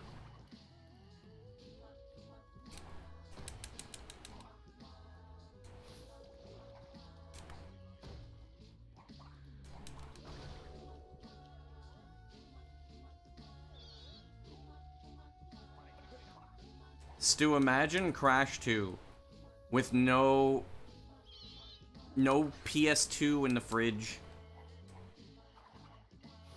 and no dropped inputs. Game would be fucking awesome. Don't have to imagine, true.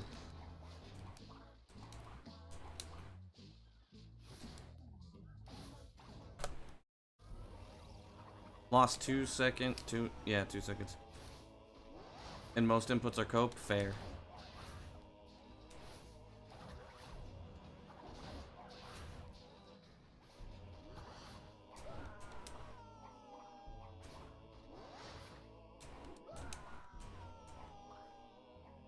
PS2 in the fridge? Oh yeah, that was the thing. Boomfan used to put his PS2 in the fridge.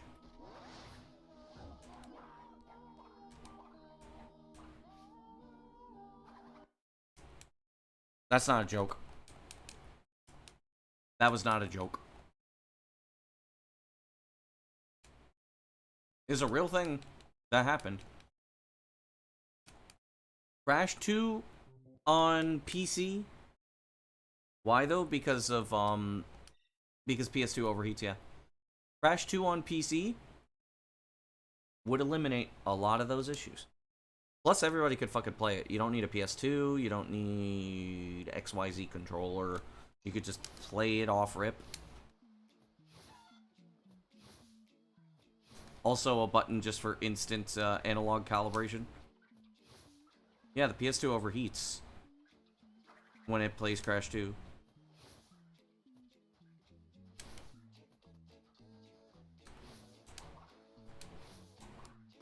And it causes weird shit to happen.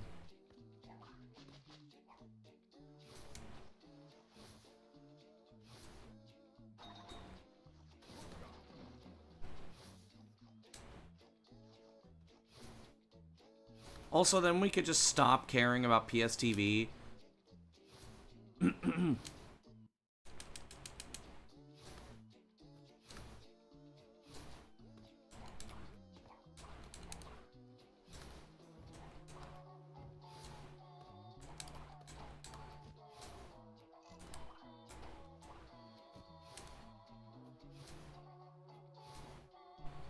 Yo, Fred.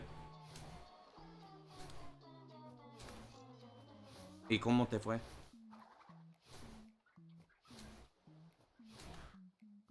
Yo, hold up.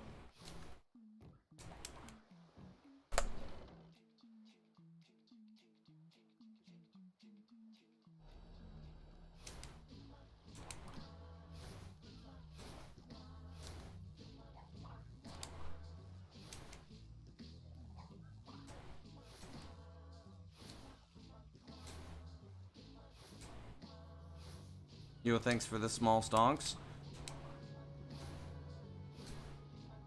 Only 119? Yep.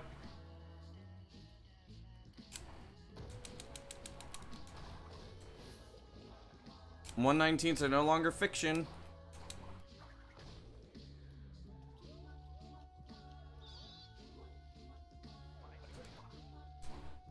¡No! Me aburrí un poco. El doctor, joder. El puto médico. 119s are no longer, they're no longer just fantasy. They are real. They are, they're not cope anymore.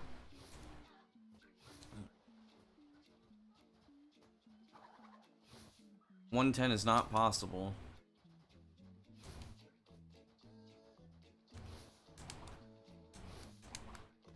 Mierda.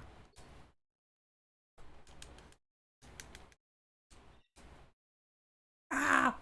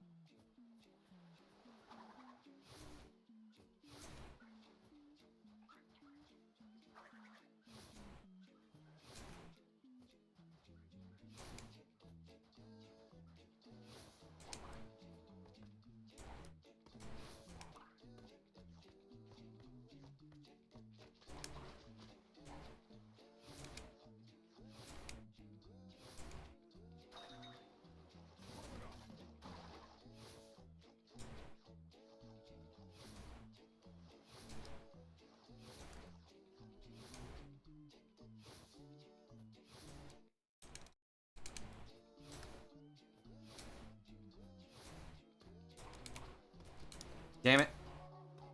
Didn't let me jump. Come on.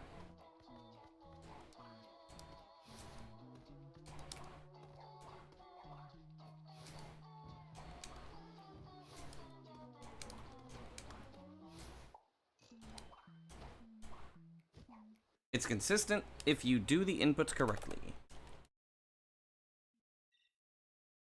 You would pay more than 200 euros for Twinsanity 2 in the condition they keep the same vibe alive? Impossible.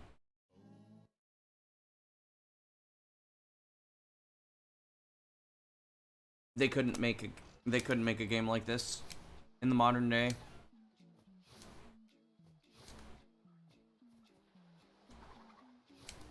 Wait for the PC port, the fan-made recomp PC port.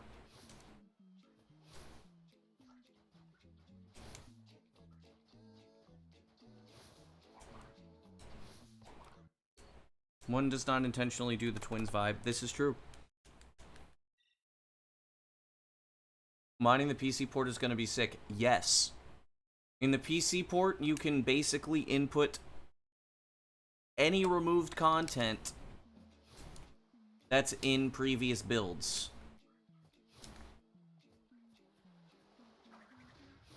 You can also create new content with ease.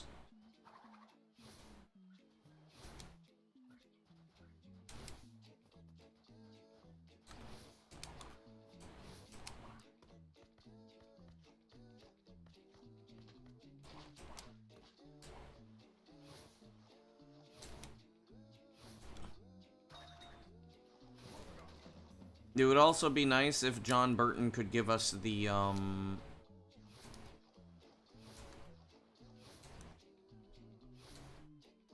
Desarrollo caótico. Claro.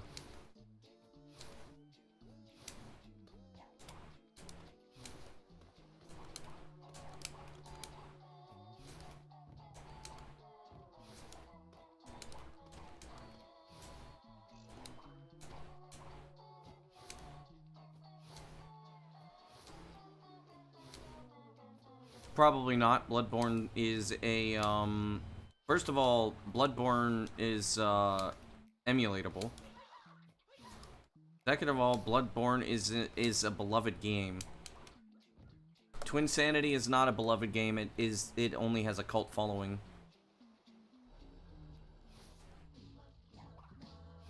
Bloodborne does not have a cult following. It actually has a massive following, and people really like Bloodborne. So they actually care about it.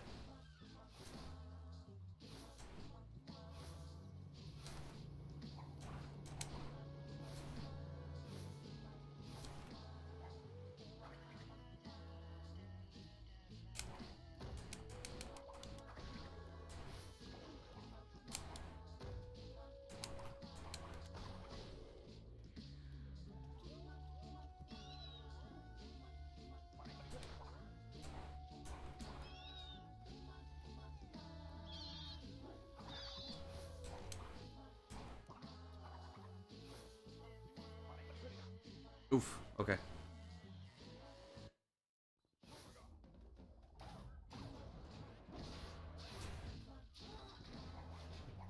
Sly doesn't have anywhere near a massive following as Bloodborne. What, a save time? The fuck?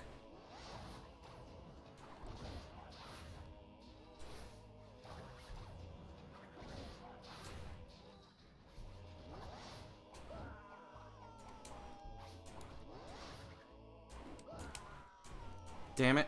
I wasn't high enough anyways.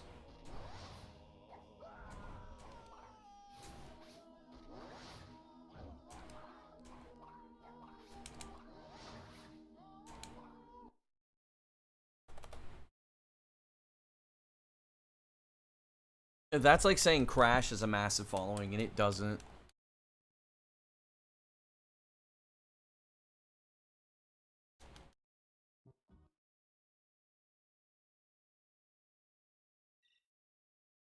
Crash has slightly higher than a cult following, but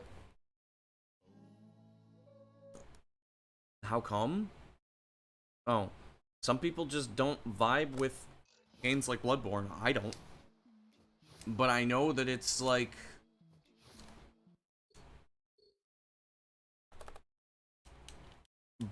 it's just Bloodborne is a very popular game. It's like Dark Souls. If you say you can't compare them because they're massive. They're very, very, very well liked games. The Crash trilogy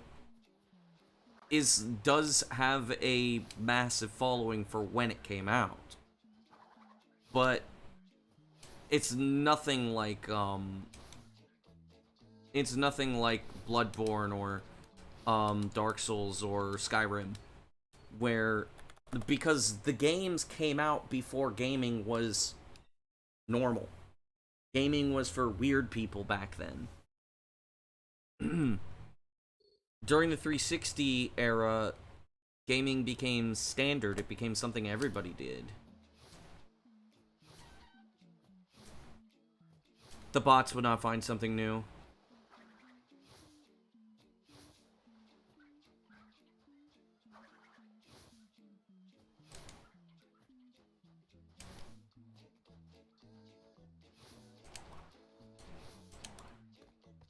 Bots would not find anything new for Twinsanity. Not without, like, setups for stuff. I don't think scripts would be able to find anything.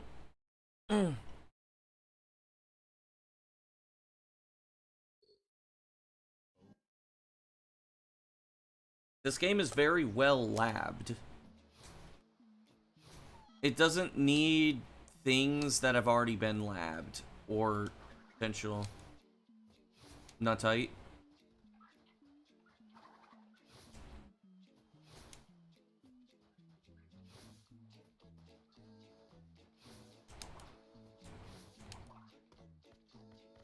Just grab the fucking nut, Crash.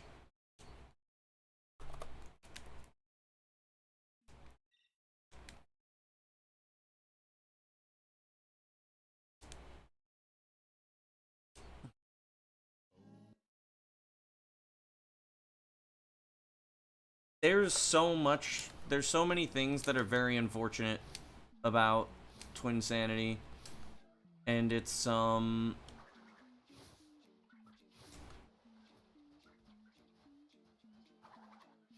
there's many unfortunate things about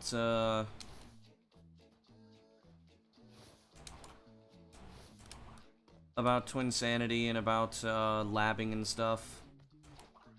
I'm fairly certain of most bots. I'm fairly certain none of that would help this game.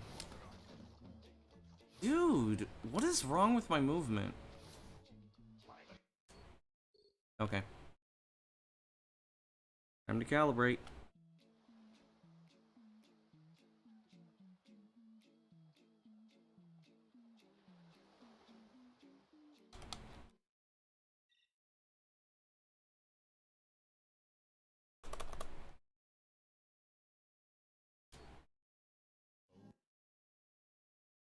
But yeah, to say that anything Sly or Crash holds a candle to Bloodborne is interesting, because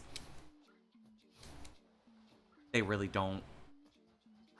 Which is unfortunate, because old Crash games deserve a lot of stuff.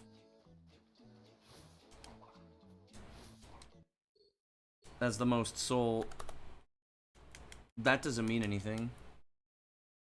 Popularity is different.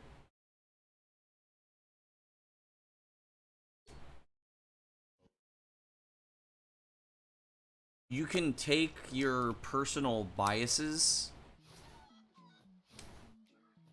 into consideration as much as humanly possible. It doesn't change what is actually well known and what isn't well known. You could be absolutely certain that what game you're playing is the best game ever, and that everybody should play it, but that doesn't change whether it's super popular or not. The only thing that it changes is your opinion.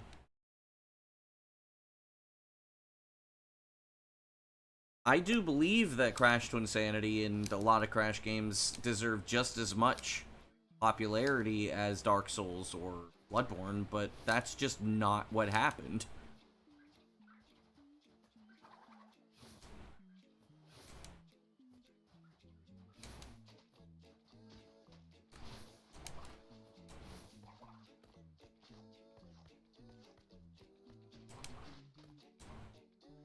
That's not me not saying that I don't believe in these games. I believe that if they came out the way that they have, maybe with less glitches, that they would be there, but I don't think something could come out of it, no.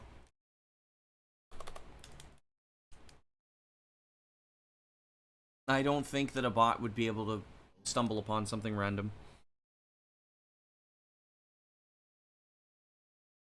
Most likely, anyways. Maybe a clipping method.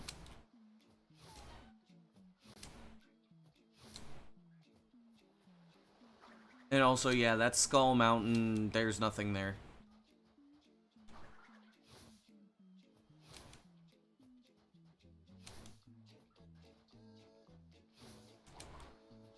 I don't even know if it's really possible to get there. It might be, but there's nothing there.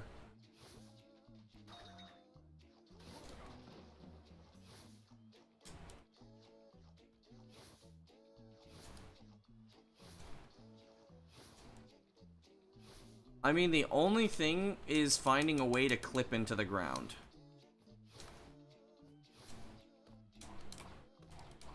That's a type of trick that could probably, be found randomly like that. There we go. On another run.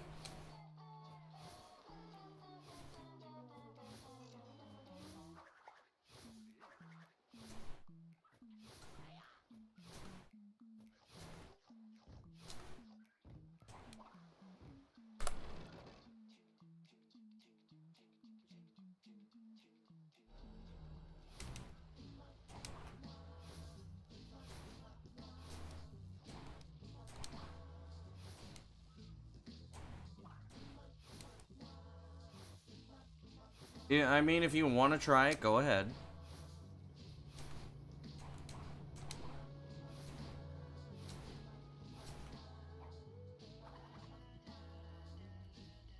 Oof. Almost fumbled the bag there. Thanks for the good luck.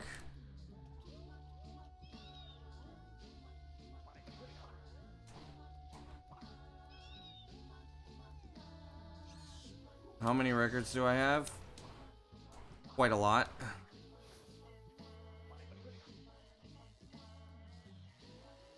Well, maybe the number's down to less than 10 now. But I've had many.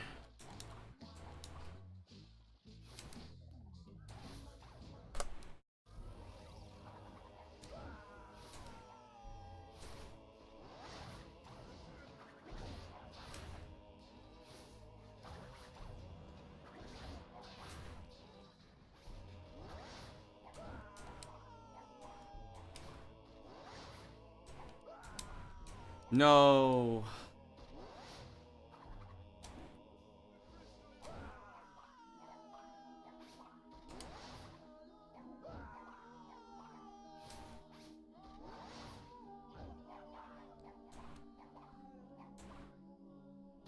I've had more than 100, yes.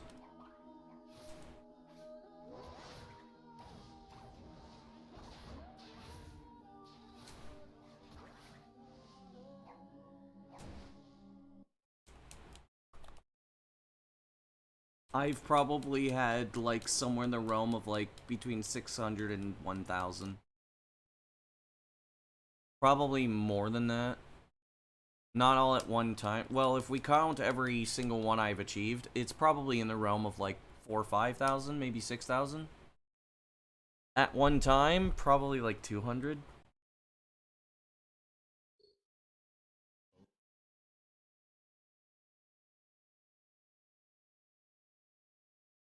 I'm a very decorated speedrunner. I've been speedrunning for 16 years, and the first game I ever ran, I dominated completely.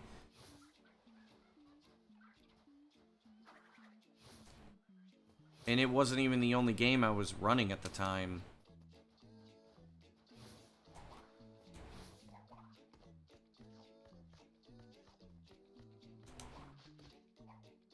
Like, most people only see what I've done in Twinsanity. I've done way more than this. This has just been the current me. I've done a lot more.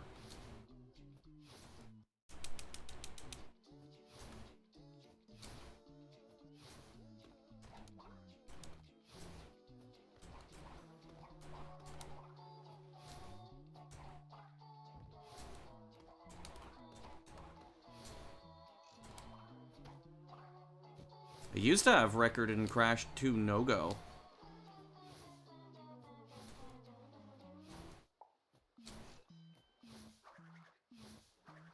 It's supposed to be temporary? It is temporary.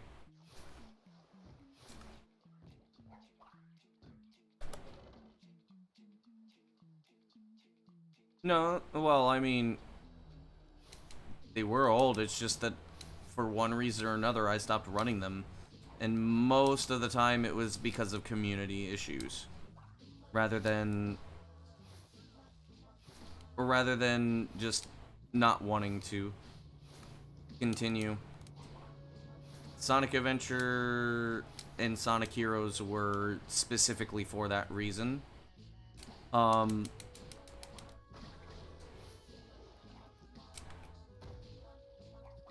3 was different.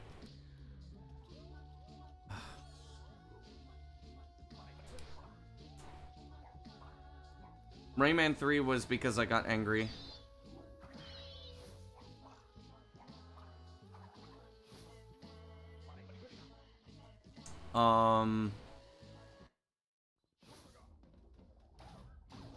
Spyro Hero's Tale, I stopped because I started doing Twinsanity, I think.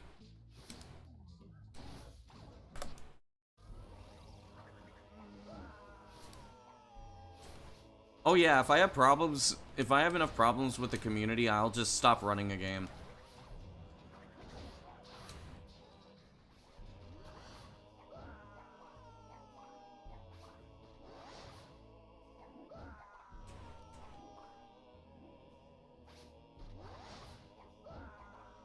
Because I don't deal very well with being treated like shit.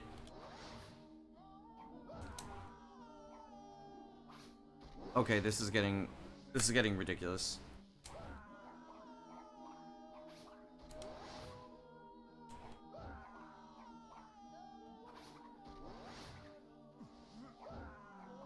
And in Sonic community, I was always treated like absolute fucking garbage.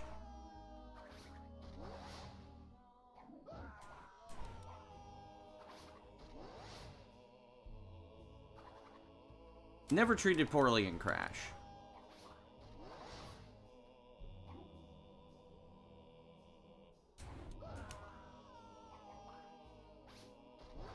But if I were not treated poorly in Sonic, I probably would still be running Sonic games and not running Crash games.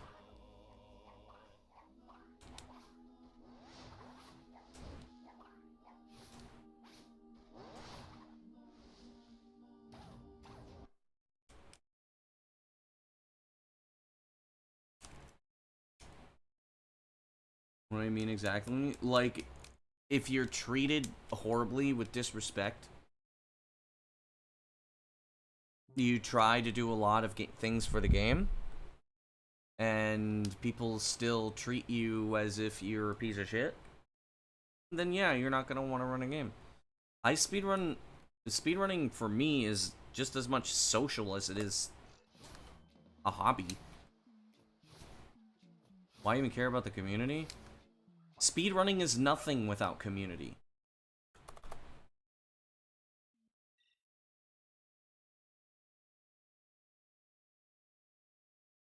Yo, let's go, but that's still NTSC version.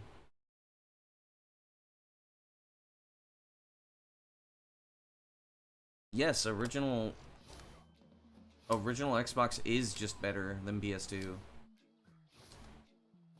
for several reasons.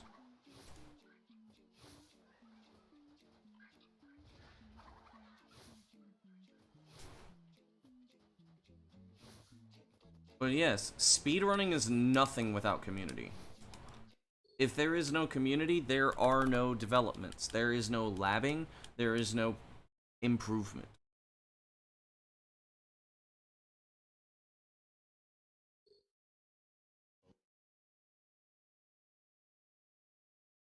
Basically, outside of sometimes Dio running and sometimes Sustain running and sometimes Kylie running, speedrunning is not competition.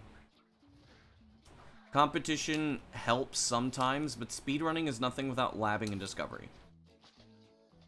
Literally, when people aren't discovering things, game is dead. Like, actually just dead. Doesn't require pausing, it loads faster.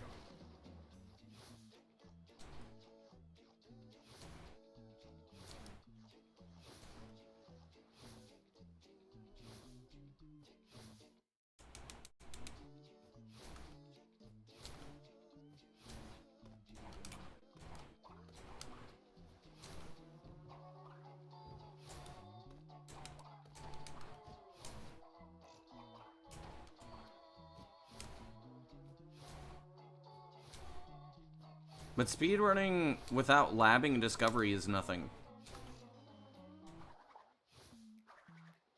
Decided speedrunning wasn't for you. You probably did not skip the way I do it, and that's too hard for a beginner.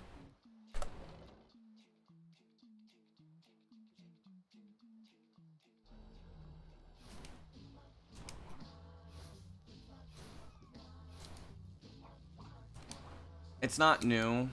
It was recently implemented, but it's not new.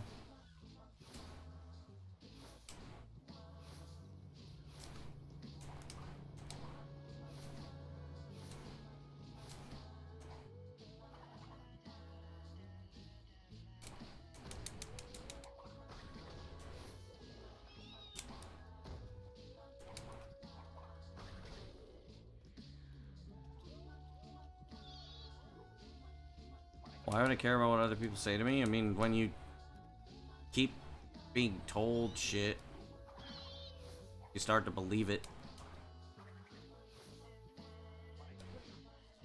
I don't exactly have massive self-esteem, you know.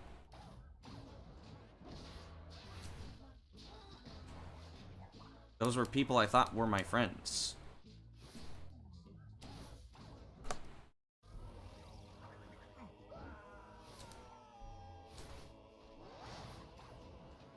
They weren't random people. They were people I respected, people I cared about. When you get treated poorly by those types of people, boom. What do you know?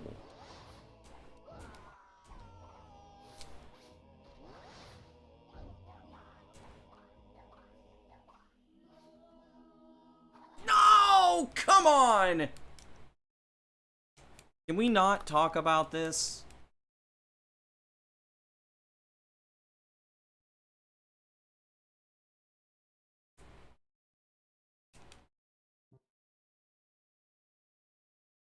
But speedrunning really is community-based. And I'll tell you why. One of the things is that when I stop running Twinsanity, outside of Dio coming back, if he's even gonna come back, this game is just dead.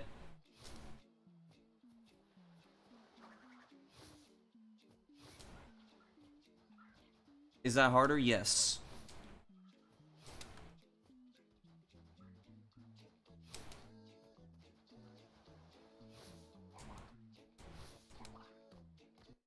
We'll be playing soon, let's go. Flowers, if you start finding stuff, you will be the next person that's going to keep this game alive. Big shoes to fill.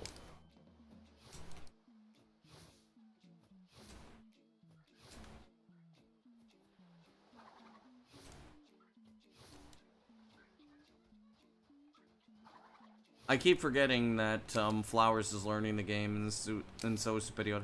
Light work? Yeah, basically. You keep running the game stays alive. But probably, most likely, the game is not gonna move much. I forget because the thing is I'm so used to Twinsanity being fucking dead. That makes me happy that people actually want to run the game, keep it alive. How do people find things? Labbing. My bad, flowers.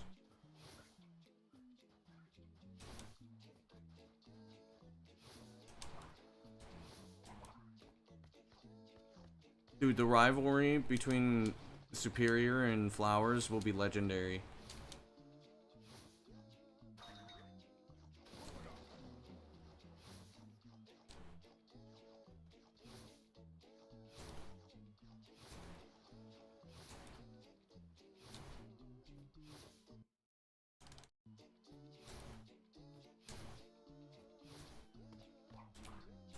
Damn it. Damn you.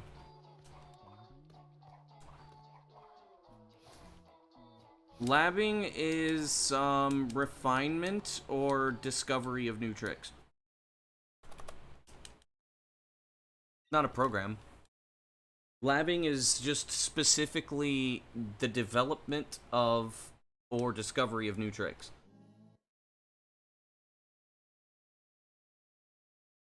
Changing and improving is very big.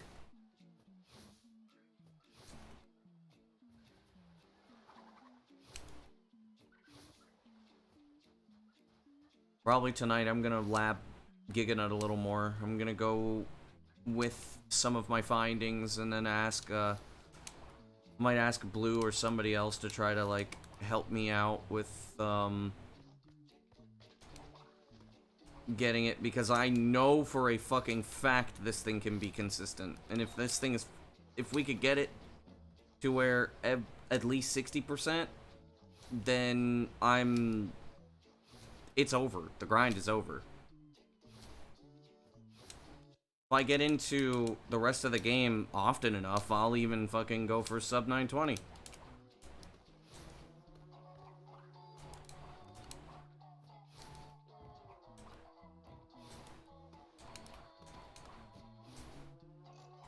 Maybe you'll be awake, it depends.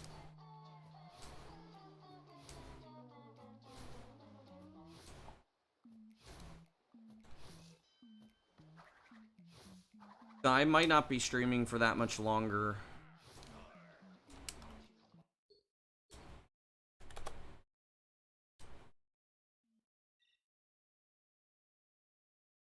Wonder when this scrape is gonna go away.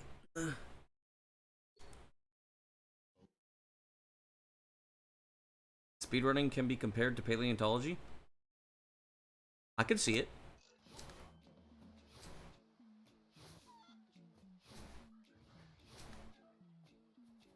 Strat finding and strat refining follow the scientific method. People that make good glitch finders make good scientists. We follow the scientific method.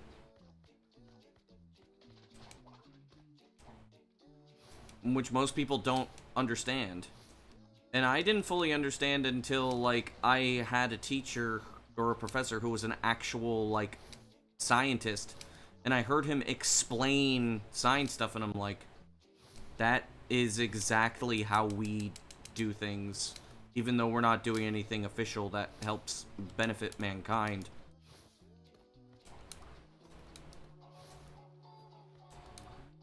It's still the same.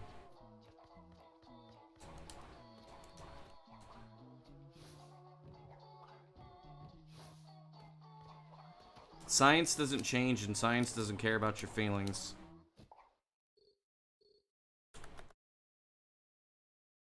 Can I, like, reset splits? Thank you.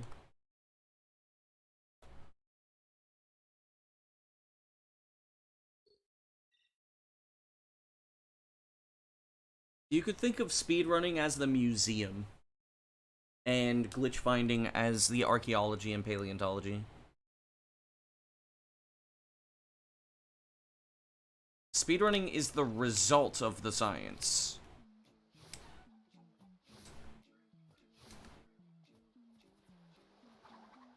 What makes labbing so interesting is following this. It's science. It's literal science. That's what it is. It's the process of labbing isn't exactly very fun. It's rather boring for most people. Most people only care about the result. What you're looking at is the result of lots of science. Lots of discoveries, lots of refinement, lots of attempts, trial and error. What are the screenshots? Sometime that's the Twinsanity editor. Sometimes we use those, but those aren't like necessary. I have found a couple of things as a result of seeing them, but not many. And most of the time, I have a hair in my mouth. Pissing me off.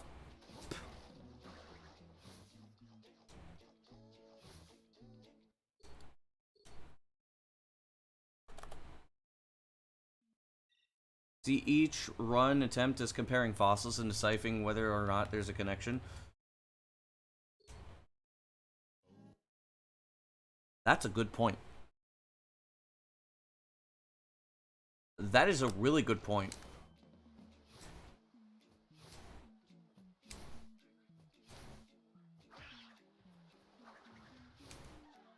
Bro is cooking.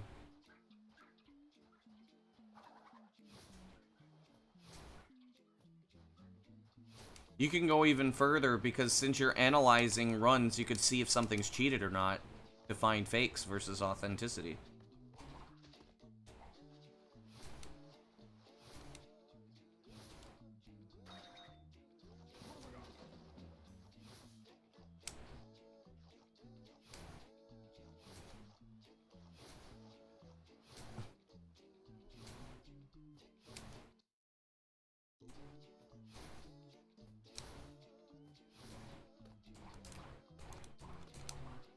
Here we go again.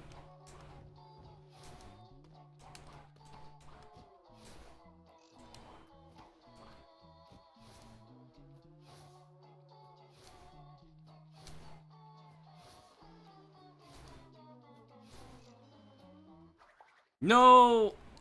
Come on, man. Cooking. Yeah. I decided not to slide. I'm not used to that movement yet. But we are making lots of progress now.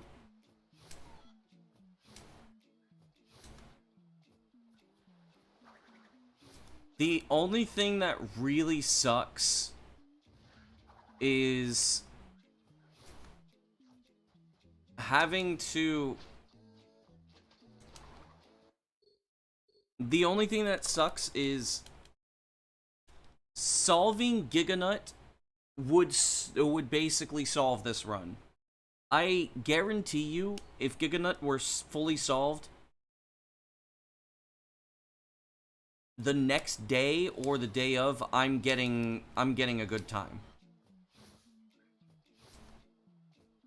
The only reason why I can't go super ham on this run is specifically because of the fact that I have to take bad runs.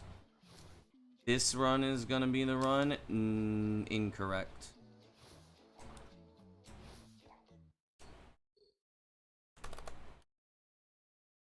Solving Nutskip would just solve so many problems. And I have a feeling Giganut could be 80%. I have a feeling Giganut could be 80%. If we solve it.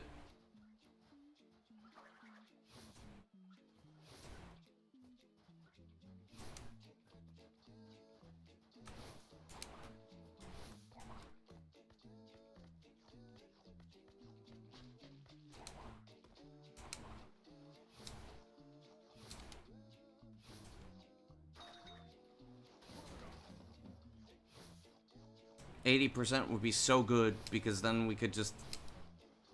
I'd be able to go so ham on the run.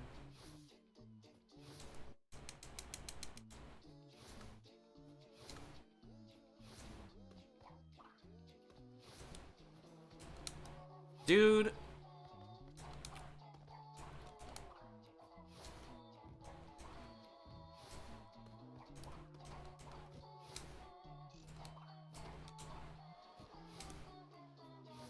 I'm not keeping that. Especially because, like, I would be ahead of almost every run. Then it would be maybe, like... Yeah, I would probably go for the sub 920. Or close to a sub 920. If Giganut gets solved. Like, I'm not gonna lie, if I get a 923, right, and I know that I could save... I know I could sub 920. The day Giganut gets fully solved, I will come back. I will come back, I'll lab it. Boom. And then we get the sub 920, we dip forever. Because the only thing that could save time at that point is either setupless door skip or, well, just movement. And I don't think I'm getting any better movement than I have already. My movement is already about as good as segmented.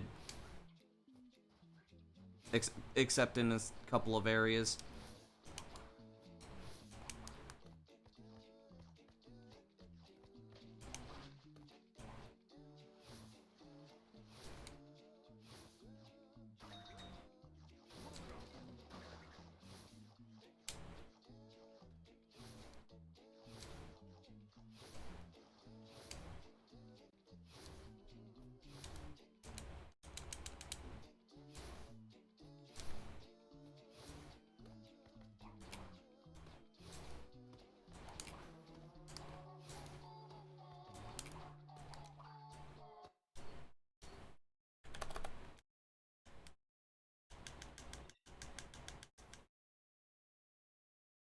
I don't know, man.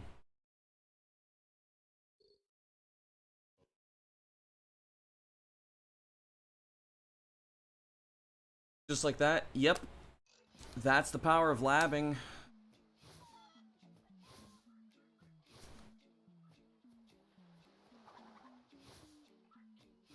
Labbing is powerful. And anybody can do it.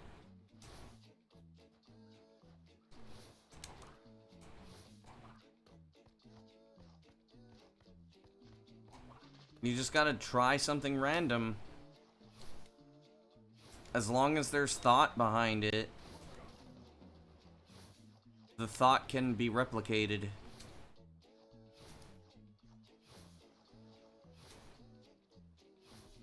If it works.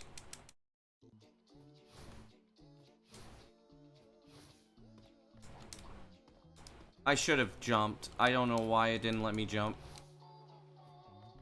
I'm kind of mad.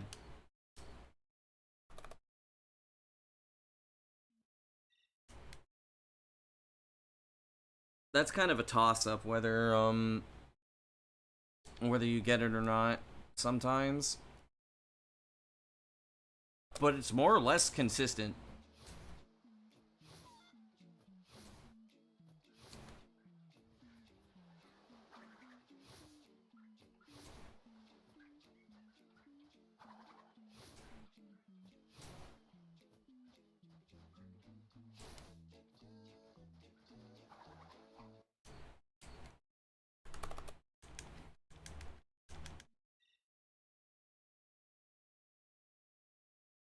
Yeah, a lot of that is, like, say, some things okay, my fucking keyboard just decided not to, split. Cool.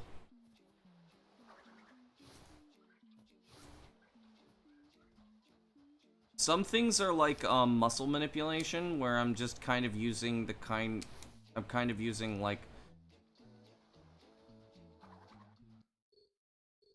Alright, take it easy. I don't know if that's... nobody either blesses or curses the run unless they specifically do so. But take it easy.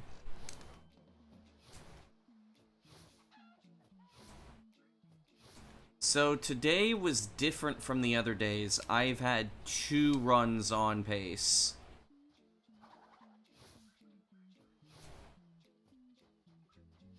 Which is not small potatoes, it's pretty big, because the past 2 days I've only had 1 run on pace. 1 good run on pace. I've had 2 good runs on pace.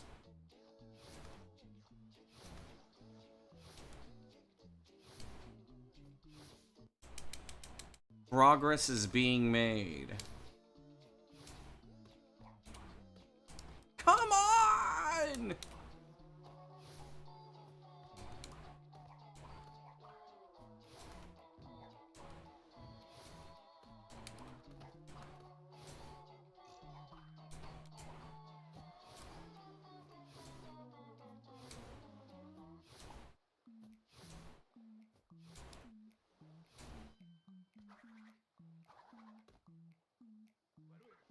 That... Why did I soft reset there?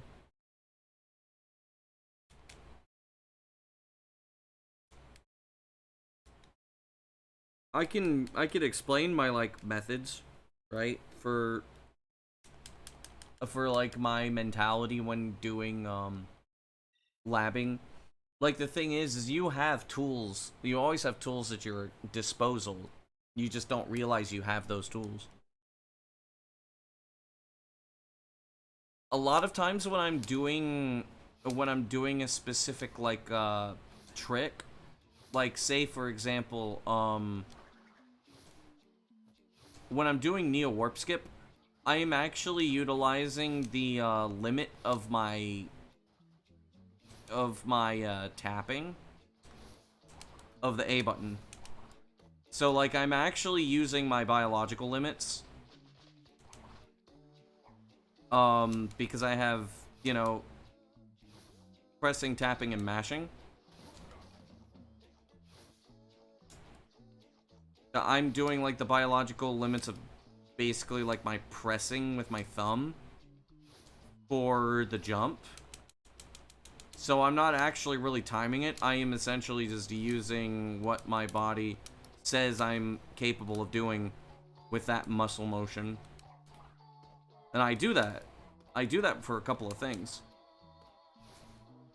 For the gun mashing at the end, I actually use an anchor with my middle finger, and I like move my hand back and forth, because if I do full tapping, I will miss shots. So I use something to intentionally hinder my tapping speed, so I can time my shots more correctly, so I have less chances of missing shots. Essentially, I'm using tricks to manipulate either the game, or I'm manipulating my body in order to increase my results.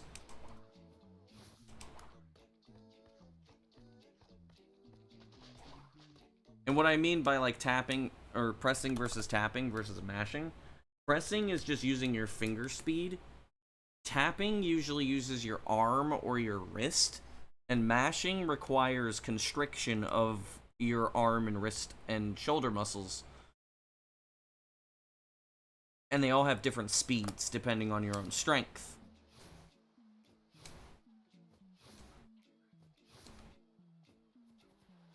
Of course, mashing is not very good for your body. It can cause carpal tunnel. Tapping doesn't. I have several different hand grips that I use when I need to. Like, generally for Twinsanity, I claw grip.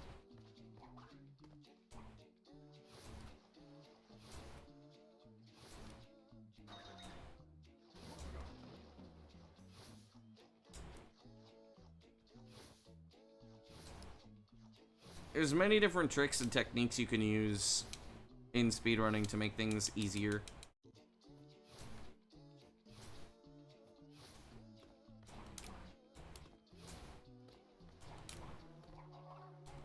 Oh, come on.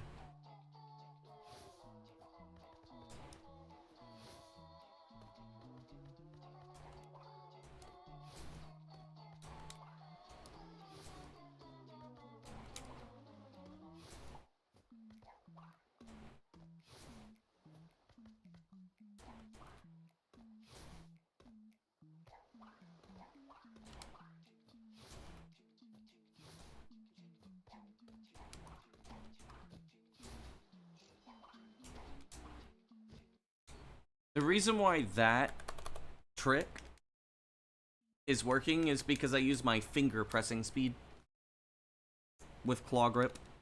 I just do do-do. And then I do a third jump. I'm pretty sure that the timing of the jump is the reason why I'm not,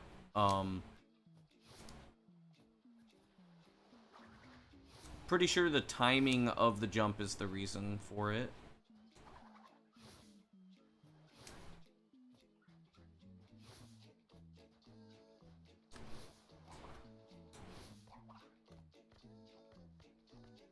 The reason why I can do that, TAS trick.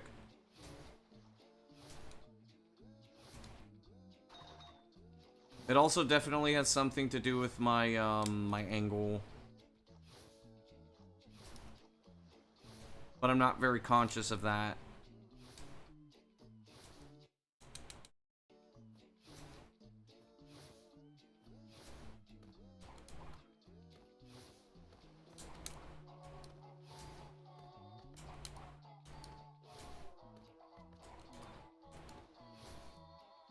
Your first run for no dimension skip?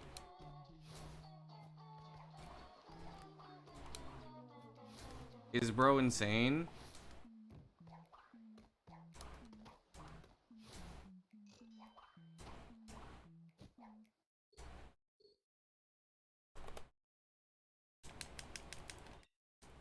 Did you still do AoE skip, or did you go through Classroom?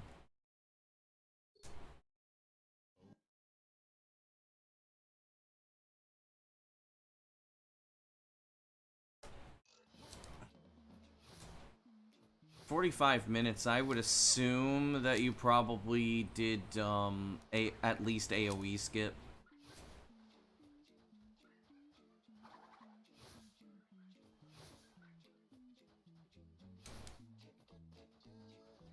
¿Cómo que no?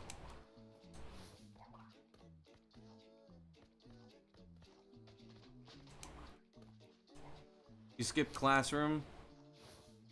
Okay, so you definitely did AoE skip.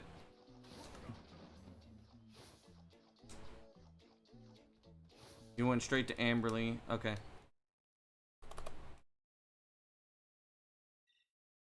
So you did do AoE skip. AoE skip can be a little tough. Though on PS2 it's not that bad.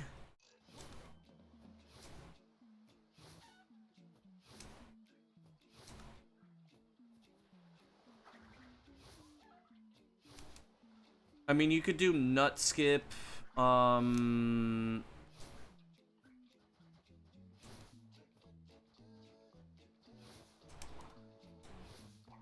trying to think of how... Did you do mountain skip? You had to have done mountain skip.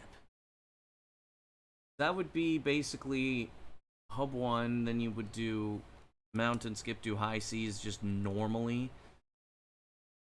Then you would just do Amberley, then you would do rock slide and skip into Antagony. It would be about a 45. Antagony probably took you around 11 minutes, I would assume.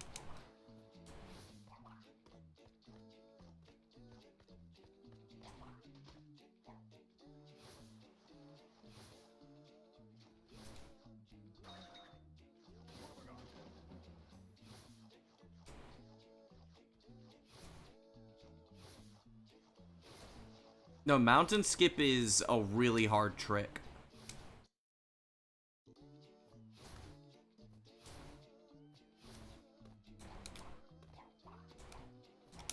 Man, why did my finger hesitate?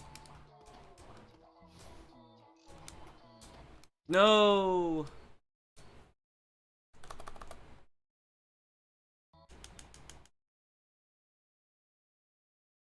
Mountain skip is very hard.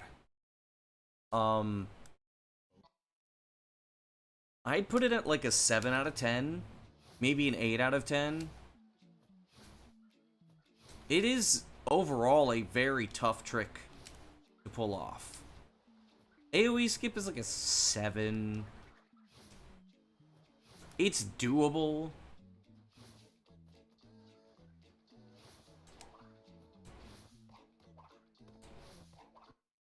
It's doable, but it's still kind of hard. Mostly because of the final, it's mostly because of the long jump you have to do to go over the cutscene trigger. That's really where the difficulty in AoE skip is. For mountain skip, it's just a really awkward trick. And having to traverse between two, like, 1 pixel ledges is pretty fucking hard.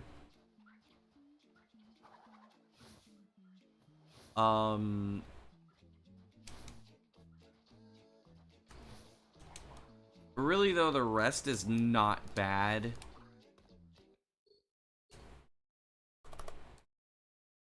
Maybe warp skip.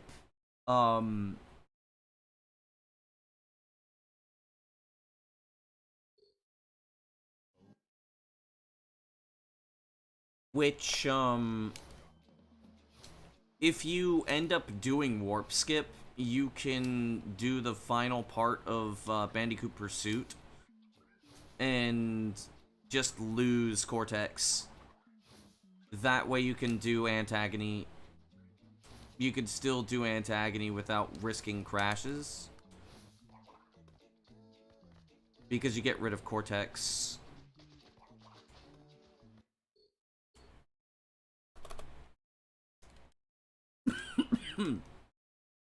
Use save states to practice that cutscene skip. It's not bad, it's just awkward. Having to do it fast is pretty rough.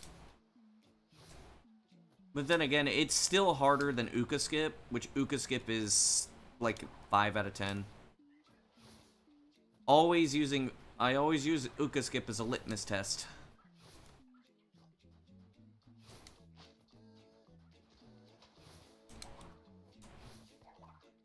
Most people that speedrun Twinsanity should be capable of pulling off Uka skip.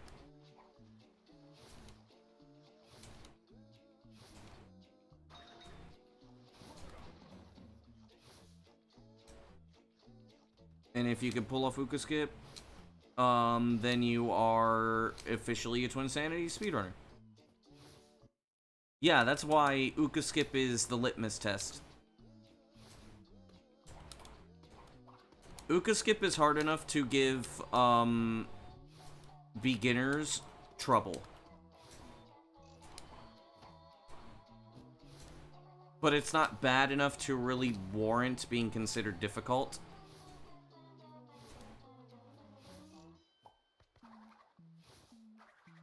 Where's bro going? Okay.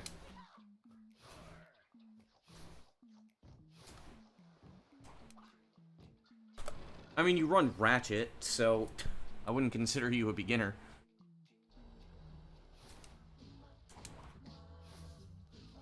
I wouldn't consider you an intermediate, though.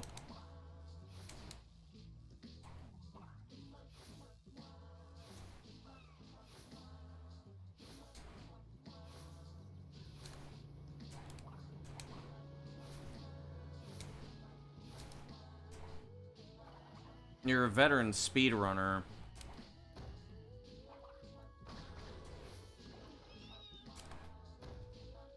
And that has a very real impact on your ability to run the game.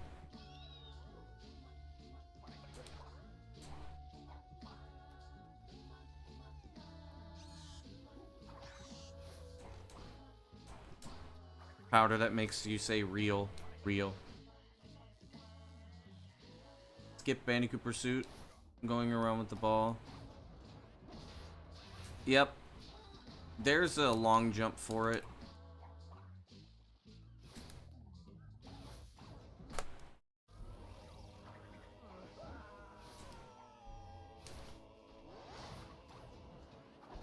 Why am I getting an eyelash on my eye now?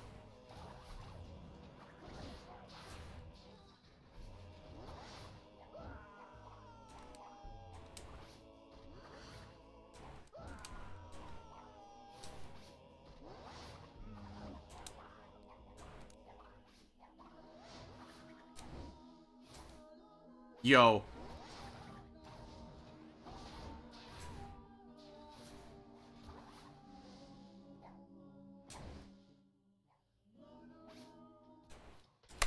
Victor in Moritz's stronghold of evil. This is where we wrong the rights and sweep the past under the rug.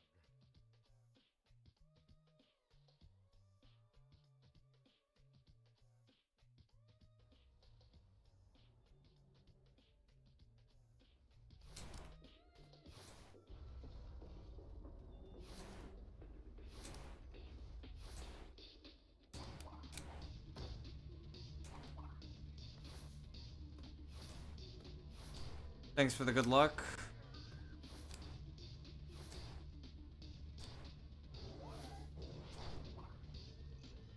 Damn it, I lost a second.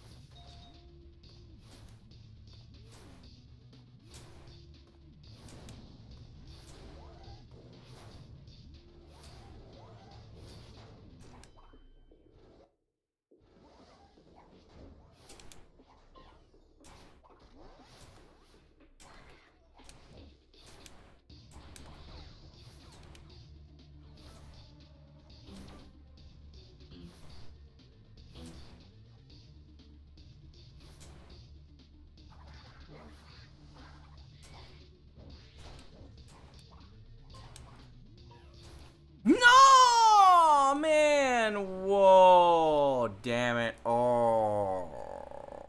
Fuck. Why did it drop my fucking input there?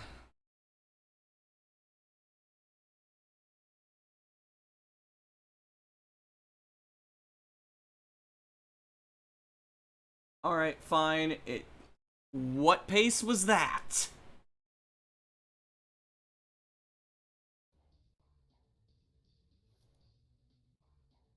Because somehow, even though I lost a second, I saved, I was a second faster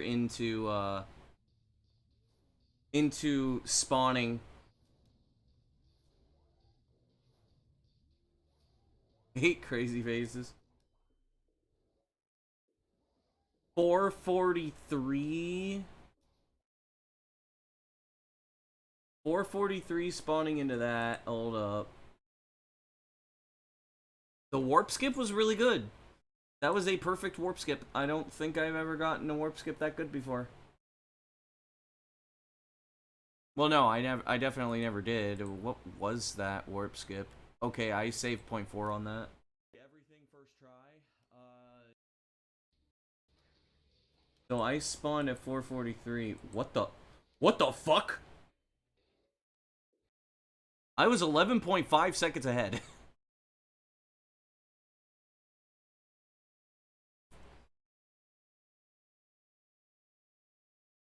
I was 11.5 seconds ahead.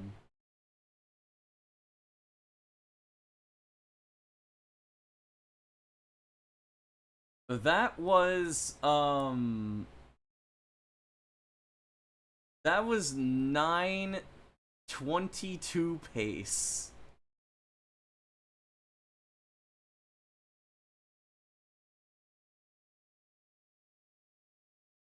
That's my second insane pace today.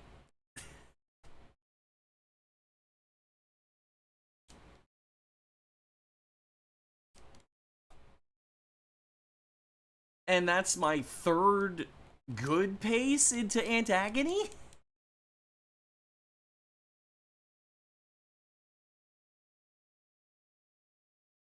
Yo, Saucy. Yo, Cal.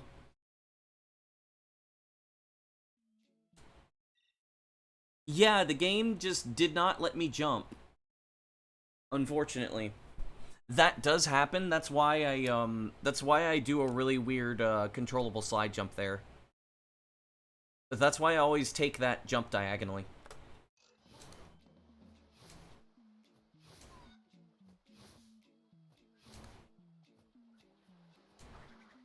So this is what we call progression. If you have noticed, like, the past 2 days I've had only one insane pace per day. Today I've had 2 insane paces and one other, one PBable pace into Antagony.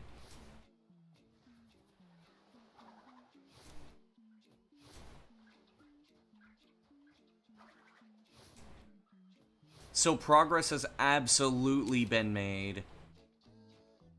And yep, Flowers, you know, the game always has a sick and twisted sense of humor. But there's always a positive light to there's always a positive way of thinking. I could just get a better time. I mean, that was obviously fastest pace. Potential 9:21 pace, actually. On pace to beat some of best. Saucy, that's been like my past 3 fucking PBs. But yeah, crazy Antagony is absolutely incoming. I'm good enough at Antagony where I'm not really making any major mistakes anywhere. The only thing is just getting the fucking 2 door skips. And then Fast Nina. I get those. Yes, I'm probably gonna get like a 607 or a 608 Antagony, which is crazy fast.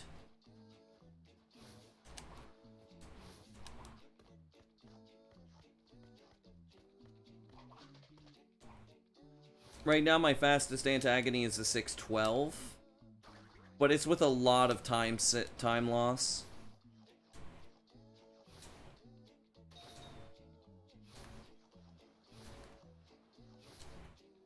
Fuck off, Saucy.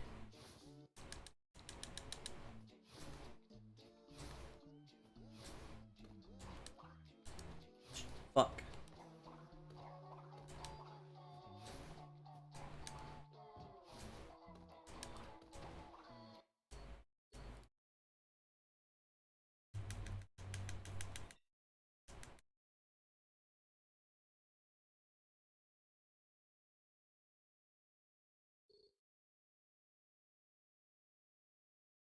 Also, Saucy, you should help us lab Giganut. You should help us lab Giganut tonight.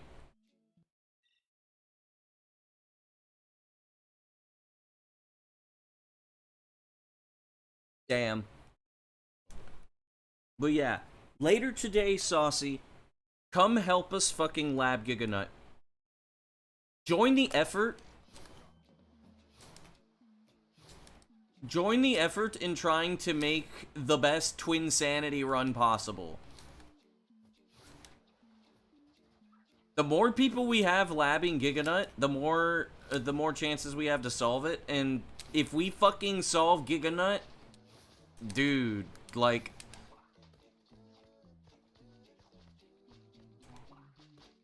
I will name every single person involved in killing Giganut.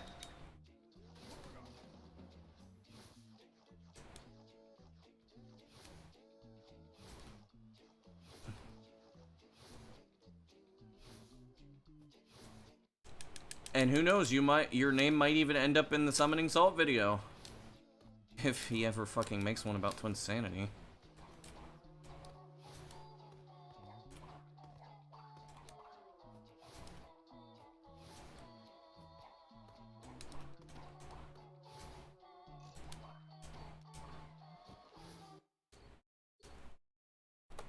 No, seriously though.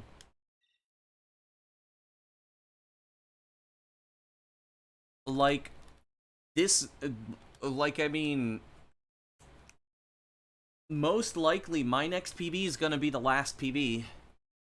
Unless we solve Giganut. Yeah, when I get the run where I'm gonna say, I'm not doing any more runs, I'll just DM Kylie and say, if you want to remake your any percent world record history video, or your, like, strat stuff, now's the time. Unfortunately, the boring, like, after what Kylie made, a lot of it's gonna be a little boring. Because the thing is, unless we all come together and we all solve Giganut.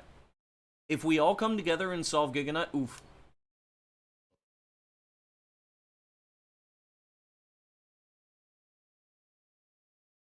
Dude, I'm telling you, man. If we solve this thing tonight or tomorrow...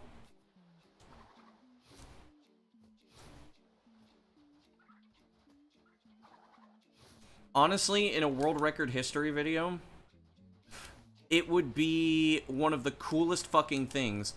A bunch of random people who aren't in the Twinsanity community, except for, like, one, aka Flowers, coming together to solve the one unsolvable thing in the run to make the best run possible happen.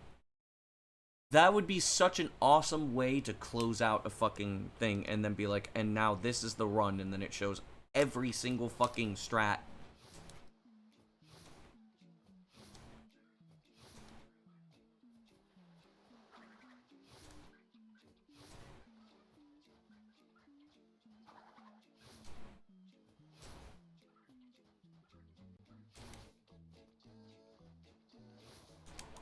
All the strats we thought impossible, all the theories we thought impossible, and it's all just fucking possible. And Giganut is the last thing on the list. Unless we can find a way to do, an easy way to do setup-less Final Door clip. But I'm not gonna hold my breath for that.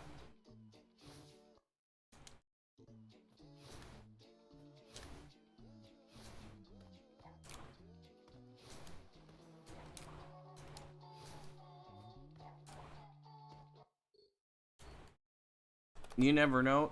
The thing is that I know it will happen. The only thing is I'm not confident that it will be solved before I leave Twinsanity. Giganut, I'm fairly confident it can be solved either today or tomorrow. I think Giganut can either be solved today or tonight or tomorrow.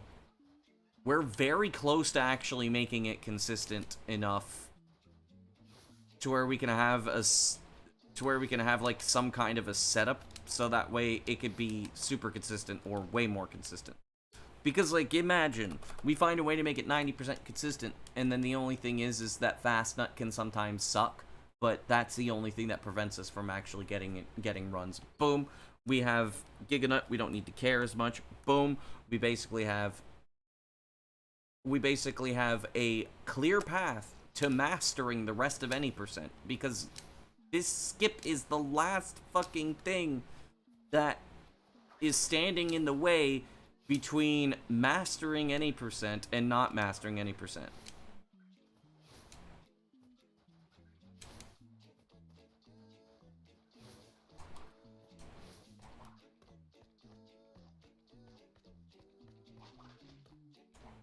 Is there a clip of Giganut? Several. I can show, the progress.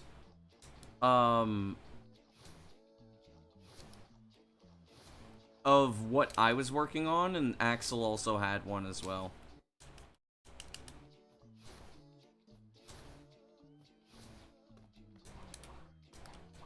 There we go.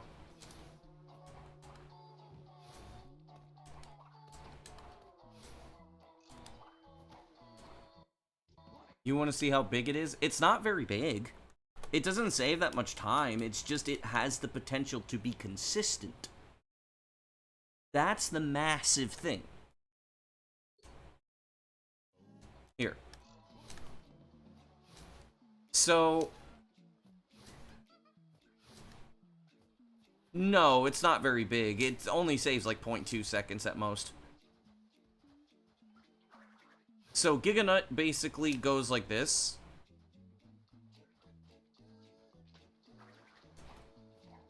Ah, bam, I just got it.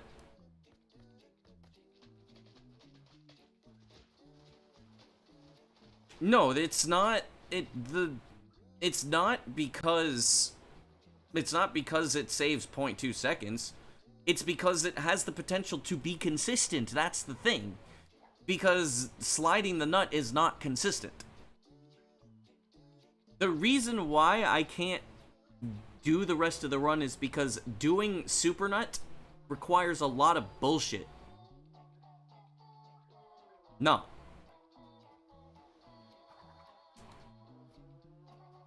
All it is basically like, from what I can tell, is I run to about here, the nut gets to about here, and then I flick the stick to the right,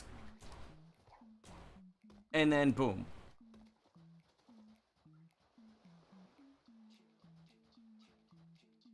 Saucy, you can clip that.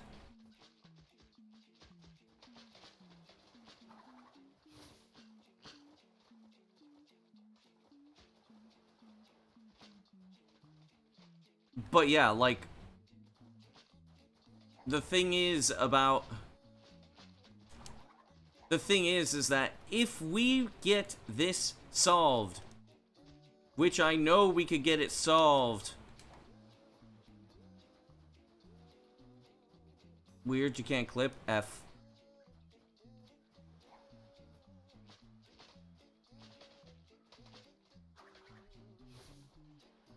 You know what? I'll clip it for you, hang on. Because I also would like it clipped. But if we solve that, that's it. We're done. There's no way that I wouldn't lose it. Consistency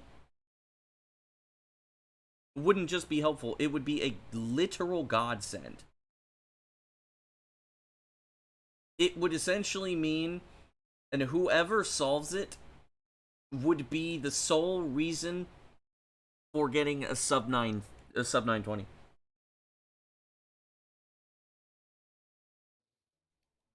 All the strats we thought impossible. That's the thing. Because slide here. So Giganut basically goes like this. Because it has gets to, and then I flick the stick to the right, and then boom. Because the nut is random as fuck. I believe it's the slide that's random. The rest of the run is because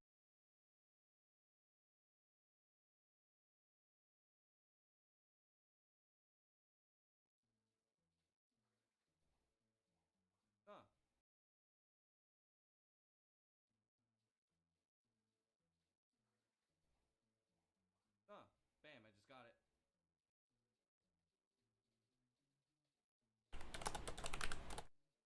No, it's not. It's not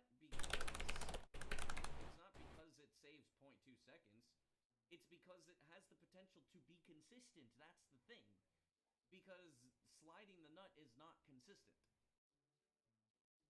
The reason why I can't do the rest of the run is because doing Super Nut requires a lot of bullshit. No.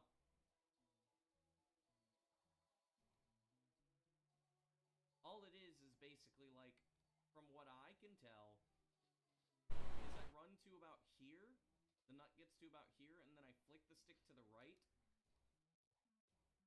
and then boom.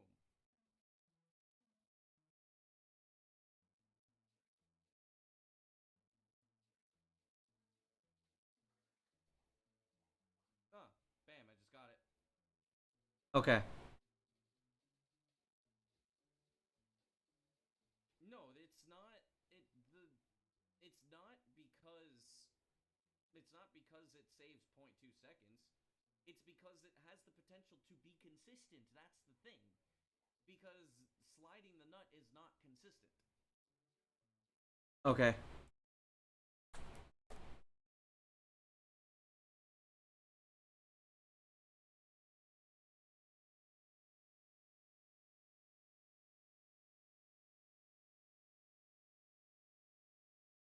Alright, I'm gonna DM this to Saucy.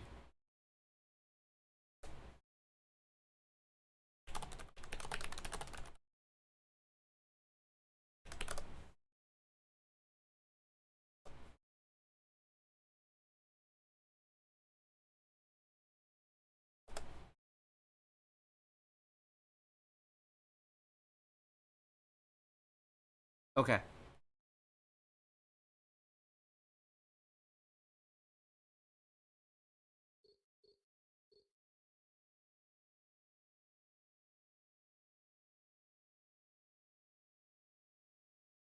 You know what? Hang on. I'm going to, I'm gonna pin this message. I see Jordy streaming. I'm gonna make another one.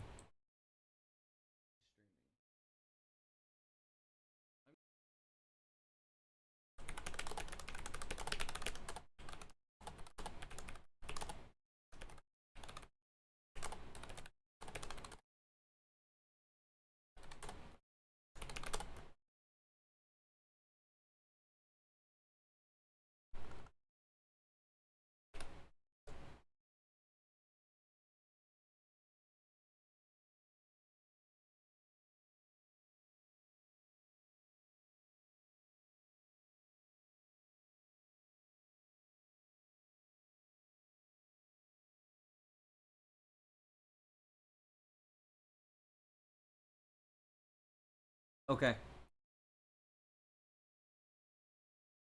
So yes, whoever solves this will be solely responsible for the sub 920 being possible.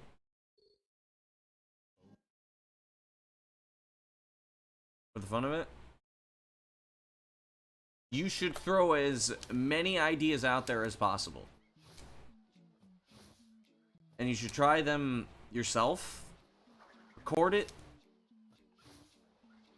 And if you start getting it, like, you know, 5 times in a row consistently, you know, you don't have to, like, always get it 5 times in a row, but, like, if you get it to where you are getting it way more often than not over the course of, like, 10 minutes of trying it, you did something that essentially basically solves any percent.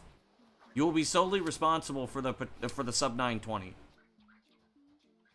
And what a lot of people might think based on this is it saves that much time. No. It means I can optimize the rest of the run. The rest of the run. Like, I can't optimize it. I can't, like, I have to go for just good enough for most of the run. If I get that almost every time, I'm essentially capable of being within 2 seconds of sum of best every run, up to warp skip. No more worrying about the nut. Yes.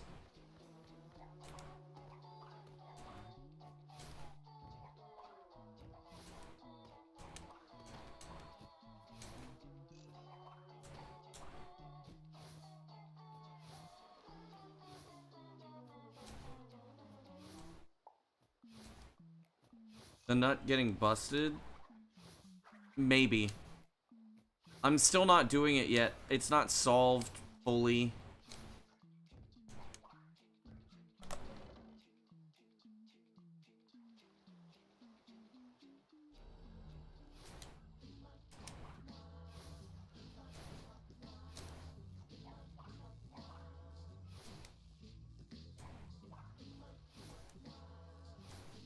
The thing that I'm happy about is the labbing that we did yesterday proves that flicking is necessary.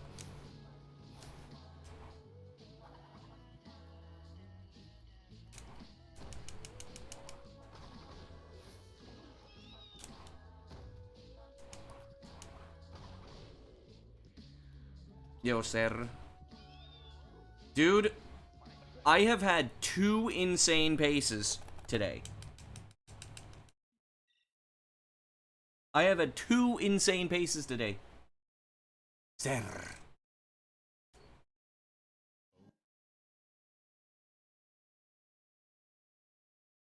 I did change the colors, yes.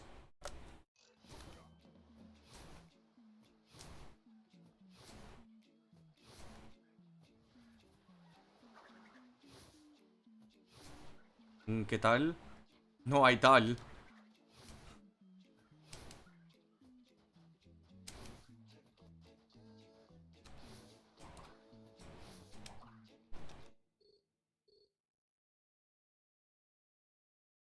Sir. Italian world record, yo. How old am I? 31.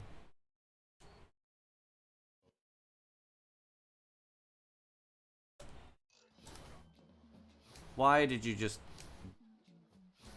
eat my keyboard input? You know what? Fuck it. Let's be jackasses and do fucking more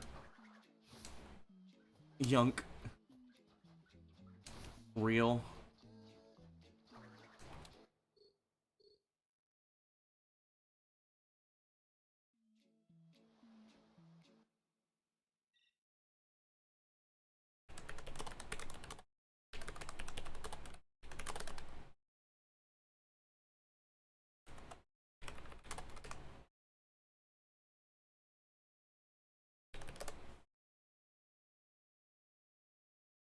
Gotta practice the nut.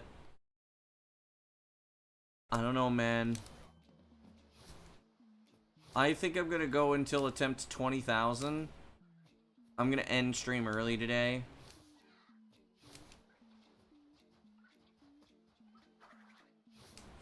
I think so. I think so, Flowers. The way that the nut works is bizarre. I'm pretty sure that if you stop moving after you spin it, it does react differently. I'm pretty sure a lot of things react differently.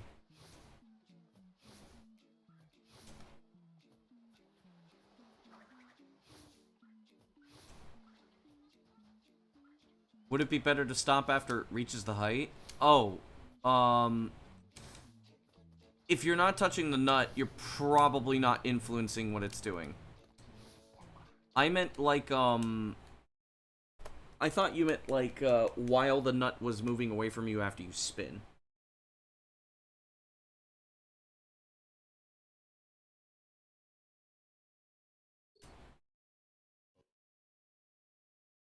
But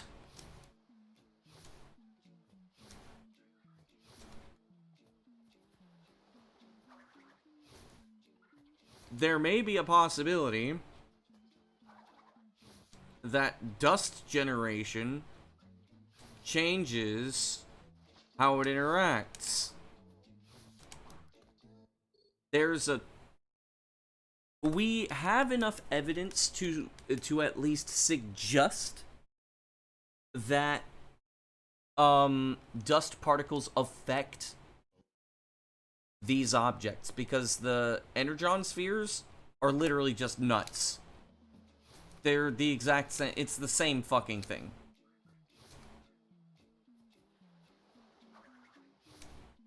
They're the same model as far... Yo, Juandi. They were basically the same model and everything. So I'm pretty sure that dust generation affects how the nut behaves. And you know how much sense that would fucking make?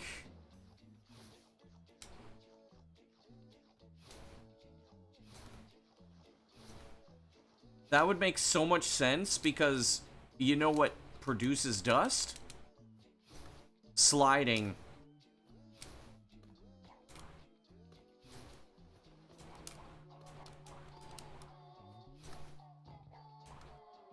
Sliding, jumping, sometimes walking, depending on the surface. It's possible that if you spin the nut and you jump, landing too. It's possible that if you spin the nut and you jump, that the nut is going to react the same way every fucking time. You think it knows? Yo. Saucy's gonna be blabbing on Xbox? Based.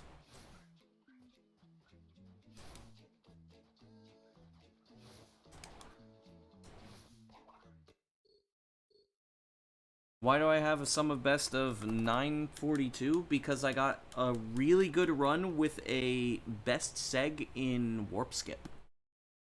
That's just an idea, though. Listen, we need ideas.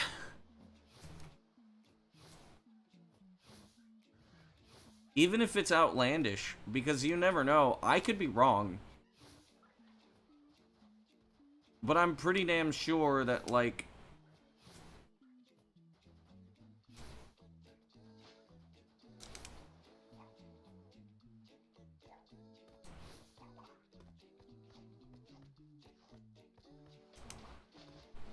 I'm pretty damn sure that, like, something is influencing the nut.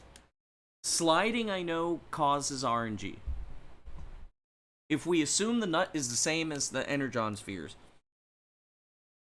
then dust affects how they behave, which means that sliding would be RNG.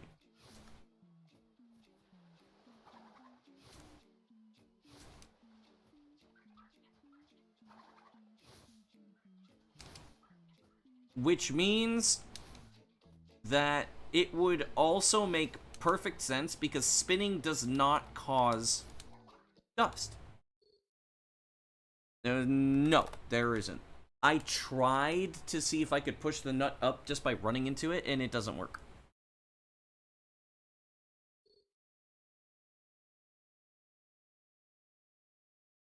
Well... you can jump onto the nut and spin... I guess? If you find a way to clip into the nut? Maybe?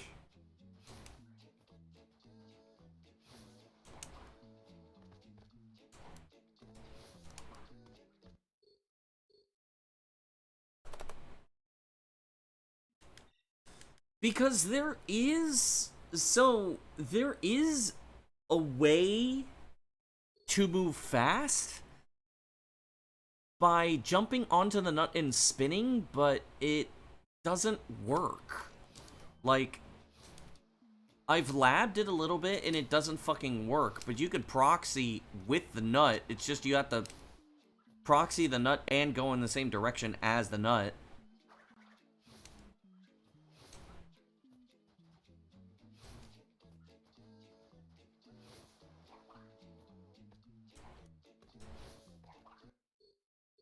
So, I don't fucking know. The more that I think about it, I don't know.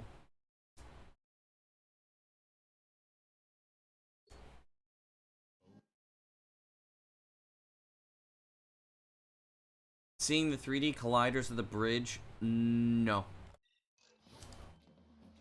We already know. We've seen the colliders, also yo Abdul.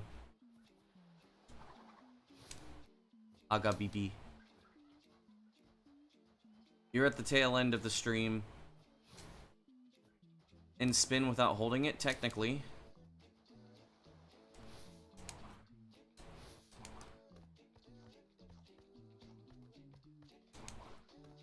I mean, if you jump and then spin, you don't get the spin, but...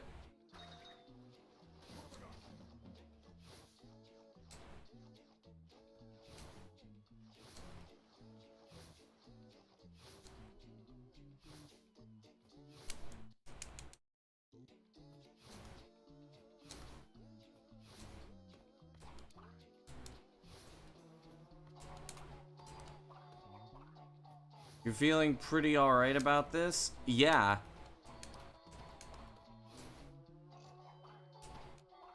You see what I was saying about the fact that there's gotta be levels of consistency with this, right, Saucy?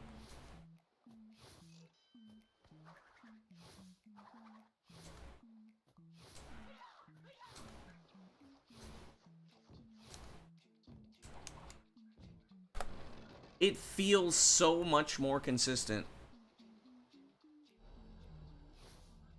Let him nut, as they say. Yep.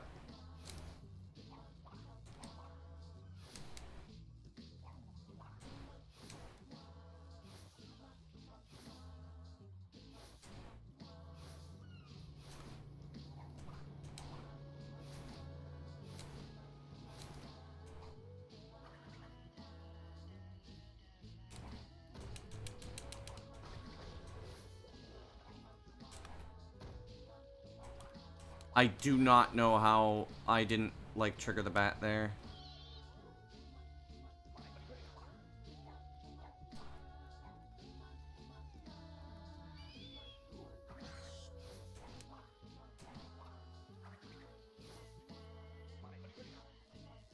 This is quite fast, actually.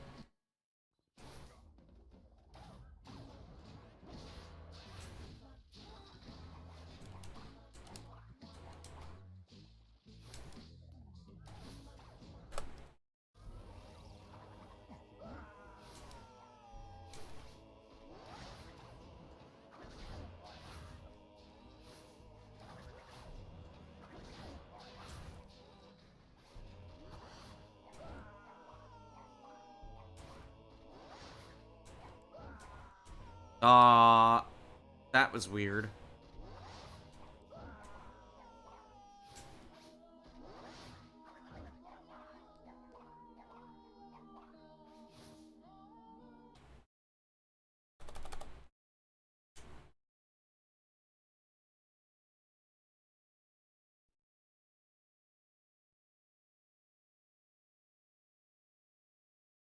I know for a fucking fact.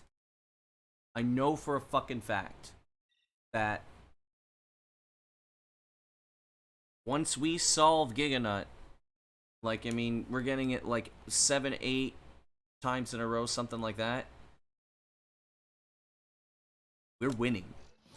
We beat the game. Just theory crafting, you should always theory craft. Do not stop theory crafting. That's what I do all the time. Why do you think I got so good at this damn game? Nobody else theory crafts like I do.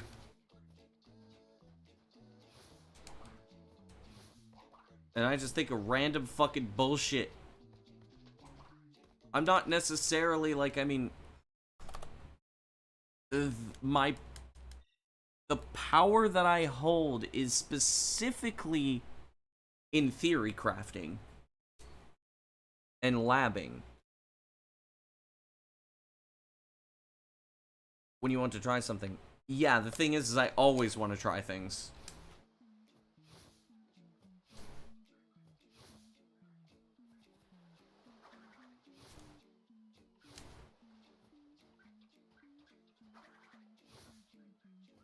I will employ a whole bunch of people to help me out with this, so that way, like, we can all say that we work together to take down the fucking game. It's the final fucking thing. We need to take down the super boss together. This is his fucking super boss, dude. This is fucking Sephiroth in Final Fantasy, some bullshit like that. The final nut. Exactly, the final nut!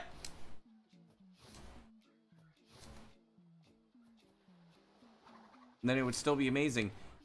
Yes. Yes. If Giganut, if we find a way, even if we have to stop for like half a second to make Giganut consistent, I would still go for it over Super Nut, because at the end of the day, if I'm losing half a second to something that's super consistent, I can save that half second elsewhere. It's essentially a trade-off. You're trading time save for consistency. And the first thing you hear is the final nut. Yes, because we're at the cusp of solving Giganut.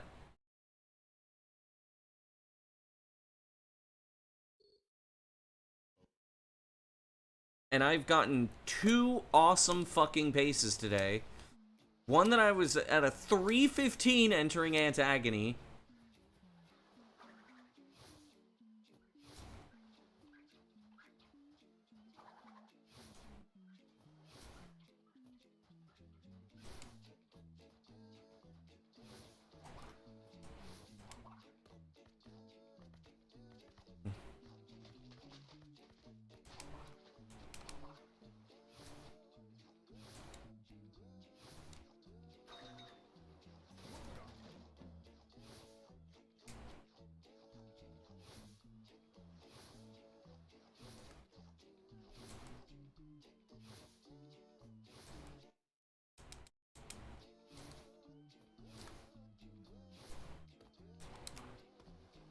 Damn you.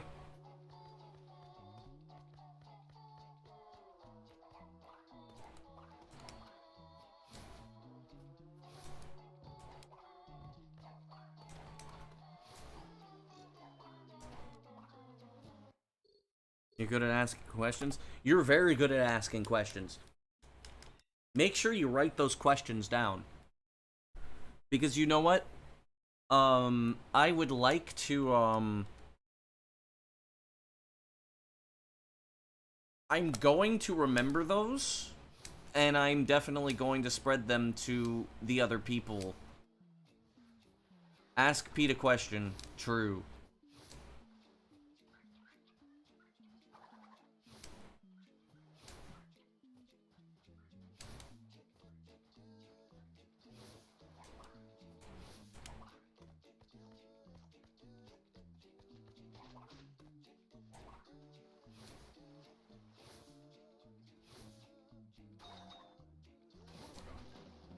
Damn.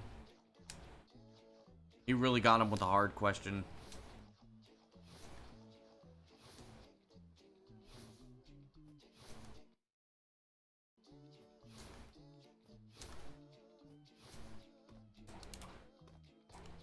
Okay.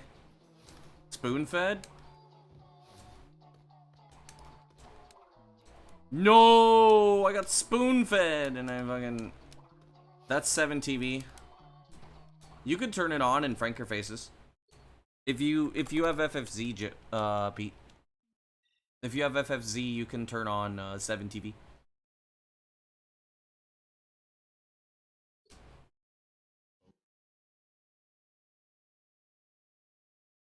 I don't like Better TV. I don't like BTTV.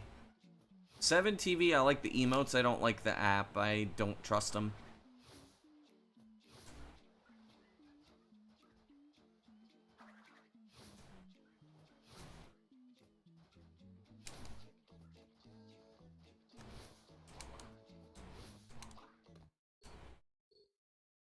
Okay, I'm only doing 15 more resets.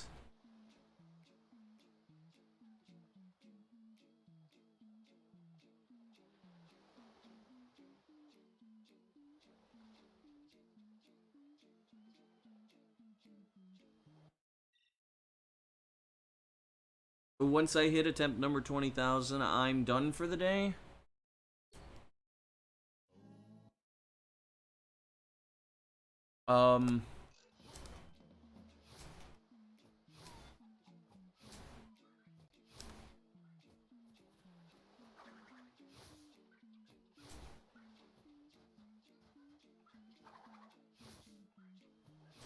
I'm probably gonna get some Taco Bell.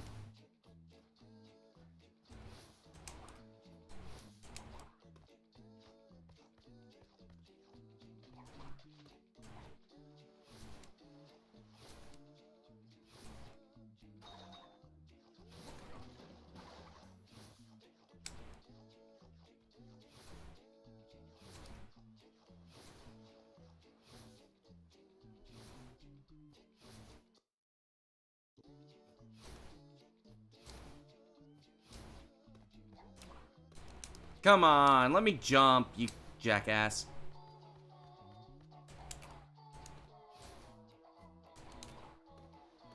Also, I'll make attempt number 20,000, no reset. Can't find the setting. It's in add-ons.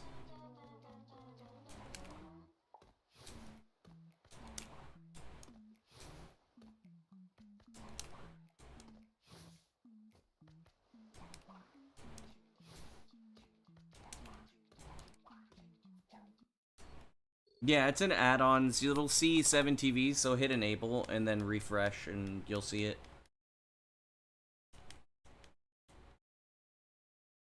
You can also add your own emotes in your own channel. So you can add the Peter and Hawaii.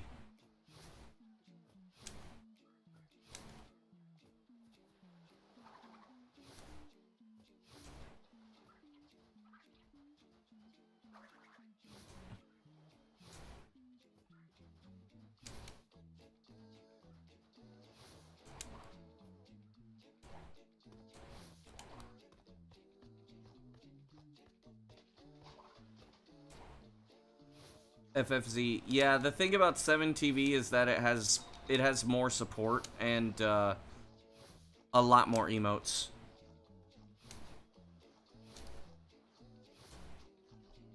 How did I lose 2 seconds?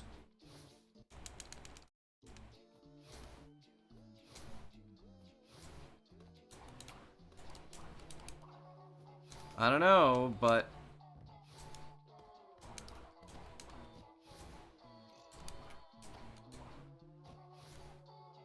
there we go.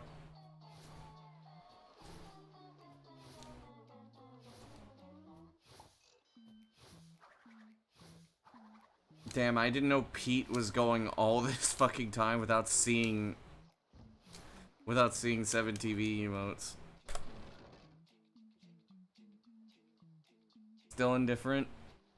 Yeah, sounds about right.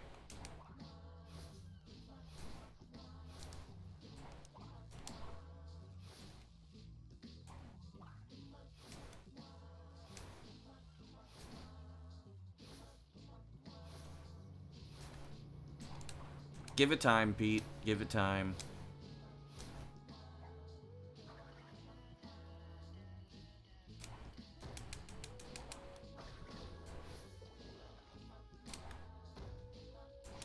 Fuck.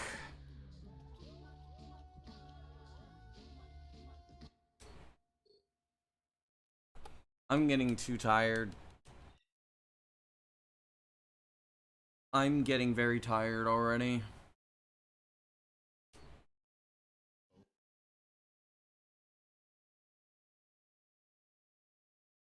You have to appreciate OIE though.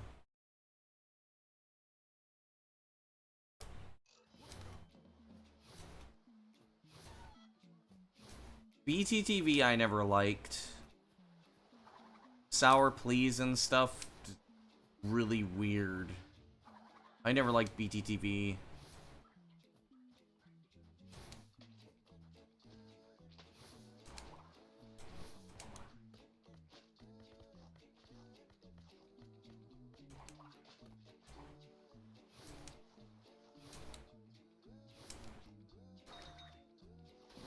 I am happy that FFZ decided to allow support for the other types of emotes, though. Feels Bad Man is BTTV? I just understood those as fucking Pepe emotes. That should have worked.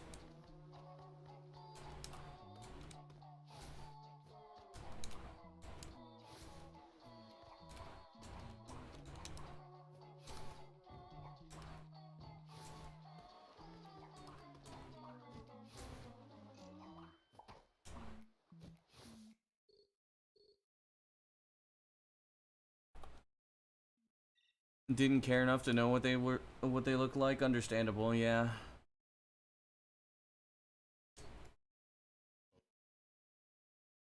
Yeah, today I'm tired.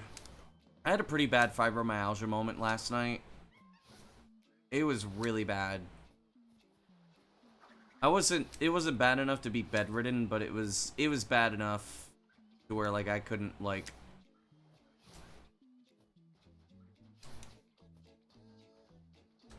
Oh yeah, Pete, did you hear about the Spiral 1 PC port?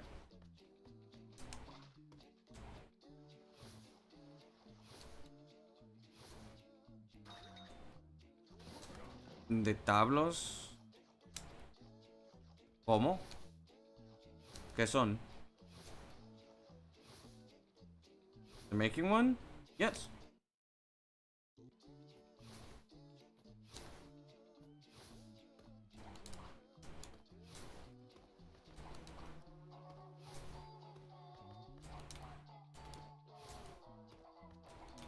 No es una broma, ¿verdad?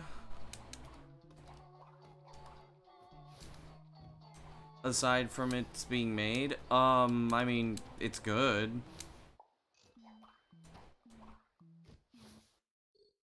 No, I just remember, I know I brought you on board with PC port stuff, so I forgot if I talked about it with you.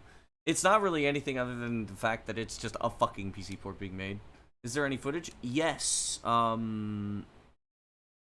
I'll send you the link after stream. Also, if I don't PB in the next 10 resets, I will do a no reset run. I will do a no reset run on the 20,000th attempt.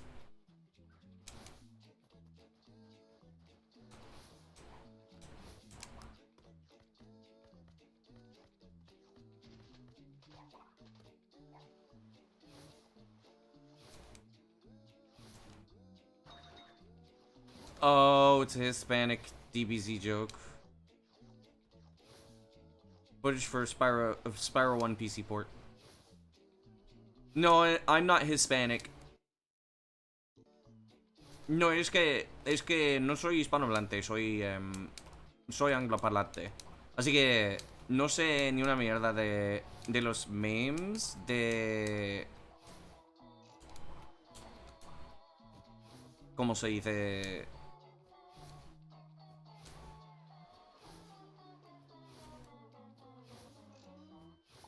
¿De Latinoamérica o de España?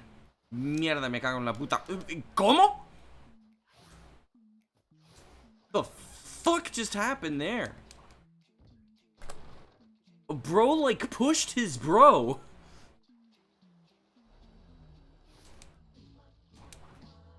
Spyro 1. It's on Lumi's Twitter. Chileno, joder. Ah, weón, no, weón. Conche su madre, weón.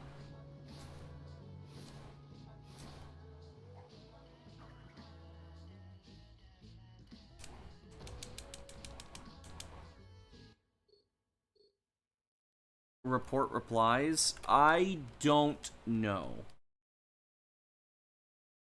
If anything's being shared on Twitter, you won't see it.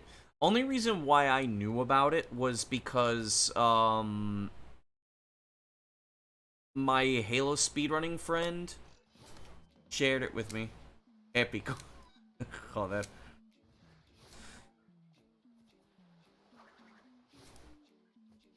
Es que me doy cuenta los modismos de unos dialectos de español, pero claro que hablo en castellano. Es que lo había aprendido por autodidacto.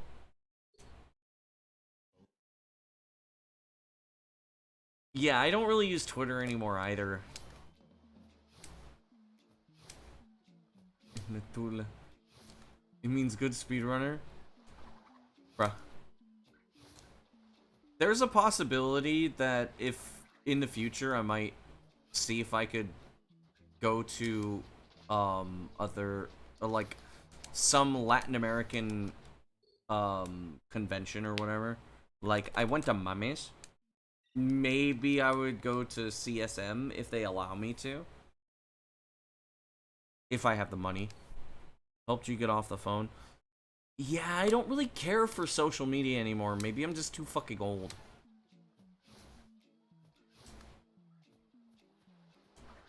And then everybody's like, dude, you sound like you're a high schooler. You sound like you're like early 20s. It's like, no, I'm not.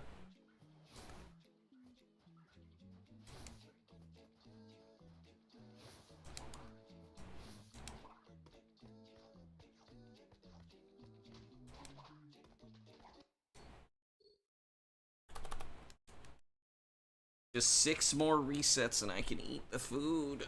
Ah!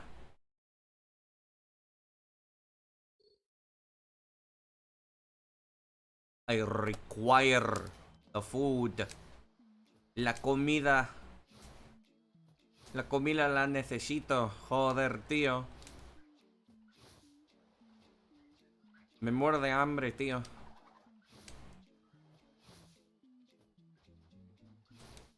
Is because you love reading comments? Yeah, that makes sense.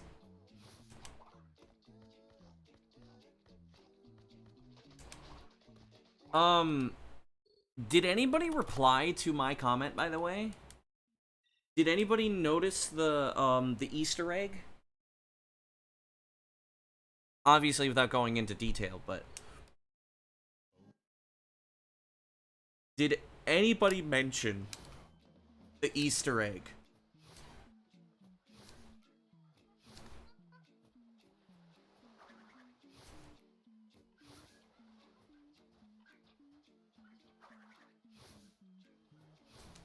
Unless you and I are, like, the only ones that actually caught it, though, to be fair. Like, we both kind of discussed it, so we would have known anyways.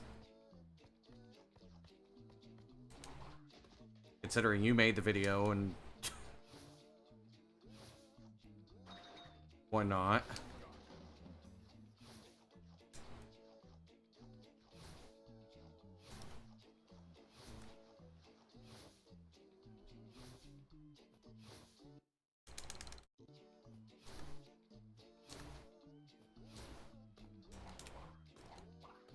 Nobody replied, bruh.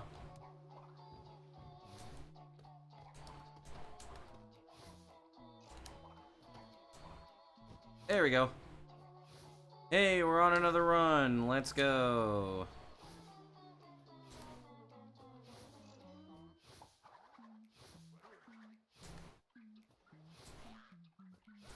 Maybe people thought that I was, like, attention posting or something. When I just really wanted people to actually spot the Easter egg. ¿Cómo funciona el Nina Skip en cuál parte? O sea, ¿en la fase del último jefe o qué?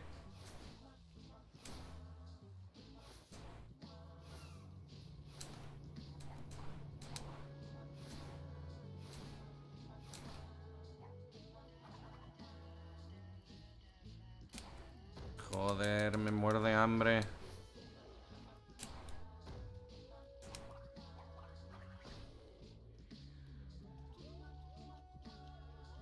¿En serio? Really, dude? ¿En todo? ¿Pero qué es el Nina Skip? No sé de qué estás refiriendo. Así que no puedo, ¿cómo se dice? No puedo explicar ni una mierda. Porque no entiendo ni jota.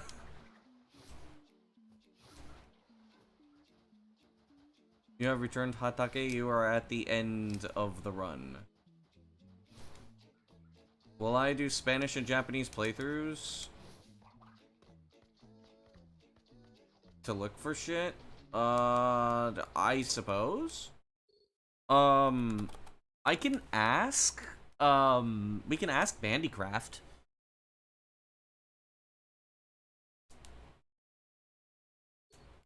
Bandycraft would know quite a bit about the Spanish localization, though, the Spanish localization does not exist on Xbox. It is literally gone from the files.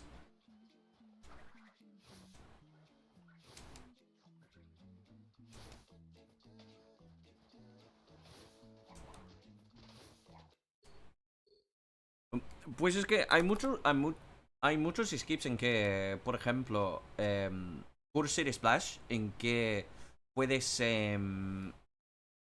puedes skipear el tercer hub, pero no puedo explicarte cómo funciona porque, pues, no tengo la fluidez suficiente para explicarlo. No es muy bueno, claro. Y también, no sé exactamente cómo explicarlo. Es muy complicado, pero hay un vídeo en español de un tío quien se llama Bandycraft en español, porque es un español explicando cómo funciona el truco. También hay, ¿cómo se dice? Subtítulos en inglés, pero obviamente eres hispanohablante, así que todo bien, ¿eh?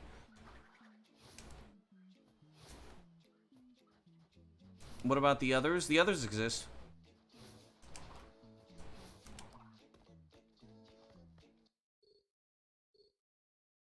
Okay.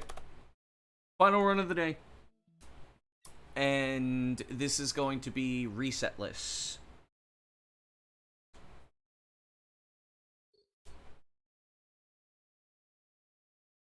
I know, it's really weird. Sobre la historia del speedrun del Twinsanity de Kylie, creo. Any tips to start? Do all levels first. I can't believe I've done 20,000 resets.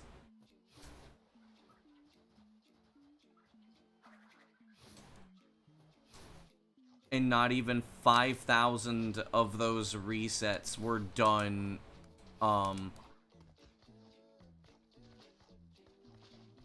not even 5,000 of those resets. No way.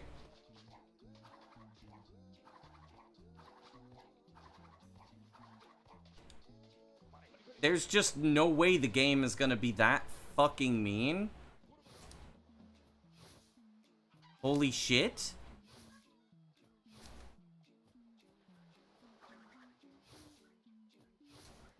Wow. Wow. Uh-oh, better start proof calling. G-Pro can't do shit.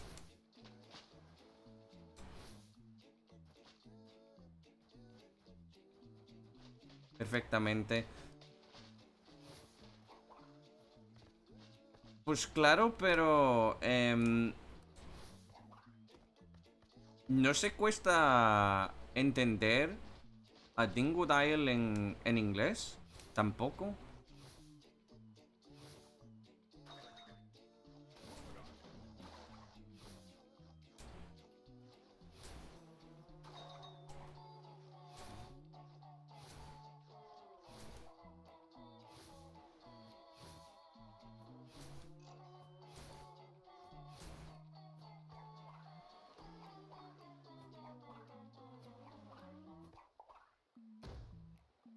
Not skip because you're not doing it the easy way. There's an easy way to do not skip.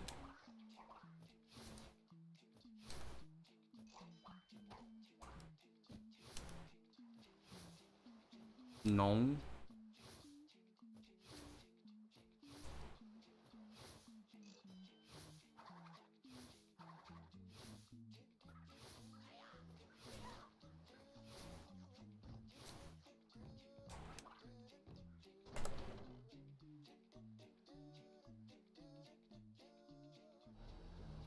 Wow, this is the slowest run I've ever done. Alright, neat.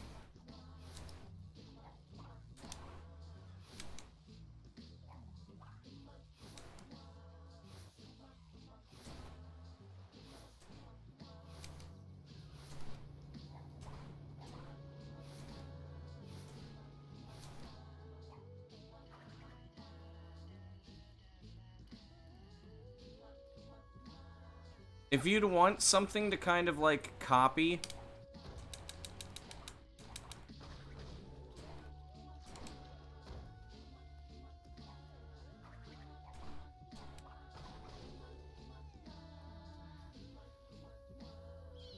If you'd want something to copy... Never mind. Okay.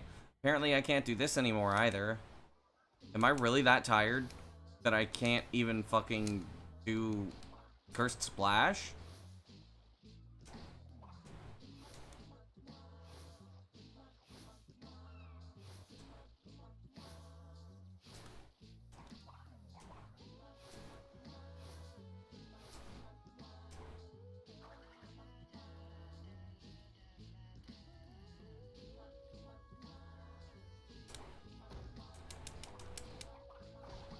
Whoa. Don't kill me, thank you.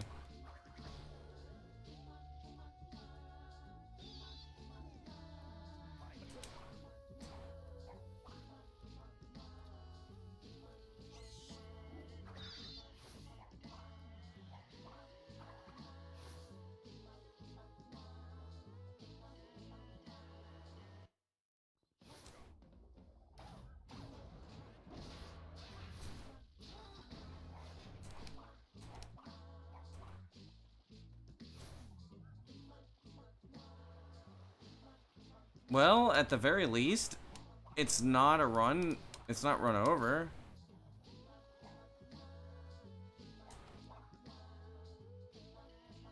Well, the game might crash now.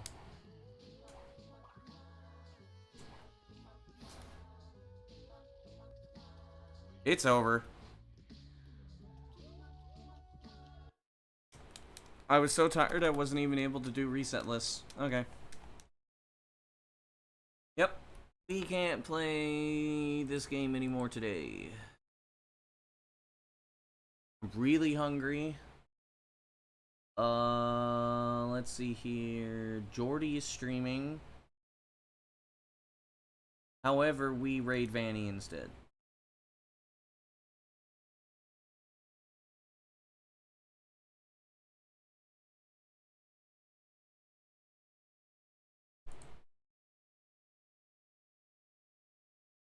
Have a good one.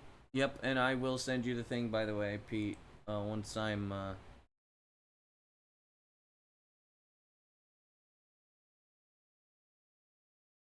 done with this.